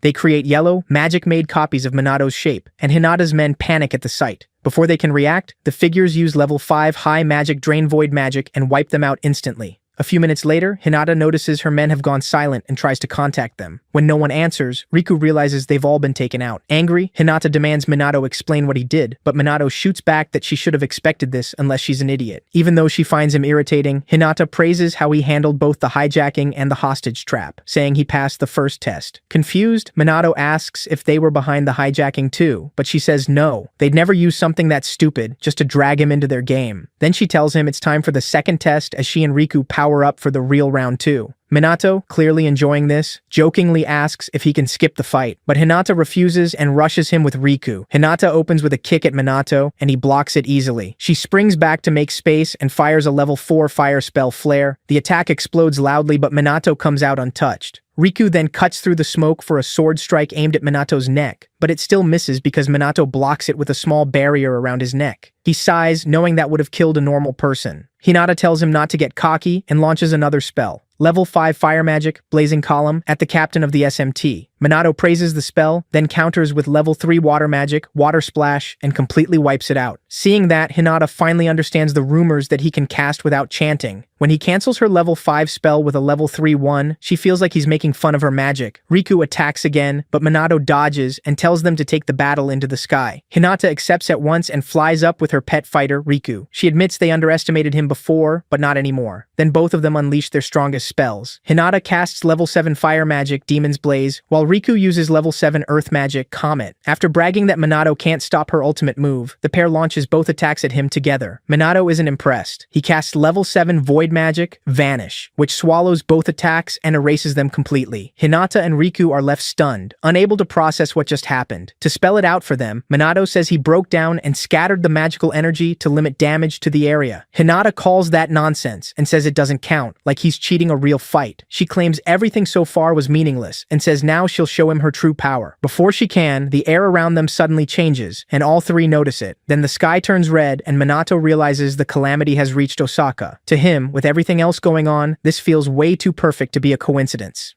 Back inside, Takigami sees the red glow from her window. She watches it for a moment, then closes the blinds. Hinata sees the calamity too, but ignores it, still wanting to keep fighting and crush Minato. Before she can rush in, Riku stops her and reminds her of their mission. Hinata realizes he's right and reins herself in, while Minato says their fight has to wait. He needs to deal with the calamity. He flies to Dotonbori, the ruined district left behind after the Great Calamity 50 years ago. Looking over the area, he compares it to Shibuya and notes that monsters still come out there even without an active calamity. Because of how dangerous it is, he doubts any sane person would be around. When he senses swarms of smaller monsters across the city, Minato quickly realizes he can't cover everything alone. If they spread into human areas, people will die, so he needs help fast. Just as he thinks about calling for backup, Riku and Hinata arrive and offer their help. Minato welcomes them with a jab that they must have given up trying to kill him. Riku says the fight before was only a test, and since Minato passed, they'll work together for now. Minato accepts, though he knows this isn't over. As monsters flood the streets, the three move out to stop them. Hinata, eager for action, jumps in dramatically and calls it a show. She blasts a full horde away with level 5 blazing column. Riku handles plenty on his side too. Above them, Minato fires a level 5 void magic bullet barrage, cutting down weaker monsters while waiting for the boss. As he scans the field, Minato notices an old man walking with a cane. Worried, he lands and asks if the man is all right, but the old man says nothing.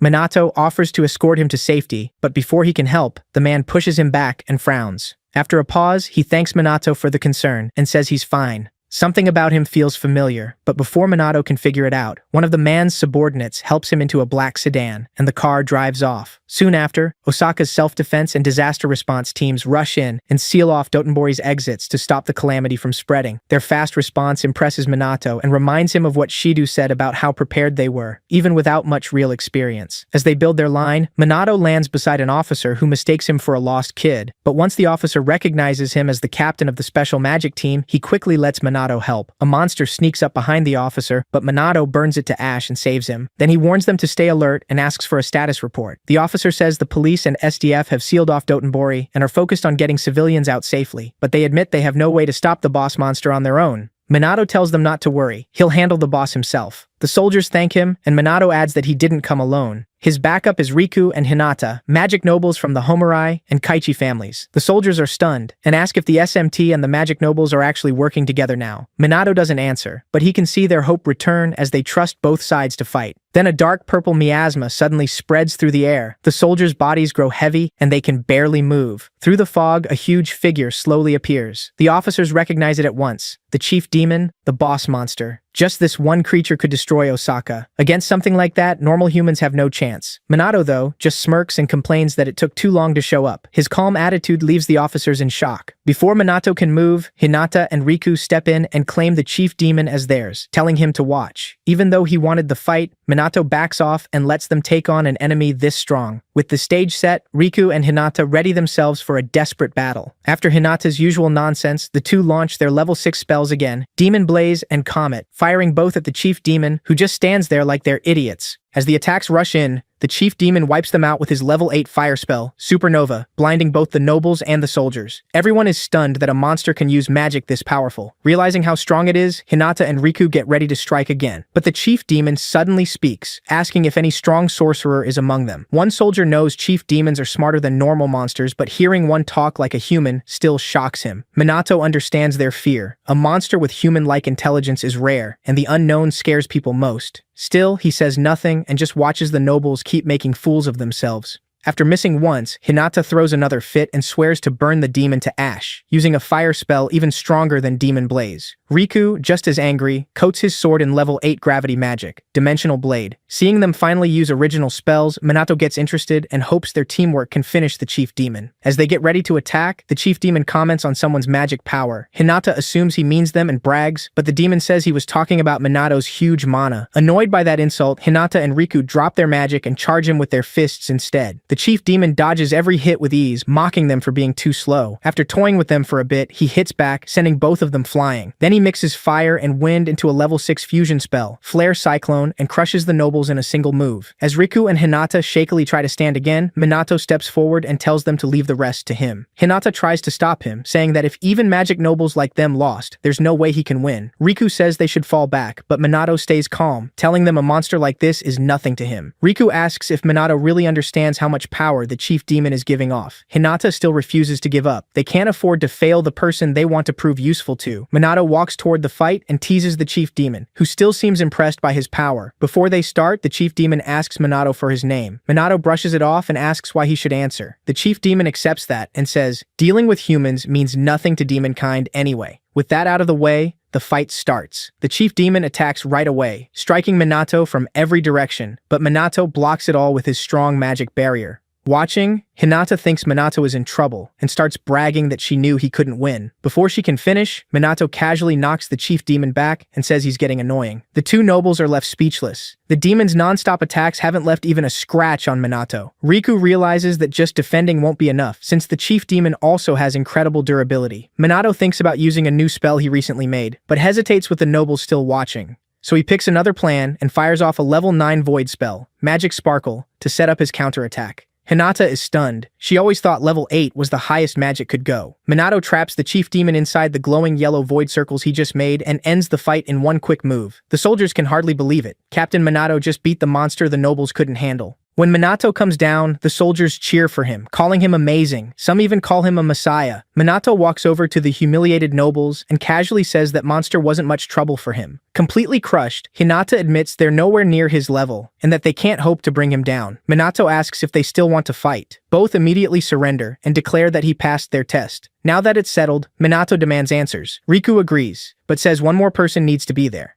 Takigami. Minato instantly knows who he means. A moment later, Takigami arrives and asks if Minato knew she was behind all this. He says yes, she's never been able to hide anything from him. Now he wants to know why she tested him, why sorcerers grew weaker over the last 50 years, and why she's worked with the magic nobles since his death. Before answering, Takigami brings Minato and the nobles back to her house so they can talk properly. Once seated, Minato asks if she knew about the magic nobles before he came back. Takigami says she did, and she also knew he would be attacked. Confused, Minato asks why she allowed it, but Riku explains they only wanted to test Minato's skill and see whether he'd use his power selfishly. Minato points out that his allies were dragged into that test too, and Riku says they never meant real harm. They only threatened them. Minato still wants to know why they did it at all. Riku says Minato being in the SMT weakens the magic nobles' position, and that puts Japan in danger. Minato fires back that this mess came from the nobles' own neglect. The SMT never tried to put them down. The nobles were the ones looking down on everyone else. Hinata throws another fit, but Riku, acting more grown up, tells her to stop because Minato is right. Even so, Riku says the world still needs the nobles to keep order. Takigami cuts in and says the real problem began 50 years ago, after Minato died, leading to Japan's current state and the rise of the magic nobles. After Ichikami Minato died and most demons vanished, Japan was flooded with illegal mages. There were so many that even the police and SDF were overwhelmed, and law enforcement fell apart. Japan turned lawless. The few good mages left fought back, but they were defeated and killed. The country was close to collapse, and hope was almost gone. Takigami sums it up by saying Japan fell apart because of Ichikami Minato's death. Without him, the surviving mages couldn't rebuild hope, so after many talks, they created the Magic Nobles. They were meant to win the public's trust and become a new symbol of hope like Minato. Since magic was dangerous in peacetime, the nobles took every magic book and record, gathered anyone with talent, and got rid of those who refused to join. By controlling all magic knowledge, they shut down oral teaching and even rumors of magic, and Japan moved toward peace. But the cost was huge. Japanese mages became weaker, and politics also caused a drop in technology and knowledge, something Minato has seen before. He remembers the chaos from 50 years ago, people dying, mages falling, and magic being used for evil. Now he sees it only got worse after his death. Then he asks Takigami if the nobles really have enough political power to control things this much. After glancing at the nobles, Takigami quietly asks Minato if he remembers Mumu Hifumi, his old subordinate, a sore loser but extremely gifted. When Minato says yes, she reveals Mumu is now chairman of the powerful Mumu group.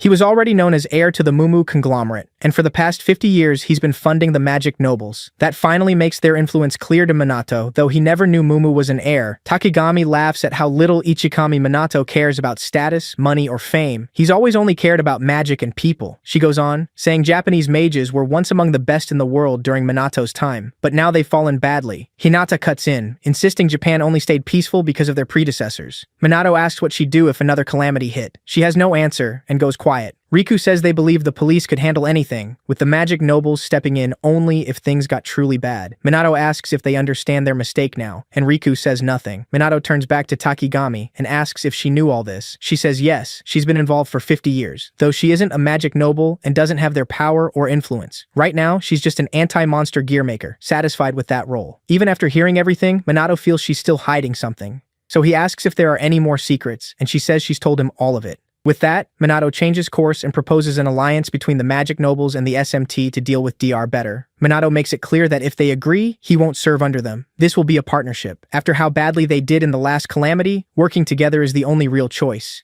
Hinata scoffs, wondering why someone like him would need their help.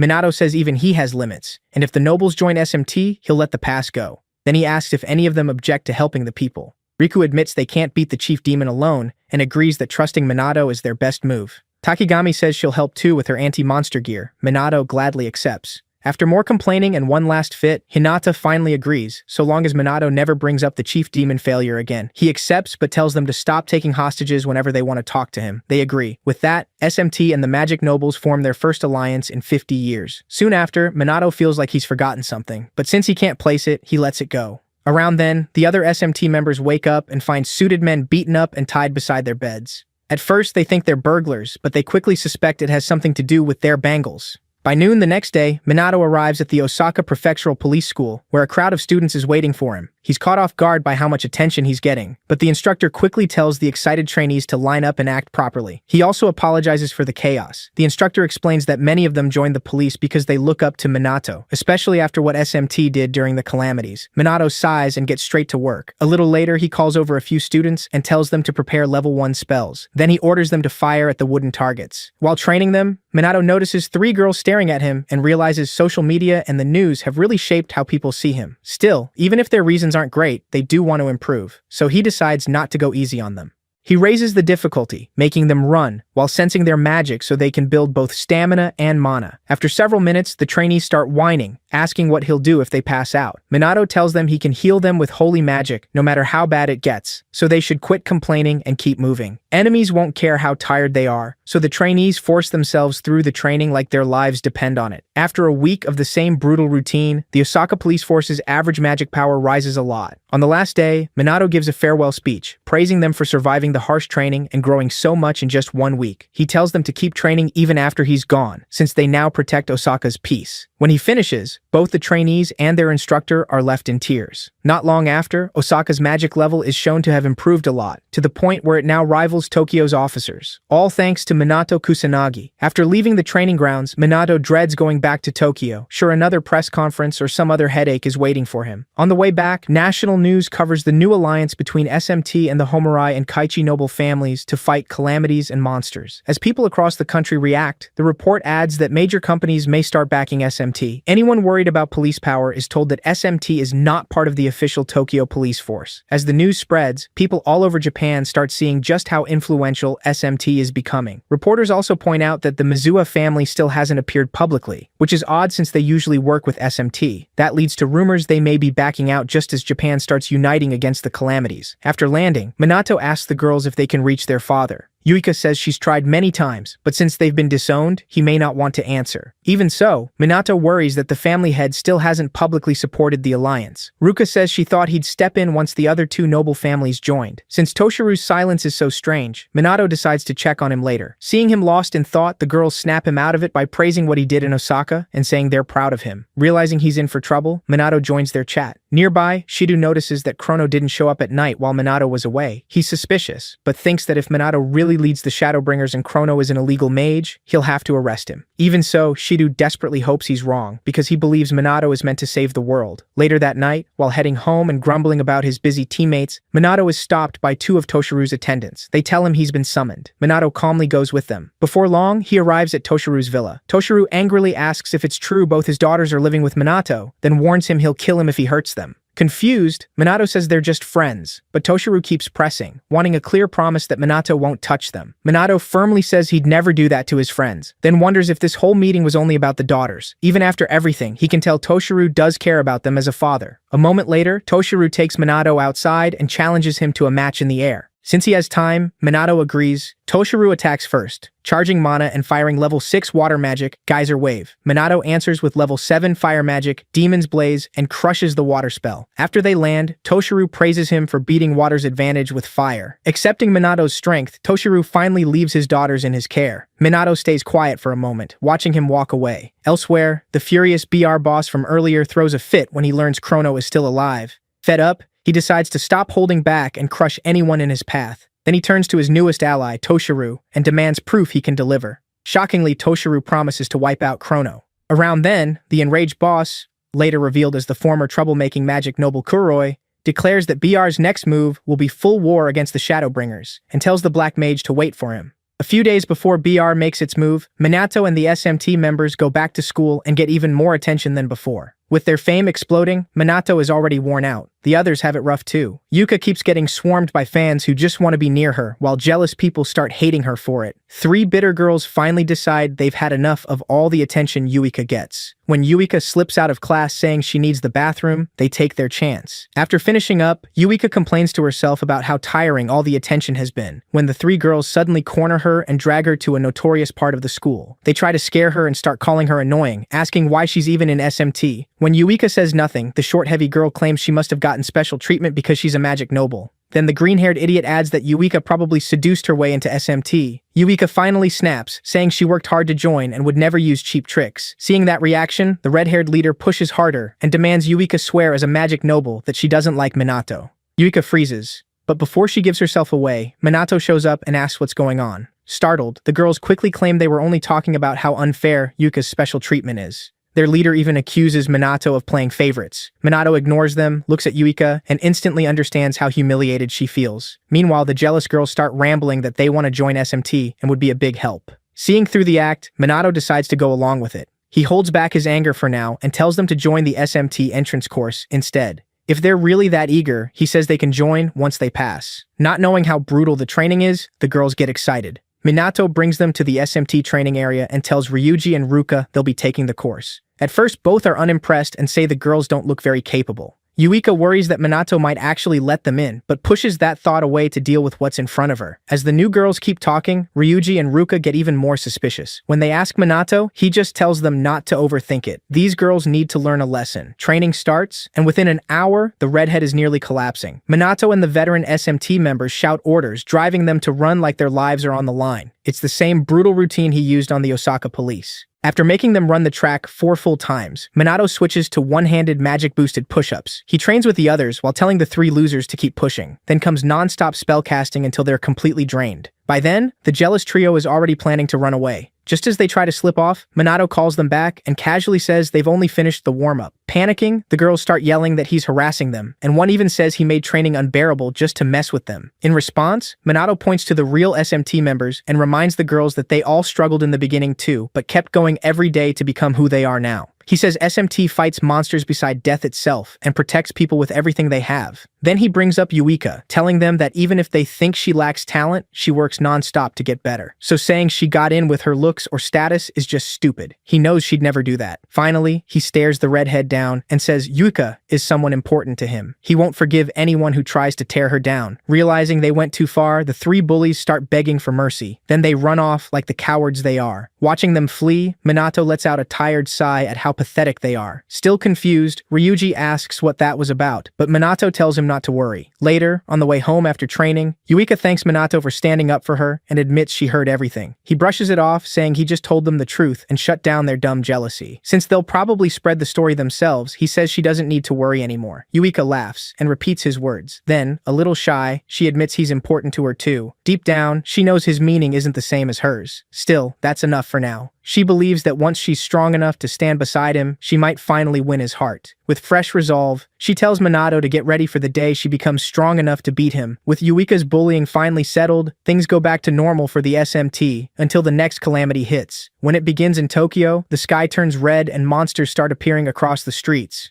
People recognize the danger and run as the creatures attack. Minato and Hinata happen to be nearby, so they jump in right away. Hinata excitedly calls dibs on a few monsters and burns them down with fire magic. With no time to argue with the tiny loudmouth, Minato goes after the rest. He wipes them out with void magic. Meanwhile, first responders and even some bystanders are stunned to see the SMT and the nobles fighting together so smoothly. Ever since the nobles started working with the SMT, their image has slowly been getting better. A recent public survey backs that up. For now, Chrono handles illegal mages while the SMT takes care of calamities and monsters. But since the SMT's main members are students, not police, the group still isn't fully accepted as an emergency force, which only adds to criticism of the police. A few days later, Minato visits Leona's comatose brother Kai at the hospital while disguised as Shadowbringer. Under cover of night, he slips into Kai's room and places a hand on his forehead, trying to heal him with Angel Breath, a level 7 holy spell. Even though holy magic usually can't cure a coma, Minato hopes it can at least help Kai's body and mind. But even after several tries, nothing changes. He starts to think holy magic just won't work on this. Still, remembering how much hope Leona clings to whenever Kai is mentioned, Minato refuses to quit. Just as he gets ready to try something else, the door suddenly opens, and he quickly hides. Leona walks in, briefly sensing someone else there, but brushes it off. She goes to her brother and continues the story from yesterday, this time talking about Chrono's amazing magic, how dependable he is, and how he takes charge.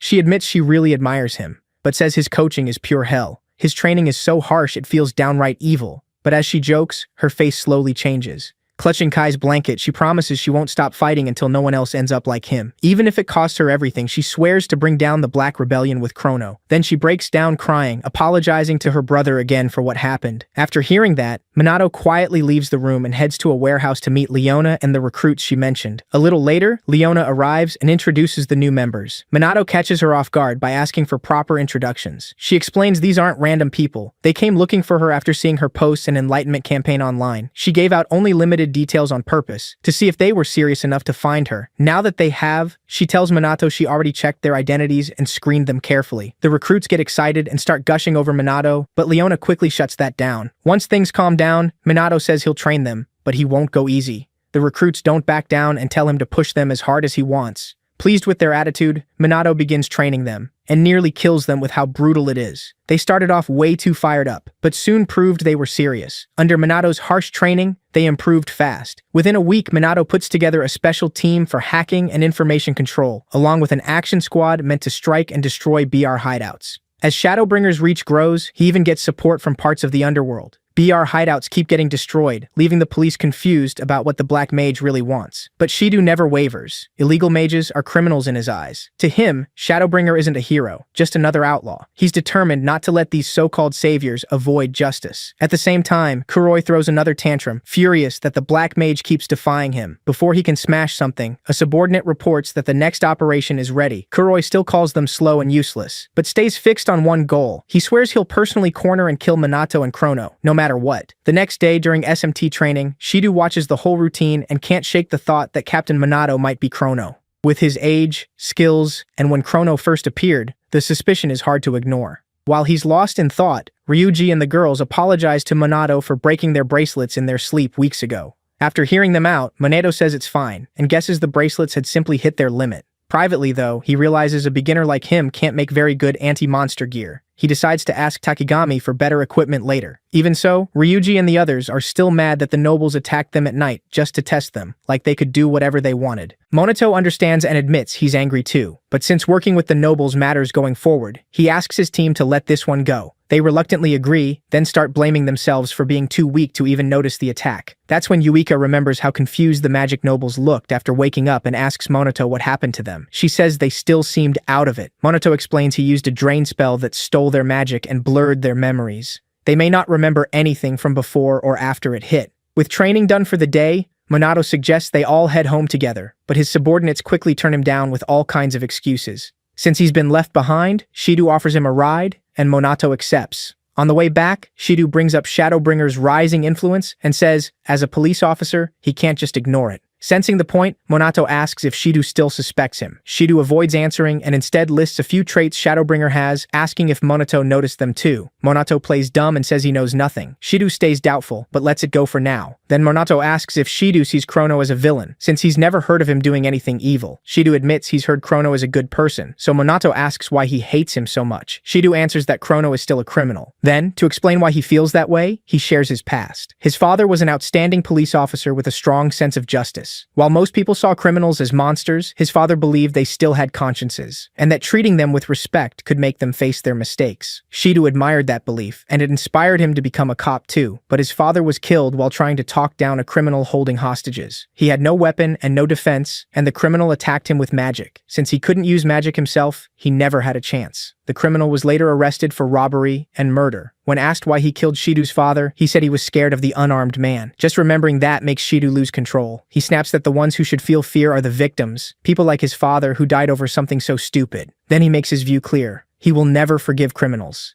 Even if they save people, they still shouldn't be excused. Otherwise, honest people will have nothing left to believe in. As Shido sits with that pain, Minato realizes this belief is rooted deep inside him. After calming down, Shido apologizes for getting emotional and drops Minato off, saying he'll be counting on him again tomorrow. The next morning, the SMT gathers for training, but Minato is late, which almost never happens. After a few minutes, he rushes out of class, grumbling about teachers who talk too much. As he heads for the training area, he ignores two shady men watching him from a corner. Seconds after he leaves, a giant news screen suddenly gets hijacked. The image changes, and Kuroi appears on major displays all across Japan. People immediately recognize him as the former magic noble, Kuroi. Not caring about the attention, he directly calls out the SMT and Chrono, saying he has a gift for them. He claims bombs have been planted all over Japan and warns the police not to interfere, or they'll go off one by one. To prove he's serious, Kuroi snaps his fingers. A nearby building close to Minato suddenly explodes. Minato reacts at once, throwing up a high-level barrier to protect civilians. At the same time, the SMT tries to gather intel, only to find all their data scrambled. Worse, neither they nor the police can respond fast enough. Frustrated, Yuika says they can't even reach Minato and wonders what he's doing at a time like this. As confusion spreads through the police, Kuroi gives his final demand. Chrono must come to the marked location alone. If not, every bomb will go off at once. After checking the damage in the area, Minato makes up his mind and waits for night to move. Once it's dark, he puts on the Shadowbringer outfit and heads for the meeting place, an old port warehouse that used to be a hideout. After confirming the location, Leona asks Overcoms if he's really doing this, and Minato tells her it'll be fine. With everything set, Leona tells him to come back safe, and hopes he doesn't die on them. After calming Leona down one more time, Minato flies across the city. He lands at the target warehouse. The lights switch on as soon as he walks in, showing dozens of illegal BR mages. Kuroi greets him with a smirk, saying he's been waiting to watch him die. He brags that everyone there is a high-level BR mage. Chrono, Minato, asks if beating everyone there will be enough to bring BR down. Kuroi laughs at his nerve. Before he can say more, one mage calls Chrono a fool for thinking he can win alone. Kuroi grabs that man by the throat and snaps that underestimating Chrono is exactly why people lose to him. Now that Chrono showed up, Kuroi says he won't hold back and will kill him without making a single mistake. Chrono, ready to fight, asks if he really believes that. But Kuroi stops him and warns that if he resists, the bombs across the city will go off. Knowing he's serious, Chrono stays still and waits. Kuroi orders his men to kill him, and they all attack at once. None of it lands. Kuroi thinks Chrono used a barrier and tells them to keep firing. When it fails again, Chrono tells them level 3 magic can't touch him. Kuroi loses it, and even lashes out at his own men, calling them worthless. Chrono dismisses them as trash. Kuroi snarls that this same trash will tear him apart. He admits Chrono would normally be out of his league, but says things change now that he has new guns. Seeing them, Chrono assumes they're normal weapons and says bullets won't work on him. The moment he finishes, Kuroi fires and a shot cuts his right cheek. Chrono is actually hurt. Kuroi bursts out laughing at his reaction. He explains the gun is anti-magic, loaded with bullets that break magic apart. Then he fires 3 more shots, each one grazing Chrono. Kuroi says it's been a while since he last used a gun, so his aim is a little rusty. But he's shocked when Chrono heals on instinct. Thinking it's holy magic, Kuroi calls him out. Chrono corrects him. It's natural magic that heals him automatically. Kuroi says that changes nothing. It just means he gets to hurt Chrono more. He fires 3 more times while taunting him, but once again the bullets only graze him, and Chrono heals right away. Now Kuroi starts feeling that something is wrong. None of his shots hit cleanly. He briefly wonders if Chrono is dodging, then rejects it as impossible. While Kuroi thinks, Chrono secretly checks with Leona and the others to see if their hidden mission is done. Kuroi notices and snaps at him for talking in the middle of a fight. Now that the mission is complete, Chrono casts Grand Typhoon, a level 5 wind spell, blowing away the illegal mages and tearing open the roof, wrecking the warehouse. Kuroi instantly orders the city bombs to detonate, but Chrono reveals his allies already disabled them. Free to focus on him, Chrono says those shots hurt, and he'll pay Kuroi back 100 times over. Kuroi gets ready to fight, but before they clash, the SMT rushes in and stops it. Yuika reports every bomb has been disarmed, and Ruka tells BR to give up. Wanting to keep his identity secret, Chrono quietly praises how fast the SMT got there and wonders if they had been waiting close by. The SMT immediately recognizes Chrono as the Shadowbringer leader and senses how strong his magic is. Sonata, who knows Chrono is really Minato, wants to help, worried he may be hiding injuries. With the tide turned, Chrono smugly asks Kuroi if he still wants to fight. But just when they think it's over, Toshiru appears out of nowhere and offers Kuroi help. The girls are stunned to see their father siding with him and demand to know why he's with someone like Kuroi. Before Toshiru answers, Kuroi says it's because they're comrades. Still confused, Yuika and her sister keep pressing their father, trying to understand why he'd side with that bastard. Fed up, Toshiru coldly says he doesn't owe them any explanation. The girls go quiet and just stare at him. Shido orders Chrono's capture, but Chrono asks if this is really the time to treat him like the enemy. Others agree they should work together, especially with Minato absent. Shido reluctantly agrees to cooperate for now. A second later, Kuroi throws special grenades at the SMT. Chrono warns them to dodge, and they barely get clear. They quickly realize these are no normal grenades. Chrono is shocked to see anti-magic weapons that aren't just guns. Kuroi smugly opens his coat, showing even more hidden gear. While Chrono handles Kuroi, the sisters struggle with the idea of fighting their own father. Toshiru takes advantage of that and fires Azure Splash, a level 3 water spell, at them. Ruka answers with the same kind of spell, but hers is too weak. Toshiru's attack breaks right through it. With no other choice, the girls brace themselves. Then Ryuji steps in with Rock Wall, a level 3 earth spell, saving them from being swallowed by the attack. They thank him, and Toshiru admits they've improved and work well together. Still, he warns they're nowhere near him. His power rivals Monato's. Yuka refuses to back down. She and Ruka combine their mana and fire Geyser Wave, a level 7 water spell. Toshiru answers with the level 8 Tidal Wave and crushes their attack. He notes that they cancelled part of his spell, but they're still far behind. As the sisters fall defeated, Kuroi mocks how easy this has been, saying even the great Shadowbringer can't handle anti-magic weapons. He jeers that Chrono must have never fought guns before. With Toshiru beside him, Kuroi says Chrono has no chance, and even offers him the shameful choice of begging for mercy. Chrono stays calm. That only makes Kuroi more shaken, and he yells at him to stop acting so confident. He fires again, and this time Chrono dodges every bullet. Kuroi first thinks it's luck, but the more he watches, the less he believes that. Meanwhile, Toshiru shows off his level 8 water spell again and asks what they think. Getting no answer, he attacks Chrono, who dodges cleanly. Kuroi notices something strange in Chrono's movements and quickly casts Night Raid, a level 5 dark spell, slipping behind him to strike, but Chrono avoids every slash. Kuroi shoots again, and Chrono dodges that too. As Chrono catches his breath, another wave of water magic rushes at him. He raises a void barrier, but it cracks from the hit. Watching from the side, the SMT is stunned by how much mana is being thrown around and starts feeling useless. Realizing they can't stand against Minato like this, they decide they need to act and prove themselves. Shido, still bitter toward Minato, sees his chance. With Chrono distracted and pinned down, he thinks they can finally stop him, especially with reinforcements coming for Toshiru and Kuroi. Not wanting to waste the moment, Shido turns to Sonata and asks her to help capture Chrono. She hesitates and questions him. Shido insists Chrono is an illegal mage fighting alone, so they have to arrest him now. She refuses at first, but he keeps pushing. He practically begs. Sonata clenches her fists and looks ahead, making Shido think she agreed.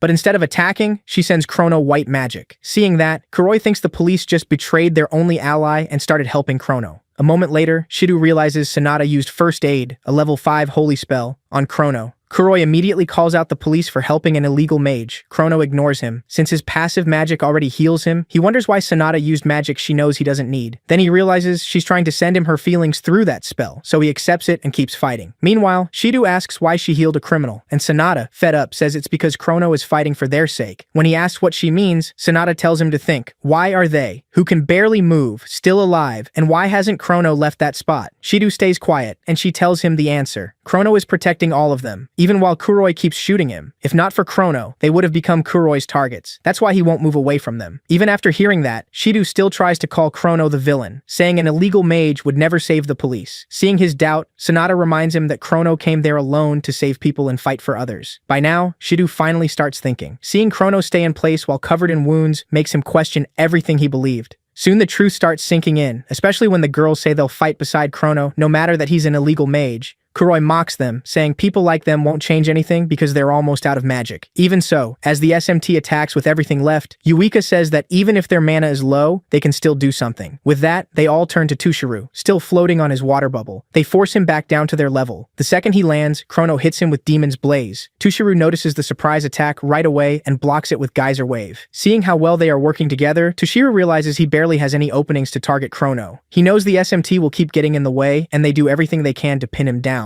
Sonata jumps in gladly to help Minato. As the girls pressure their father, Shido firms up and joins them against Toshiru. That finally gets Kuroi mad. Chrono praises the SMT for keeping Toshiru busy, making his own fight easier, which only makes Kuroi angrier until he vows to kill them all. Then he unloads even more shots at Chrono. This time, Chrono dodges every bullet perfectly, leaving Kuroi stunned. When Kuroi accuses him of using magic, Chrono says he just dodged. No magic at all. Kuroi snaps, saying this isn't some movie. Chrono tells him it's been a while since he faced long-range anti-magic gear, so he was rusty against it. Hearing that, Kuroi starts firing wildly, but Chrono says he's already figured out his attack pattern and slips past every shot as he closes the gap. Once Kuroi sees bullets won't work, he pulls out an anti-magic rocket launcher to blow everyone away. But before he can fire, Chrono uses Night Raid to rush in close. Kuroi is shocked, and Chrono follows with Cruel, a dark spell unlike normal magic, and drops him into agony that will last 3 days and 3 nights. After dealing with Kuroi, Chrono turns to Toshiru next. Even with the team barely able to move from exhaustion, he sees how well they held Toshiru back. Chrono smiles at them and tells them to leave the rest to him. Then he gives Toshiru his full focus. But before they can fight, Toshiru surrenders and Chrono asks why. Just then, Leona reports over comms that the police and magic nobles are raiding BR hideouts all over Tokyo. She adds the timing was clearly planned and says the leak likely came from Mizuha Toshiru. So Chrono asks Toshiru if he was a spy inside BR. Toshiru admits it. Before they can say more, Kuroi gets back up and tells everyone to stop messing around. From his condition, Chrono figures he used anti-magic gear to break free from Cruel. Holding a detonator, Kuroi threatens to set off all the bombs he planted nearby. The SMT members complain they are too worn out to escape in time, but Chrono and Toshiru, still standing, cast Firewall and Emerald Aqua, both level 7 spells, to shield the SMT from the blast. But when Kuroi slams the detonator again and again, nothing happens. He just stares in confusion, insisting he planted bombs everywhere.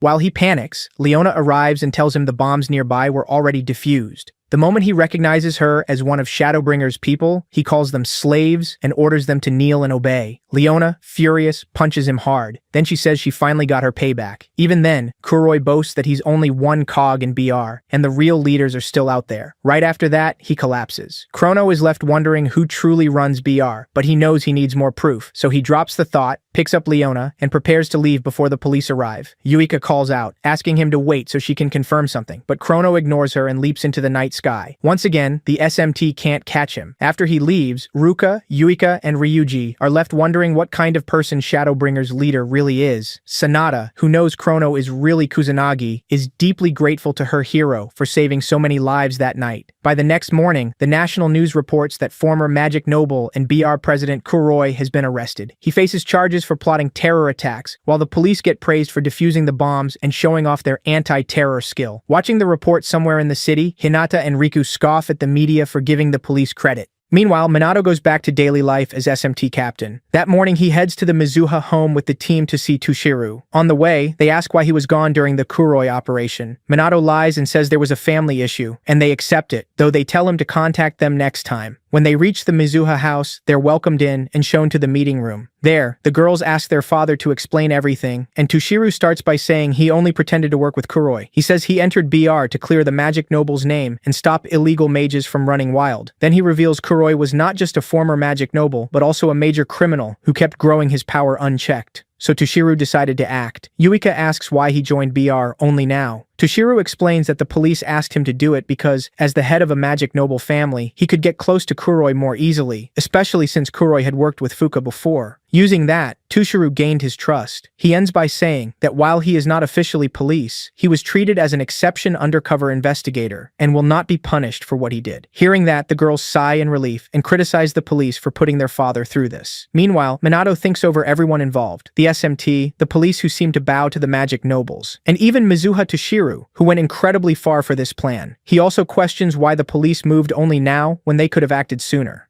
To him, their excuse feels weak and suspicious. A flashback to Kuroi's defeat shows Chrono and Leona talking about how the police, despite being worse at gathering info, somehow knew that over half the bombs were fake. Chrono wonders if the criminals just ran out of real bombs, but Leona says that still feels too sloppy. Either way, the police moved way too fast, almost like they already knew. She says the whole thing feels off, but they have no proof yet. Back in the present, Toshiru admits his sins, asks for forgiveness, and says he will publicly support the SMT and cancel his daughter's disownment. The girls instantly brighten up, happy they can proudly be part of the Mizuha family again. On the way home, Ryuji says so many good things happened that he can finally relax. Sanada, though, calls Minato and Chrono her heroes and wishes she could do something to thank them. Shido still can't forget that Chrono, even as an illegal mage, saved them. If Chrono really is Kusanagi, he no longer knows if arresting him would be right. Meanwhile, Yuika grows uneasy as she remembers Chrono's eyes that night and realizes they looked exactly like Minato's. Unable to ignore it, she starts wondering if they are the same person. Minato knows where this is heading and realizes things could get messy. That night, dressed as Chrono, he visits Kai in the hospital and keeps healing him with holy magic. When there is still no response, Chrono urges Kai to wake up, reminding him that his sister is waiting. Just then, Leona walks in, so Chrono quickly hides outside the window. Leona softly tells her little brother that she and Chrono defeated the villains, so he does not need to worry anymore, and no one will hurt him again.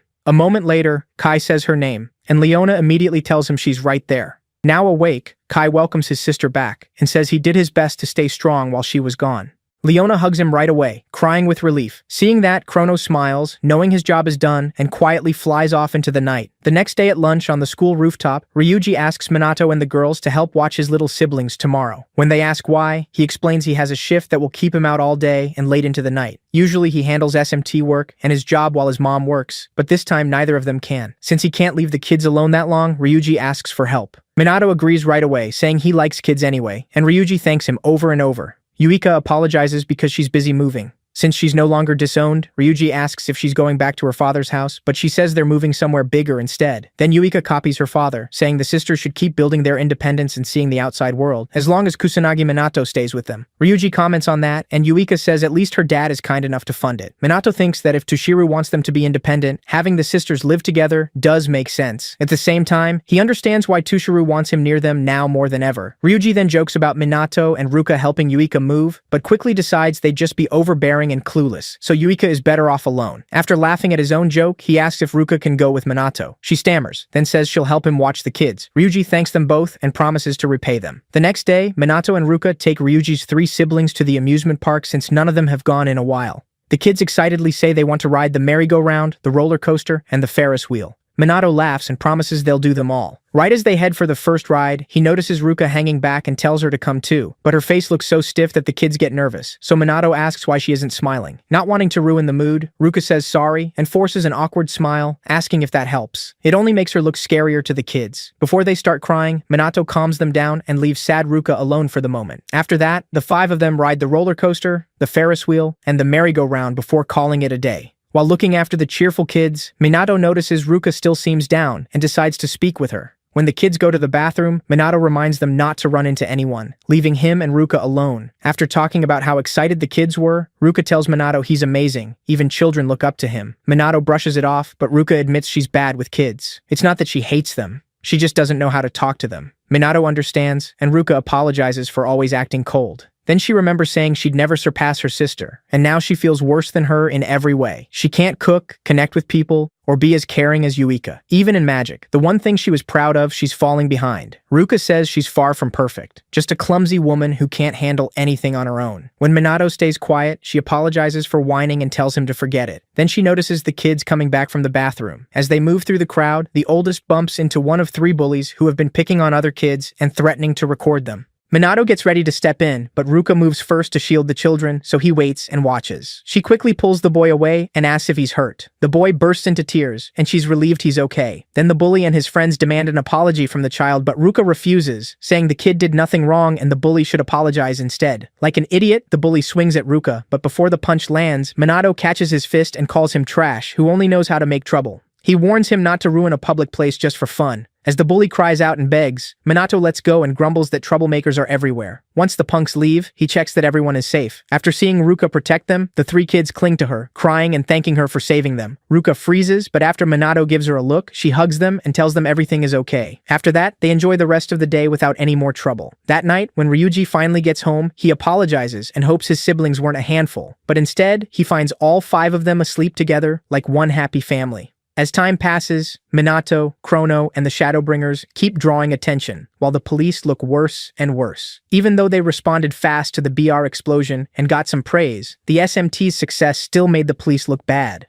During one of their meetings, people in the Tokyo Police Department argue they can't keep letting the Shadowbringers run free and ruin the police's image. Agreeing with that, the general superintendent orders them to arrest the so-called vigilantes and bring them in. Meanwhile, at the Kaiichi family's dojo, Minato and Riku spar with wooden swords to test their skill. For nearly 10 minutes, the two fight in silence with deadly focus, striking, thrusting, and dodging only when needed. In the end, Riku calls it a draw when they both reach killing positions. He admits Minato's swordsmanship is impressive. He's surprised surprised Minato can fight evenly with him, the assistant manager. Minato still says he hasn't matched Riku yet, which only makes Riku more impressed by how skilled and humble he is. After the match, they put the wooden swords away, and Riku suddenly starts complaining about how annoying life is. Minato asks what changed so fast, and Riku says holding a sword makes him feel motivated. The second he puts it down, he feels useless and says he'd rather die or turn into a plant. Minato seriously tells him not to die, saying it's enough to simply live and do nothing if that makes someone happy. Riku calls Minato an interesting person and admits he's always felt out of place. Being known for his sword skill only made him feel more separate from others, and that frustrates him more than anything. Minato tells him that doesn't make him some alien. It just means his uniqueness is obvious to everyone. Riku is stunned because no one ever described his talent that way before. Minato says he's felt something similar and starts recalling his past as Ichikami Minato when he once faced a terror so great death felt right in front of him. He says he fought back and awakened his power then, though Riku blankly assumes Minato means the traffic accident he mentioned before. In his own thoughts, Minato remembers learning magic from that day on by copying the monster's spells until he made his own,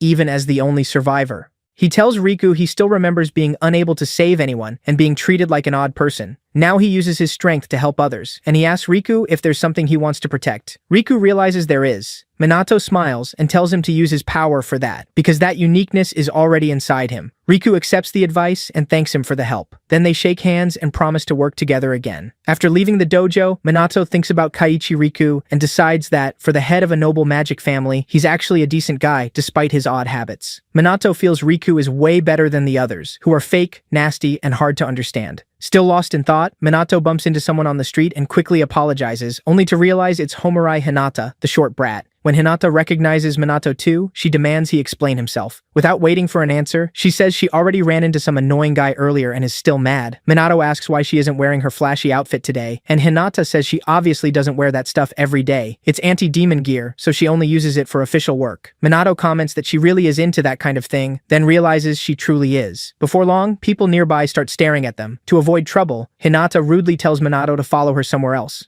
Too tired to argue with someone like her, Minato just follows. They end up at a cafe, grab an empty table, and sit down, hoping not to stand out. It doesn't work. People are already whispering and looking over at them, with some even hinting they might be on a date. After a few sharp glares from Hinata, everyone quickly looks away. Minato stays calm, silently thinking of Hinata as a mad dog and deciding not to provoke her. Once the room settles down, Hinata asks about his meeting with Riku. Thinking she might be jealous, Minato apologizes for not inviting her to the dojo. That only makes Hinata snap, and she insists she isn't upset about not being asked to come. In her mind, they're only working together for now, not friends. Right after that, she looks jealously at a family celebrating a child's first birthday. Minato says that's fine as long as they can still work together. Annoyed by how calm he is, Hinata asks how he got so strong. When Minato gives the road accident story again, she calls it nonsense and says no one gets that strong from just that. She knows his magic power is abnormal, and magic doesn't work that way. In his head, Minato notes he's actually suppressing his power even more than before. Hinata also points out that if risking death was enough to raise magic power, no one would struggle this much. Fed up, she stands and demands the truth about his strength. Minato knows she's desperate to get stronger, but telling someone from this era that he's Ichikami's reincarnation would make no sense and wouldn't help anyway, so he just tells her to train normally if she wants to improve. Frustrated, Hinata sighs and says Minato is impossible to read before sitting back down. Then the waitress brings their order and sets down Hinata's very berry parfait after apologizing for the wait. Minato is stunned by how huge the parfait is, but Hinata lights up and says she's been waiting for this. Then she acts like the waitress brought the wrong order, and Minato watches in confusion as she devours it like her life depends on it, enjoying every sweet bite.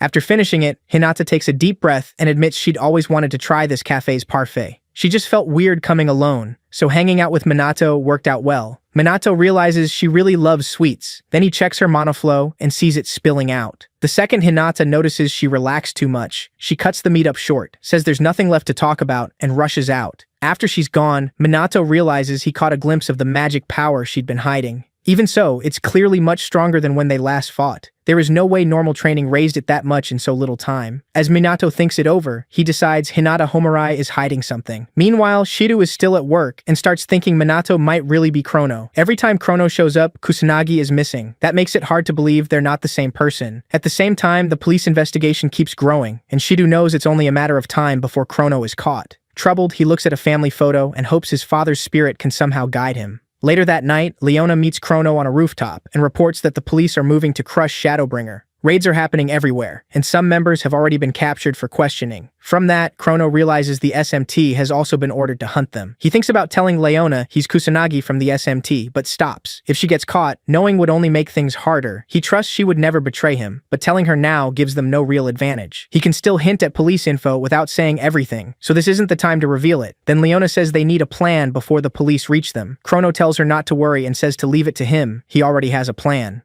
The next day, Minato visits Takigami at her home and asks for help with it, and she agrees. A few days later, the Tokyo police superintendent asks for an update on the Shadowbringers case. When he hears Chrono still hasn't been found, he blows up and demands answers. One officer says they are still questioning the captured Shadowbringers, but none of them know anything. When the boss asks why they haven't broken them, the officer explains the low-ranking members really seem clueless. Angry, the boss allows force if needed to capture Chrono, saying the police force's pride is on the line. The officers rush to act. Meanwhile, Shido gathers the SMT and tells them the higher-ups have ordered them to find Chrono and his allies. Since nobody knows where he is, his information has been released publicly to make spotting and capturing him easier. With materials spreading that hurt the police's image, Shido orders the SMT to search for Chrono, while still dealing with calamities. Some members complain, saying they're already overloaded with calamities and monsters, and the higher-ups are clearly out of touch. Minato, though, takes it as proof the police are getting desperate, and if they go all out, escaping them will get much harder. Ending the meeting, Shido reminds everyone to keep calamities and monsters first, while continuing the hunt for Shadowbringer. Afterwards, Sanada asks if they're really doing this. Shido says they have no choice. It's a direct order. Ryuji complains that most of the calamity work falls on him, and the Mizuho sisters add their own complaints. Shido says he gets it, but the higher-ups are panicking because the Shadowbringers have too much influence and support.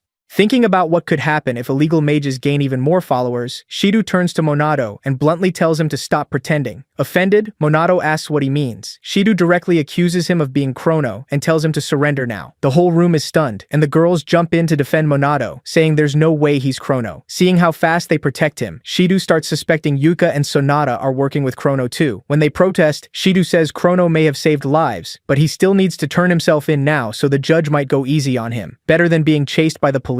He points to the timing of Chrono's and Monado's appearances, their similar build and powers, and how Monado is always gone when Chrono appears. He asks if they can really call all of that coincidence. When nobody answers, Shido pushes Monado to respond, hoping he'll reveal his real identity. But just as Monado is about to speak, Sonata cuts in and shows everyone a live broadcast on her phone. The Shadowbringers have taken over the station again. The video starts with Monado still in the room while another person appears and calls himself Chrono. After apologizing for the interruption, the fake Chrono speaks to the public about the growing talk of a power struggle between him and Monado. To end the argument, he challenges Monado to a daytime duel, shocking the whole world. As the team stares in disbelief, Shido wonders how Chrono could challenge Monado if they're supposed to be the same person. At the same time, Sonata and Yuika start doubting their own suspicions because none of this makes sense. Meanwhile, Ryuji and Ruka, not knowing the bigger issue, ask Monado what he plans to do. Monado says he'll accept Chrono's challenge. A few hours later, the whole country is watching Shibuya, where the long-awaited fight between Kusanagi and Chrono is about to begin.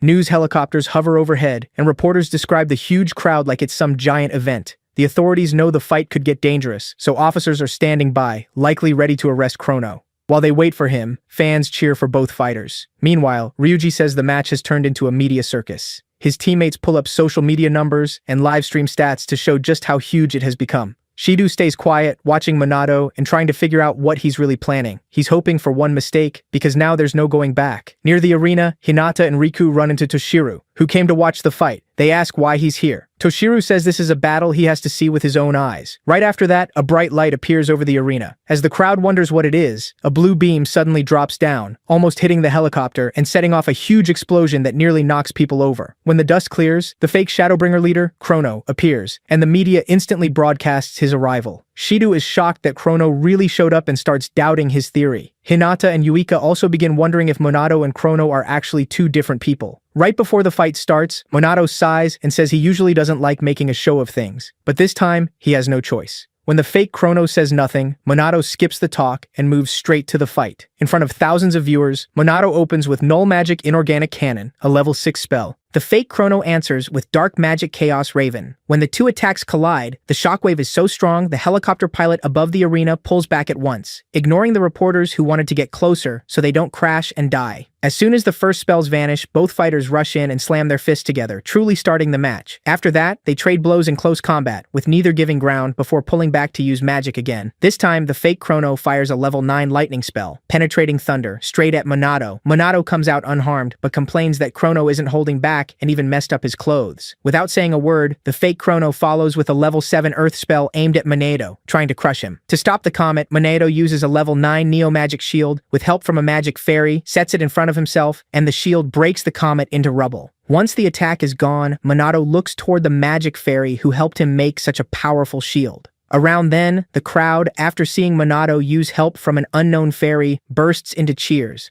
Some punks even start saying they don't care about the magic nobles anymore because Chrono and Monado are on a totally different level. At the same time, some of Monado's girlfriends faint from the pressure and aura he's been giving off. Hinata, as annoyed as ever, tells Riku and Toshiru that null magic users, those clueless idiots in her words, always love showing off flashy spells. Riku reminds her that both Chrono and Monado can use level 9 magic, and Hinata adds that their mana reserves and huge spell knowledge are just as abnormal. Even while throwing around top-tier magic, they still have power left for more, which is insane. Toshiru says Monado stands out more though, because his continuous magic moves almost like it has its own will. Hinata says only a few mages can even use continuous magic, let alone automatic magic too. But with Monado's crazy physical strength, Toshiru says he's probably using magic power not just to boost his body, but also to strengthen his attacks and defense. Then Hinata asks if that means Monado is basically a wall of magic power, and Toshiru says probably, which only annoys her more. When she's asked why he's still unsure about Monado and Chrono's strength, Toshiru says their magic is just that abnormal. Simply put, he means Monado and Chrono, true monsters in his eyes, have surpassed even the magic nobles in every way. With that, the fight between Chrono and Monado reaches its peak when Monado finally catches the fake Chrono off guard in midair and kicks him down to the ground. But the instant the fake Chrono lands, he springs right back up toward Monado, who's still in the air, making the SMT and everyone watching gasp in shock as the battle continues. Yuika, Ryuji, and Ruka admit they already knew those two were strong, but after seeing even more of what they can do, they get why everyone is so obsessed with them.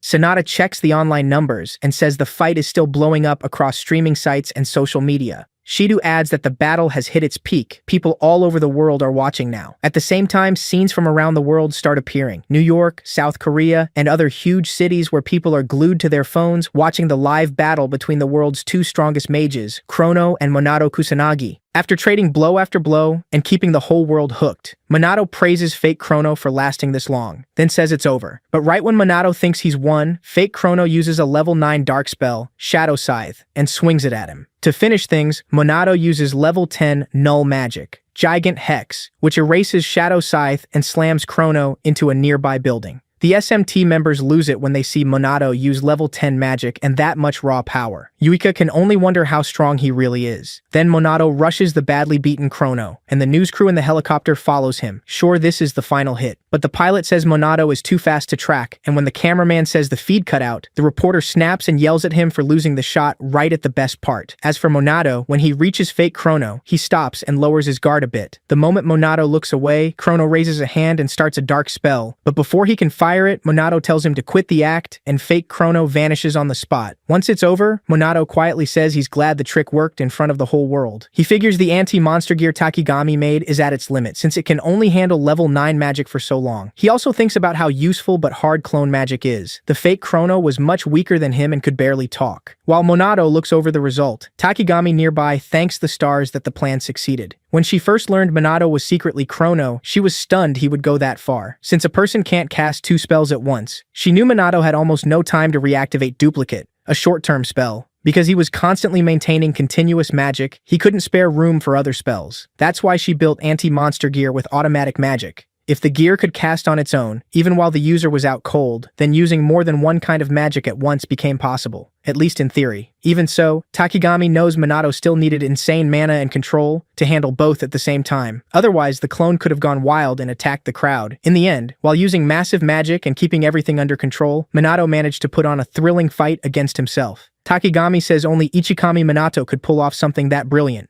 With the match over, Monado calls Leona as Chrono and tells her to stop jamming the broadcast. Leona asks if it's done, and he says yes. Then she calls him by his real name, Minato, and says no one will keep chasing Chrono after what they just did. Shocked that she knew, Minato asks when she found out. She admits she's known for a while and just never brought it up. When he asks why she's saying it now, Leona says she feels this is the last time she'll see Chrono. Minato realizes she's right and quietly agrees. After a short pause, Leona thanks Chrono, Minato, for saving her, the world, and their teammates, saying she's glad he was there. With crimes by illegal mages at a record low, Minato says the Shadowbringers will lay low until things cool off. Before hanging up, Leona offers to handle any of his jobs with a family discount. Minato says he'll count on her if he needs to, then they say goodbye and go back to normal life. The second Minato hangs up, his SMT teammates rush over. Yuika asks about Chrono, and Ruka asks if he's hurt. Minato says Chrono got away, but he'll need bandages and won't be showing himself for a while. Shido comes over next, embarrassed, and apologizes for accusing Minato of being Chrono. Sonata and Yuika also say sorry for doubting him and ask him to forgive them. Minato feels bad for fooling them, but tells them not to beat themselves up. Everyone slips up. As he's about to leave the arena, Hinata yells again, asking how Minato and Chrono got so strong. Knowing she's nowhere near their level, she admits she has to get stronger or she'll never catch up. While she keeps ranting, Shido is shocked Minato still has energy left and wonders just how much magic he really has. Meanwhile, Minato thinks about how he proved he and Chrono are different people, then lets out a quick sigh when he sees the act really worked. Now that BR is gone, he figures the Shadowbringers aren't needed anymore. Still, Kuroi's last words about him being a pawn stay stuck in his head. For now though, he's glad the biggest problem is finally solved. A few days later, Minato starts promoting tea, streaming training with the SMT, selling merch with creators, and going on live TV to talk about his awakening and brutal training. At school one day, Minato gets surrounded by girls who want to shake his hand, hug him, or even marry him.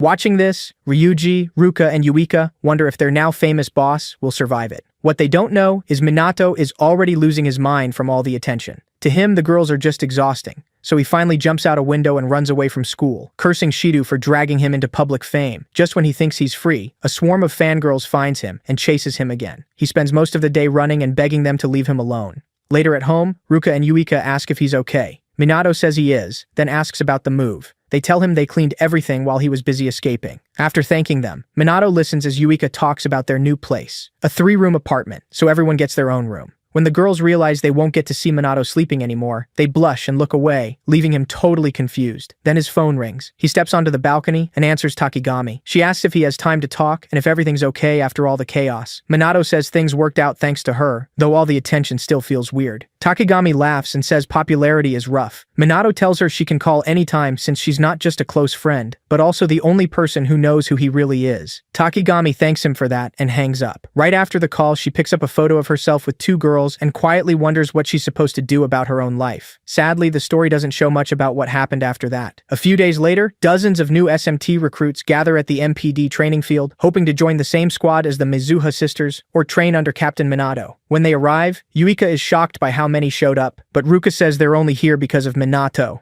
Anyway, Ryuji says excitement is nice, but if they can't survive Minato's brutal training, they're done for. Soon Minato steps onto the field, and the recruits instantly start fangirling over him. They shower him with praise, and Minato, already sick of it, lets out a huge burst of scary magic pressure that freezes them in fear. Once they finally quiet down, Minato praises them for hanging on and says he planned to go easy on day 1, but now he doesn't see any reason to. The other SMT members can tell their boss is annoyed, but the recruits have no clue. So when Minato puts them through his usual harsh magic, body, and mental training, they quickly collapse and start whining, some even calling it abuse and saying they'll quit. But just when they think it's over, Yuika and the others keep blasting spells at Minato's barrier. The recruits stare in shock, realizing this is nowhere near normal training. Eventually, Minato ends the session and tells everyone, including the recruits, that they'll check magic power next. He gives them 5 minutes to rest before heading to the testing room. Watching him walk off like none of that mattered, the recruits decide Minato is a monster. Meanwhile, Ryuji and the Mizuha sisters think over their own flaws and plan how to do better next time. Seeing that, the recruits decide they're monsters too. One guy even cries as his sweet image of the Mizuha sisters gets destroyed. A little later, each SMT member's magic power is measured. Yuika reaches 120, Izor 0, Ruka hits 118, Izor 0, Ryuji has 105,000, Sonata gets 100, Izor 0, and Shido comes in at 112,000. The recruits are shaken and start wondering if the SMT is on the same level as the magic nobles. Minato explains that Yuika once had only 2,000 magic power, but through effort and grit, she reached this point. Fired up, one recruit asks if they can get that strong too, and Minato says yes, if they're serious. That lights a fire under them, and they renew their will to grow. After the speech, Minato judges the team's MP and decides they should be able to beat a chief demon alone or take down a demon general together. Even with that progress, Minato knows it still isn't enough. The Demon King and Demon God are still out there. While he's lost in thought, Shido walks over and says he wants to talk. One look at his face tells Minato it's probably bad news. Hours later, Minato is in a suit at a joint event between the Magic Nobles and the SMT, grumbling about how stressful the party is. Before he can snap, Shido, also dressed up, thanks him for coming. Minato admits working together matters, but asks if they really needed a whole party. Shido apologizes and says the Magic Nobles are probably using it to celebrate getting their power back. Since the BR case boosted the police's image too, Minato realizes he can't avoid it and just stands there pretending to enjoy himself. After a brief pause, Minato compliments Shido's suit. Nearby, Ryuji says he doesn't think formal clothes suit him, but Minato quickly hypes him up, praising his height and build. Then Shido announces the girls have arrived. Yuika comes in first in a flared gown and apologizes for the wait. Ruka follows in a long dark blue dress, also saying sorry for taking so long. Then Sonata arrives in a light green gown, surprised so many people came to celebrate them. Yuika asks Minato if she looks strange dressed like that, and he tells her she's even cuter than usual. After that, he starts showering all three girls with dramatic praise. His flashy compliments make them blush. Watching this, Ryuji realizes Minato never holds back when praising girls. Not long after, Hinata walks up in her usual bad mood. This time she's dressed in a red gown, with Toshiro and Riku beside her as the heads of their noble families. Minato praises her just like he did the others, and Hinata instantly gets annoyed and tells him to stop. Fed up, she storms off with Riku. Confused, Minato asks Toshiro why he's here, and Toshiro reminds him this event is part of the cooperation he agreed to. Not wanting to chat, Toshiro quickly leaves, stunning Minato with how blunt he is. The girls apologize for their father's attitude, saying he's just not talkative, and Minato says it's fine. A moment later, Minato senses a strange aura and turns to look. He spots a girl in a black dress. Before he can talk to her, the host steps on stage, thanks everyone for coming, and begins introducing the guests of honor. First, the SMT members, then the Magic Nobles. Last are the founder of the Mage Nobles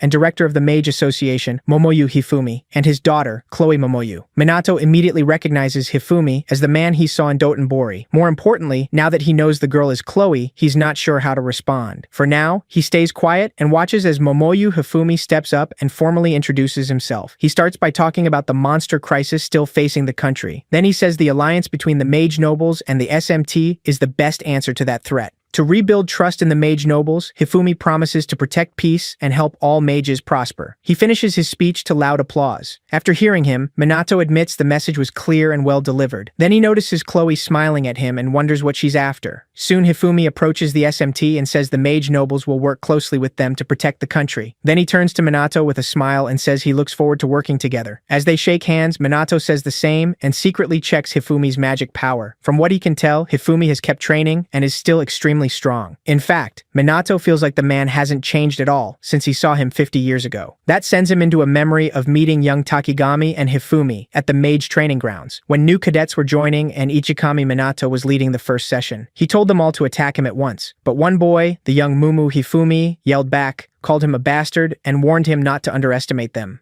Young Takigami Shizuku scolded Hifumi for talking that way to a living legend. Hifumi didn't care who Ichikami was. He swore he'd smash that smug face into the dirt and teamed up with Takigami, who used water magic while he used dark magic. The two attacked together, but Ichikami wasn't impressed. He stopped it with a simple level 1 spell. That only made Hifumi even angrier, but Ichikami ignored him. Then he used wood spears from earth magic to wipe out every cadet. After that, many lost heart, shocked that he handled a level 4 spell so easily. Ichikami knew he'd held back and expected many to quit, but then Hifumi got back up. He declared the fight wasn't over and said he was only getting started. Takigami, just as determined, joined him for another round. Pleased to see real potential, Ichikami let them attack again. They fought with everything they had, but still lost, and learned just how monstrous Ichikami was. With most of the cadets gone, Ichikami grew impressed by the two who stayed. He ended the session and told them to rest, but as he turned away, Hifumi fired one more dark magic attack, saying the fight still wasn't over. He vowed to beat Ichikami someday, then collapsed. Seeing that determination in his eyes, Ichikami felt sure the boy would become a great mage. When Takigami also tried to sneak in one last hit, he realized the association had gained two very interesting recruits. As Hifumi passed out, he swore he'd surpass Ichikami Minato. Ichikami simply said he'd wait for that day, and the memory ends there. Back in the present, Minato, Ichikami's reincarnation, thinks about how that fiery boy became a powerful man with status and money. For a second, he thinks about revealing who he is, but remembers Takigami's warning and decides not to. Soon after, the SMT is officially introduced, and the guests are told to mingle. Just when Minato thinks he can relax, Chloe walks up to him. She introduces herself and says she's wanted to meet him for a while. Minato praises her as a mage and says he'd be glad to talk. Chloe laughs it off and humbly says she's nowhere near his level. Minato agrees. She doesn't seem to have huge magic power or great elemental control, but something about her feels wrong. He just can't figure out what it is. Chloe says she hopes they can get along, since her intuition tells her to trust him, and Minato carefully chooses his response. Nearby, Ruka and Yuika feel uneasy watching them talk, though they try to tell themselves it's probably just a greeting.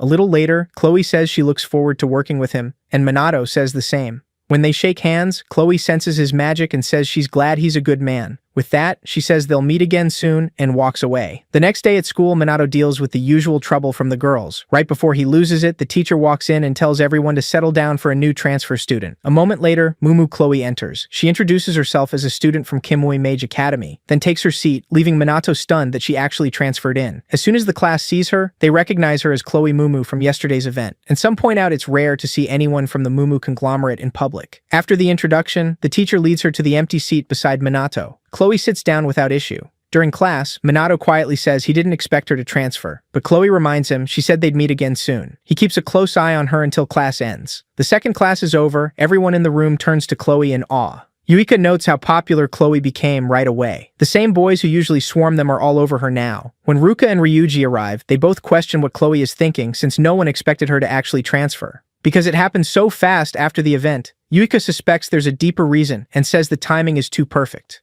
Ryuji, still wary of the mage nobles, hopes this isn't another one of their schemes. For now, Minato and the others decide to watch Chloe closely. About an hour later, they're shocked when Shido announces that Chloe Mumu will be joining the SMT, and one of them blurts out what she's doing there. Shido explains it was decided to make Chloe a bridge between the SMT and the mage nobles to strengthen the alliance and build trust. That's the reason she's joining the team. Given a chance to speak, Chloe introduces herself as Mumu's daughter and says she hopes they'll treat her well. Her gentle tone eases Yuika, who welcomes her with a handshake. While the girls talk, Shido turns to Minato and apologizes for springing this on him, saying it was a direct order. Minato says it's fine and admits he half expected something like this once the alliance was announced. Shido seems relieved, though he keeps watching Minato for a bit. Since he still needs to judge her ability, Minato puts Chloe through the same hard training as everyone else. Even after he raises the intensity enough to wear the recruits out and make them complain, Chloe not only keeps up, she outdoes Yuika and the others without looking tired. No matter how hard Yuika tries to catch up, she can't. Chloe is clearly on a different level. During the break, while the others recover, Chloe asks if it's really time to stop, saying she still has plenty of energy. Yuika is stunned that Chloe can stay so calm during training they only recently learned to handle. Without waiting, Chloe walks over to Minato and comments on how strict his training is. He asks if she thinks it's old-fashioned, but Chloe says no. She explains the training makes sense, building the body improves combat skill, and using magic while physically pushed helps raise technique and potential. She even says Minato's harsh style and shouting work well to motivate everyone.